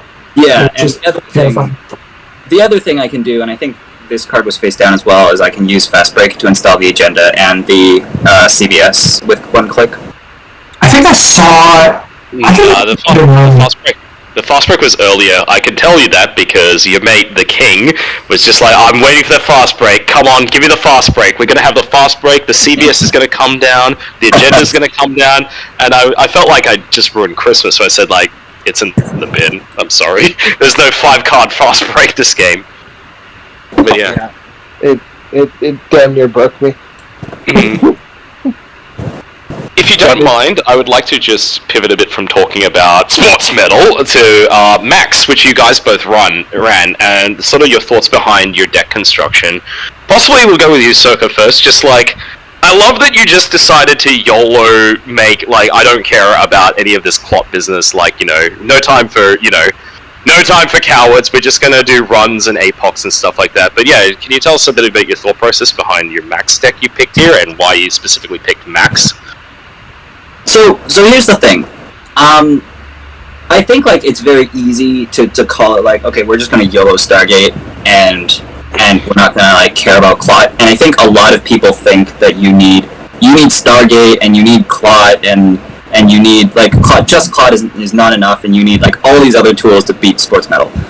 And like from my perspective, it's like, okay, so the sports medal needs to draw the right cards to win the game, and you, like with the Max deck and the way that it's constructed, especially with 3 Stargates, you can get a Stargate down really early, and like you basically take all the money that you were going to make to land an APOC into money that you're going to use to Stargate every turn.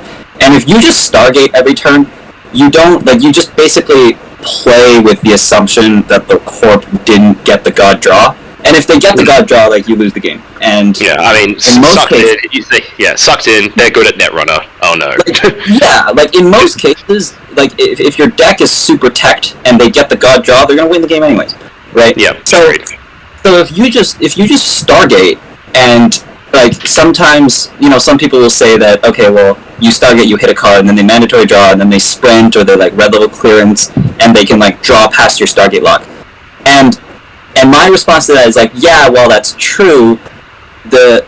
They can sometimes draw past your Stargate lock, and you're Stargating them every turn. So you just play the odds. Like, the odds that you're going to hit an agenda, you're going to hit a Vashron, and you're going to steal the agenda is just simply higher than the chance that the Corp is going to draw past your Stargate lock and get the appropriate agenda and the appropriate fast advance piece to score the agenda. And the other thing is that especially if you can Stargate click 2 and 3, like, the maximum number of agendas that Sports will have scored by then is like 2. So if Sports has scored 2 agendas, let's say worst case scenario they've scored 4 points, they've scored 2 2-pointers. They basically have to biotic the last 2 agendas. I guess they could score 1 pointer off the board, but that's just, it is what it is. But they have to biotic the last 2 agendas, they have to biotic 1, and then they have to audacity the last one.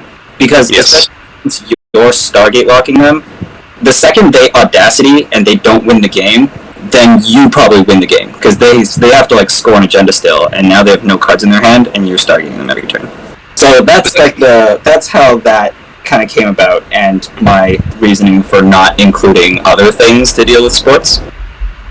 Yeah, it checks out. It also is one thing is that, unlike, say, other multi-access threats, like, say, Conduit, you also don't buy into the main problem when you do that against Sports Metal, where you just give them draws, because you see what cards they get, right? So you see what happens. 1, you don't have to steal it right away, and 2, you get to the chance to, like when you do, like, a 7-card Conduit dig, and on the last card they hit, if it's an agenda, like it's a Vacheron, the Sports Metal player then draws past your Conduit dig. That's always frustrating. And it also gives you more cards that no one knows. So yeah, I like that as the tech, and I guess with the 3x off, you could just install 1 trash and then reinstall at a certain point. We have a question actually as well. Why no Botulus?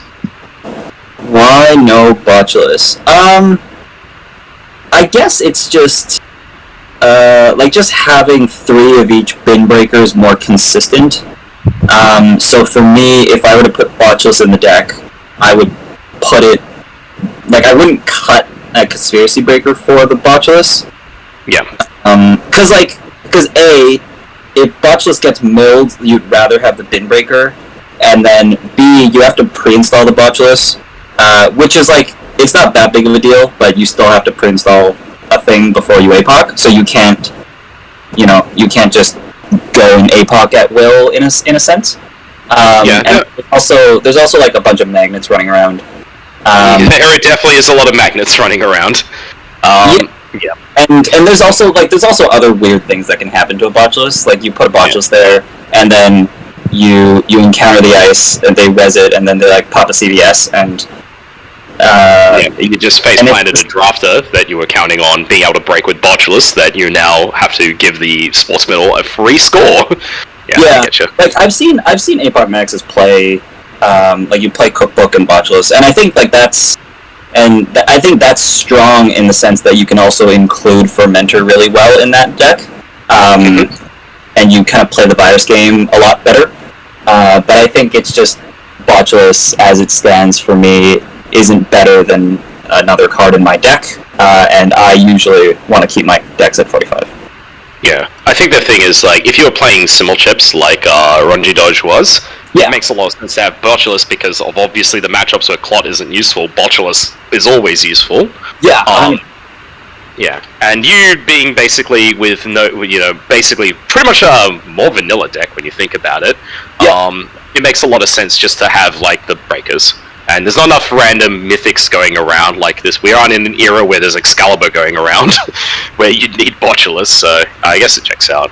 Also, Botulus can, also kill Botulus to get your Clot installed in turn. I guess that's a thing. No, actually, that's a good point. It's like, Botulus is a great fuel for Clots. with simul chips. Especially if they're on like a server that's lost relevance, like a remote you can't contest or something like that. Or if they're on a magnet. I guess to trivia to you, Ronji Doge, yeah, your max deck. You might as well tell us about it. Yeah, this is another Snare Bears being good at building a special. The basic idea is that PD and sports are the best two decks, and this is a deck that can actually do both. The PD matchup is in the hands of the skilled player, like tough. It's a pretty even matchup, but you have a lot of game against PD because you can just keep up the APAC threat, and if PD can't score a Cyberdex early, they're in trouble economically, because they can always bounce back, right? Like PD is really great at finding them, just clawing their way back into a game, and that it helps a lot. Like if you're hitting a CVS in the bin and giving them free money when you're APOCing them, to claw back in. But it's really fast. It plays Moshing, which is a lit card. Yes. And you actually, just both of you. Sorry to interrupt. Both of you doing 3x Moshing. Love it. It's good. It's a good card. It's just fucking good. And then you just have game against pretty much every, so many decks out there except for PE Grinder and Jinteki Grinder, and then you've got Adam outnumbering Jinteki in events like this, and so you feel okay about it. Yeah, well, even in the Jinteki one, if nothing else, you still have the chance of winning still with just rebirthing, as just mull into rebirth, I suppose. Yeah, it's tough to find a tempo because you're not playing zero and you're not playing a lot of draw. So you run out of steam, but you can play it more patiently because Jinteki doesn't have good ice or draw or that much money right now. Or anything. It has a great pity. Well, Jinteki, I guess, suffers from the fact that basically Purple is capable of running. Purple would rather pay 4 influence to import a an Anesthetic Void than Jinteki would importing how many Managram Skunkworks. Yeah, and I guess in general, Purple has better ideas than Red at the moment. I guess a lot of the similar things, as you said, I do love this list because I think you're right. It actually does it's the golden thing. It can beat both of the big decks. I think the secret source is Stargate and Imp, and also being able to have the Clot Lock as well. So one thing I'll say about this max deck here is that I in testing I played almost exclusively against PD in sports. And if you look at the field, you're like, okay, well, PD in sports is a big representation, is a big proportion of the field. And it's funny because in Swiss, in the first 3 rounds that I played, I only played against HB, so I played against 2 PDs and an ASA. And today, I played against sports, and then I also played against the Reality Plus, which was a scary match. I wanted to ask Ranji, because I didn't watch the game, because I was playing at the same time. I wanted to ask you about your match when you played against Reality Plus, and how you felt that. I was gutted. Was that on stream? It sure was. It was fucking hilarious. That was the one we saw, right? Just double checking. Never advanced tomorrow's headline. Yeah. Oh, that was some a triple advanced NGO front. No, I didn't fight against the triple advanced NGO. I did. Oh, okay, no, sorry. Soko's one is the one. Yeah. Sorry about that. No, it's okay. I played a good game against NB Kelly. They played it incredibly well. Because it is an awkwardly positioned deck in the meta where almost no runners are packing tagging division. There's a singleton deuces. And I played actually Argus round 1 that had 3 fun houses on all 3 centers, so I was like, I guess I'm not APACing, because I'll die. Guess I'll die. Yeah. Even with like a deuces, like there was a game with like you play deuces to clear the tag, and then you play amped up to clear the other tags, and you hope you don't hit the APAC, and then you just get used anyway. Like so that R plus deck is like really tricky to play against, because you're playing the metagame of not only are you like having to guess Beal or no Beal, even though there's no Beals in the deck in the remote. It's like, QPM or Tomorrow's Headline, because there is the seamless launch in there. You're also having to play this game where like you can't go low in testing or even APACing because of the threat of public trail into EOI if you've scored like a GFI at any point. And then that becomes, with an APAC deck you kind of want to let a couple scores go by. But if that R plus deck gets 3-pointer scored, a single 3-pointer scored or a 2-pointer scored, and then like you give them a QPM or something, it can really mess you up in later turns. I'm gonna get that R plus deck game. It was really well played by NB Kelly, and I also just let Tomorrow's Headline go. I actually have a feeling it was on the other stream, not our one. Now that I think about it, because I think we were contemplating doing it, but I'd agree, NB Kelly played it incredibly well, and it was more impressive that you had full access to their deck list, and they still made a banger of a game, right? Like, I loved this deck just because, funnily enough, I'm surprised there was only 2 NBN Reality Pluses in the cut, because I thought it was like, man, this is a really good time to randomly just be playing Reality Plus. But yeah, the fact that NB Kelly's deck depended on you thinking that there were cards in there that weren't, like, say, high-profile target. And the fact that instead the influence was 3 Morceless, and then just running the numbers of just, like, what actually happens if you face check a Morceless in Reality Plus. It's awful. Every part of it is awful. Sabotage with the field masses kind of like corner. It's just a Swiss, like, terrifying Swiss. That was the one deck, actually, that I absolutely wanted to play against the Rig Shooter outfit. Because Max Mills will just, you're just dead. Yep. You're just dead. If there's 2 paper clips in my deck, you've got 3 Sokka, and it's just like, if they get arced, you can't Botulus and Tithonium. You can't, you're just fucked. Like, what do you do? Oh, look at this. It's also frickin' Salem's as well. It's more impressive than Salem's. Yes, like, can't be bothered finding 3 more NBN cards. Like, can't even be bothered finding the 3x, like, predictive pentagrams, right? No, we're just gonna do it. I believe we saw Rotage play Ronji Doge, with his Fear the Masses one. It's the one where he res the Gatekeeper. You res the Gatekeeper into him when he was doing the Fear the Masses turn, and that was an 11-card access. That was pretty horrifying to watch. Yeah, it was scary. You played it well, I will say, very well, in the fact that you only installed 1 ice that game, and it was a Gatekeeper. It was the ice to be. Yeah, you just make it as expensive as possible to FTM. I saw that Rotage was saying, they would never install the equivocation restored way to bluff the R&D pressure. But even equivocation against sports, you're kind of happy to get equivocated because it just gives you more fuel to fast advance out. Especially if they're accessing normally. Yeah, I think it's something both of you guys did really well was you had direct answers for frickin' Vacheron. Because, I certainly, when I played yesterday, I remember the great game of dealing 11 points against Sports Medal and then losing, right? Having direct I like the symbol chip package, because it just gives you so much equity against sports, but also you can play that singleton imp, and being able to just get imp accesses is very scary as a sports player. Absolutely. The only issue is the max can just randomly mill you stuff, but cool, that happens anyway, is the fact that you also had the backup of Stargate. It was actually one of those things. It got me off for thinking of Conduit.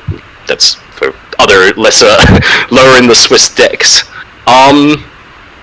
Yeah, it's a pity. I think we couldn't have NB Kelly to see the counter surveillance Zahir as well. Did you guys encounter that deck during testing? This criminal counter surveillance jailbreaking in Zahir with equal parts HQ and R&D pressure, because that was an interesting call to beat Sports Metal that I don't think, I certainly didn't see it coming.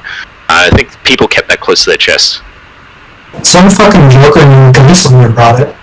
Yeah, I played him round 1. That was kind of... Someone said he tilted me out of my fucking soul when testing it yesterday. Supposedly. Some might say. Yeah, no, I mean, it's a cool deck. It's cool because you can pivot the CS to HQ to clear the hand if you're like really worried about losing.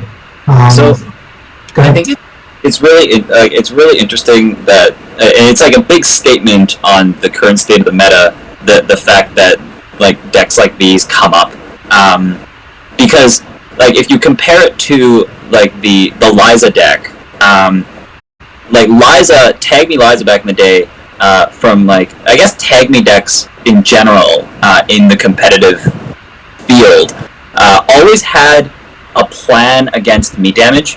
They either had like Paparazzi in their deck, or they had like you Citadel Sanctuaries, and you like pilot the deck differently and try to like manage your tags and manage your damage. And I think it's like a very, very big statement in the state of the meta and in the state of meat damage as a tag punishment, because there are people that are playing Tag Me Crim with no meat damage protection. So you roll up against like a Wayland playing high profile target, you just automatically lose the game. But the reason that like Tag Me Crim is viable, despite that, is because like meat damage Wayland is just not that great. Or like, there's in just... the end, actually, like Reality Plus, there's only 2 Reality Pluses here. Yeah, but the thing is that just they might be okay decks, but like I think in a lot of people's perspectives, the HB decks just completely outshine these other options. And even the Hard Hitting News ASA deck, like that deck has one boom, right? So you just got to crash the boom and then hope they don't draw their archive memories and just win before then. Like it's still a decent game plan against that, and I guess like that's like the one deck that's an outlier, but it's still just an HB deck. Yes. Yeah, so I think it's like it's so interesting to see decks like this come up that just lose to a certain like relatively, or like at least it should be relatively common and viable corp win con, and them making it this far. I think the distribution of high profile target to boom is like all time high boom right now. So like NB Kelly playing Obelisk can like stop the boom by getting up to 7 cards in hand. And I'd say that the reason that it's all time high boom is because boom costs less influence to port to a different faction. 100%. Yeah, 100%. And as I said, like, there was a lot less NBN than I was expecting, but given that purple's predominance, it makes a lot of sense. And realistically, yeah, like, you run it... It's funny, because, like, NB Kelly's Reality Plus deck is exactly the kind of deck that wants to play to NB Kelly's counter-surveillance deck. Yeah. It's funny, though, that there were 2 of them of this specific deck with some interesting differences. Like I said, I played Gunslinger during the Swiss, actually, round 1. And it was very much like there was, the counter-surveillances were getting landed quite comfortably with Boomerang, which is in a really good spot in the meta, incidentally. Like, it's a shame Criminal doesn't have as many other tools, but I think this is one of the reasons why this deck has come into fruition, is because, like, Criminal doesn't really have the punishment tools to deal with sports, I would say. But they have everything else, right? And so this gives them, in a very strange way, the punishment that they're after. techgin, what were your favorite games to watch in this tournament? All of them. There were so many. No, they were all really, really good. Yeah, I loved them. How about you, Brandon? What do you think? I mean, the finals was really electrifying, and I think as well, it's just like, I think people, when they look at sports, it's like, oh, you just fast advance, but there's just so many lines and so many decisions that you got to make. And like the max deck, piloting the max deck, for how many rounds you did yesterday, and then as well the cut today, just keeping track of what's milled, what you have left in your deck, when to labor rights, when to clot, when to Stargate, when to do everything is just just amazing. So when you get a chance to watch all of that, it's pretty good, and you're just like, I wish I could play like that. But yeah, definitely the finals is. Yeah, Ranji, I think the max deck, while it's really strong and it's got it's just a really strong deck, and I think both of ours can be clumped together in that way. But I think like the max deck is actually like a very draining to pilot, and you actually have to make a lot of decisions that are really, really important and can go a lot of different ways, especially the later the game goes on. What are your thoughts on that? Totally. I mean, like, I like to reduce the deck in early turns to just get to the bottom of the deck as quickly as possible with as much money as possible. Yeah. And then you're making those labor rights decisions late that are like, do I need money? Do I need draw? Do I need click compression? What do I need at this like exact moment? It's so like when you just, it feels good if you're like playing against the PD and you vape them and you can be like, okay, I'm labor rightsing for another labor rights and 2 libs, and I'm just gonna click the shit out of these libs, and there's nothing you can do about it. But like when you really click compress like in a sports game and you have to like make those decisions under pressure, that's where it gets tough. I definitely there was a game earlier, I can't remember what round it was in, where I just flat forgot I was max and let my last labor rights mill. And I was like, I guess I just have to play this game fast because that was bad. But yeah, max is a ton of fun and just a ton of gas in a single deck. And it just feels good to not have to click to draw cards. Clicking to draw cards sucks. Just draw them clicklessly. It's great. And that's why you played sports as well, right? To draw. Oh yeah, just smash that draw 2 button 100% of the time. Question. So, Saka, you being from Edmonton, and Ranji, you're from Boston. Speak up. Yeah. Sorry. Just speak up a little, please. Oh, okay. I was saying, Saka, you're from Edmonton, and Ranji, you're from Boston. What made you decide to play in this interesting time zone? I'll start. Yeah, go ahead. Yes. So I was talking about this yesterday too. So when Continentals was announced, you got the 3 days, and I'm like, okay, well, I'm definitely gonna play. And so the first thing you look at is you look at the American Continentals, and it's on August 28th. And I'm like, okay, there is exactly like the last, I don't know, month and a half since mid-June. So from mid-June, so June 15th to August 31st, there is exactly one thing that, and it's this refresher thing that for a university club. There is exactly one thing across that 2.5 months that I absolutely have to attend, and I absolutely is impossible to move. And it happened to be on the 28th, which is American Continentals. So that really sucked. And then I had to basically just pick between Euros and APAC. And I guess I picked APAC for 2 reasons. One of the ones was that I'd rather play at night than have to wake up at 3 a.m. Just the way that I guess I usually function is that I usually stay up late and I wake up late. And then the other reason, less so than the first one, but the other small reason was that I knew that I had a lot of time coming into Continental season to prep what I was going to bring, and I just remembered from last year that the meta changes so much as the Continentals happen, and like the second one responds to the first one and the third one responds to the second one, and I felt like I wanted to like focus my prep without having Continentals like shake up the meta a bunch with like brand new decks and like a big shift in meta if like something new comes up, which is why Continental drift. Yeah. Like if I chose Euros and then like I month and a half, and then something happens in APAC, and now everybody's playing this new deck that just completely counters what I've been practicing for a month and a half. So that's like one of the other lesser reasons why I chose to play this weekend. Identical answer. 28th wasn't good. I like to stay up late instead of wake up early. And the decks I felt like were their strongest now, where they were relatively unknown, and the meta couldn't respond to putting more tech cards in against these specific archetypes. So literally identical answer. So it's interesting because I was just wondering, what do you reckon will change after this Continentals, going into Europe, Middle East and Africa? It's a good question. I feel like the Brits are cooking up something. I feel like NWE is always cooking up something. Yep.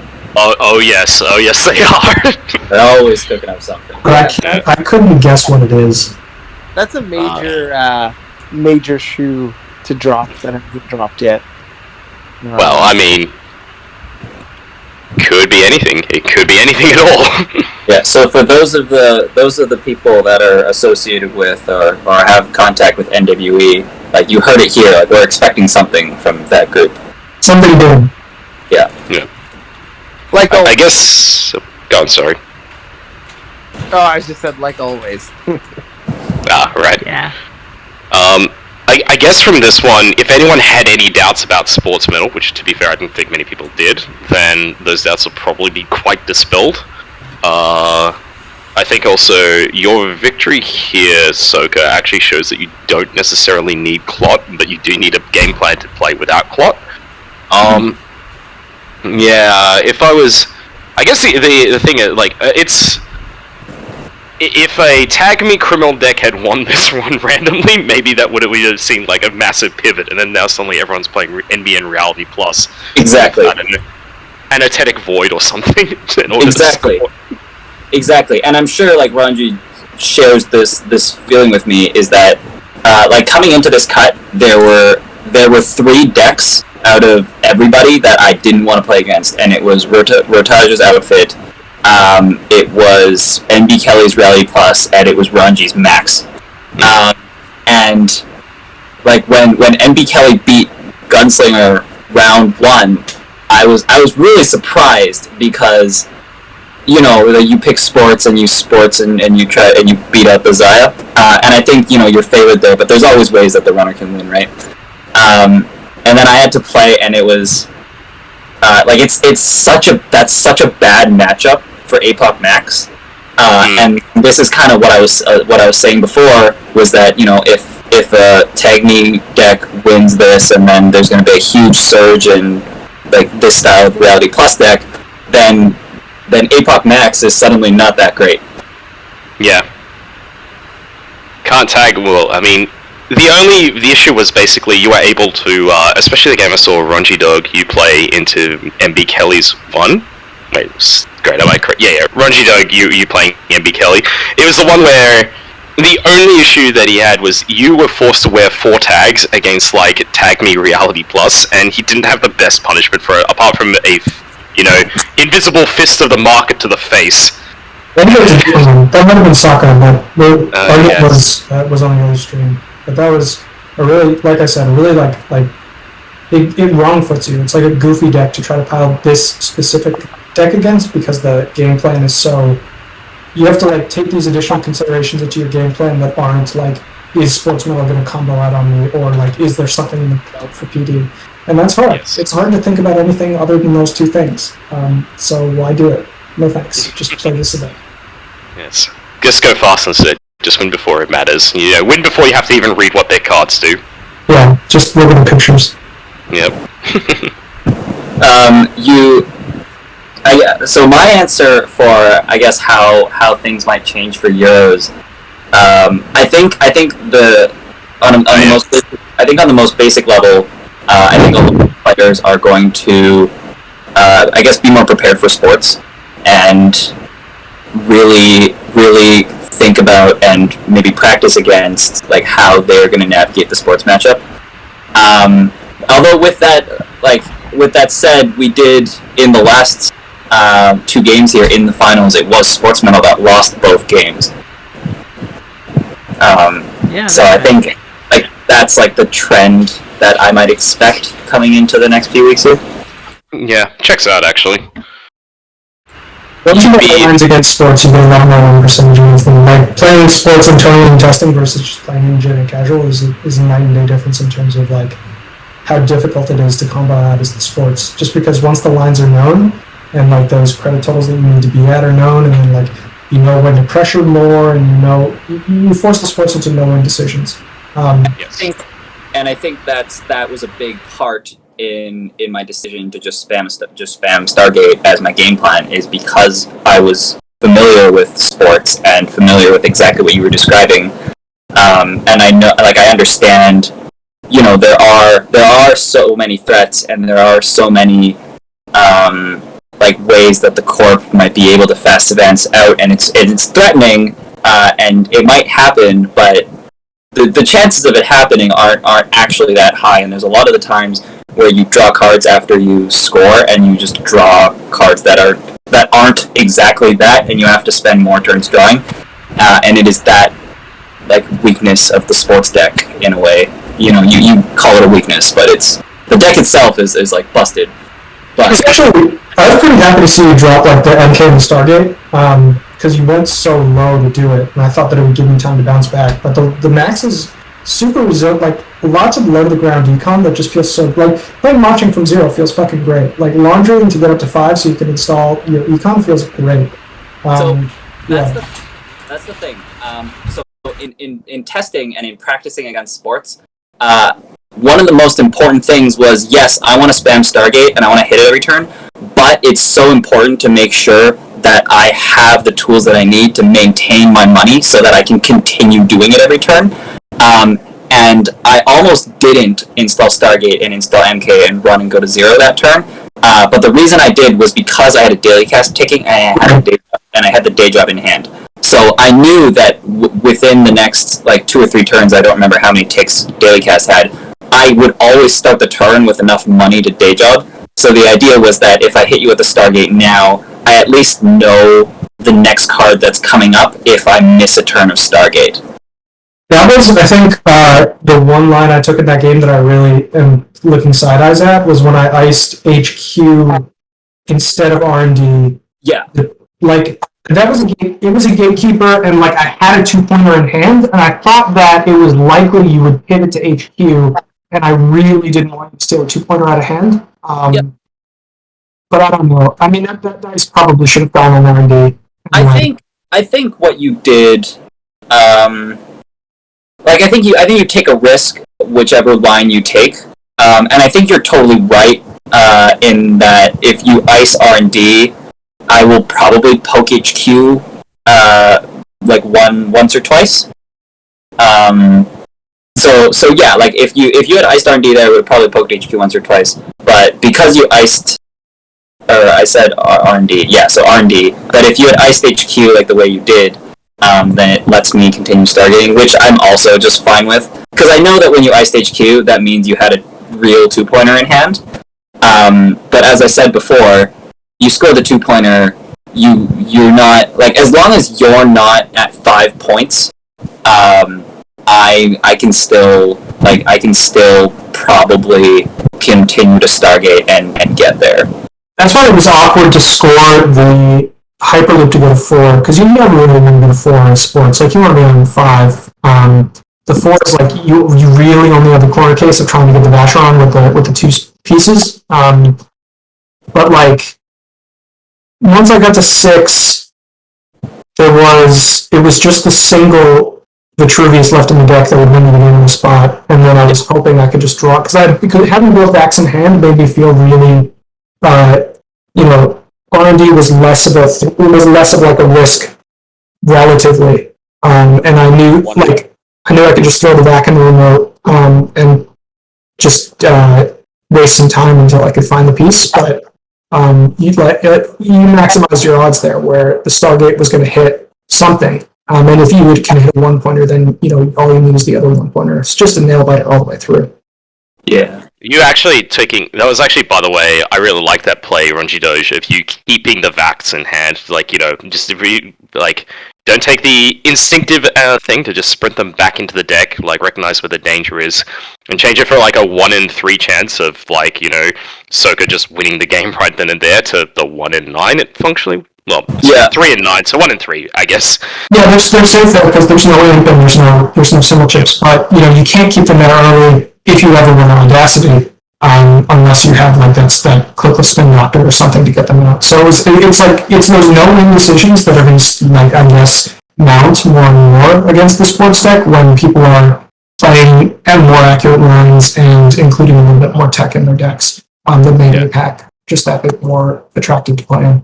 Yeah, I knew that when that turn where you drew, like, however many cards you drew in the HQ, I knew that you would probably hold your Veshrons, but because you knew that I didn't have Imp and like everything that you just said, like I was expecting it to be like all in hand, but like from my perspective, it was just like there's nothing that I can do about that, so you're going to keep the Veshrons in hand, I'm not going to run HQ, and like it's just going to block you from playing Audacity, and I'll just take what I get from the Stargate.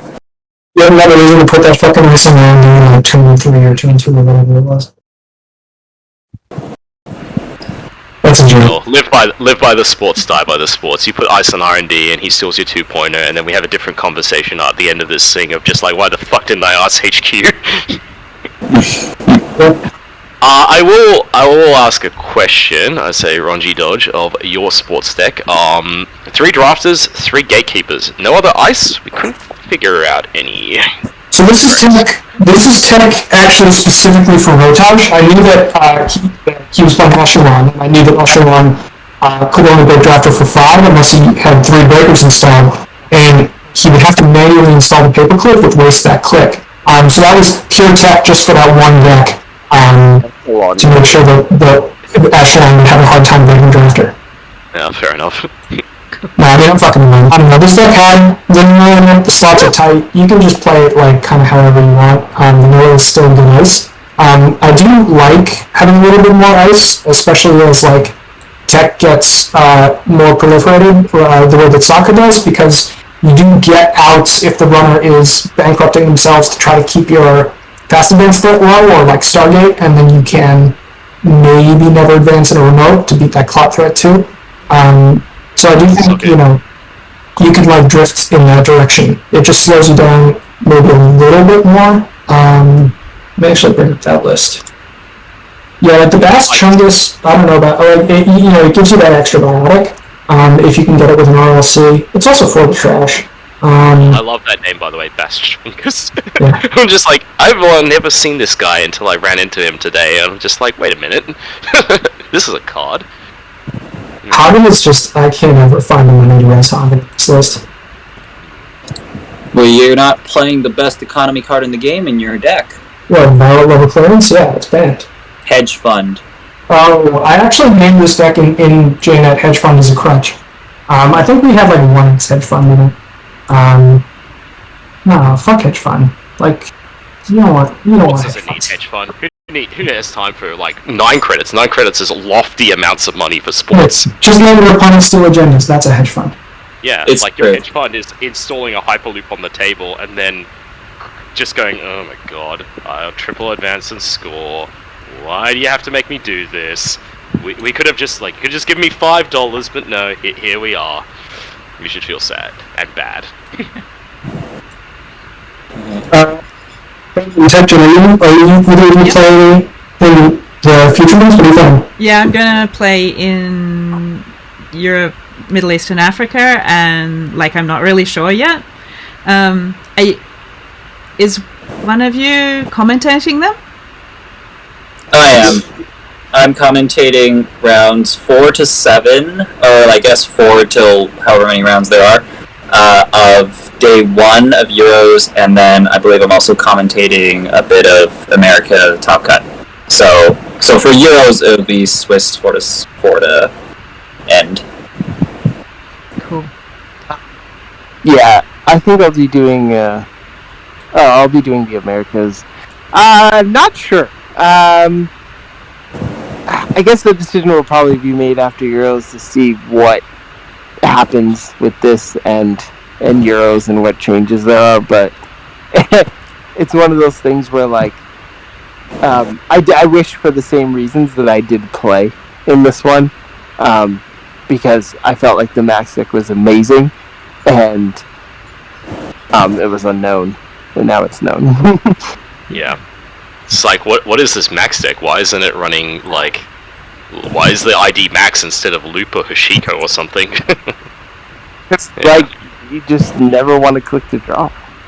Clearly, yeah. You don't have time to click to draw. That's a click that you could be not stealing a Vacheron from Sports Metal. There's a tech cut that called National Runner VLC. They're not far off. Well, isn't it a runner Rashida? Yeah, Yeah. So I know that Ranji is like 2 hours later. Ranji and the King are both 2 hours after me, and I'm not sure about the rest of you. Yeah. But yeah, thank you for streaming all this. I should probably call it here. Thank you for everyone playing it. That was really amazing to watch, and everyone being in the chat, and Inactivist and the people organising it. Yeah. And thank you, Brandon and Chris, for helping me commentate. Thank you so much. Absolutely no problem. Thank you. And I guess anyone who's interested, watch next week for Europe, Middle East, and Africa. And, okay, bye everyone. Alright, thanks for running the stream. Thank you. Have a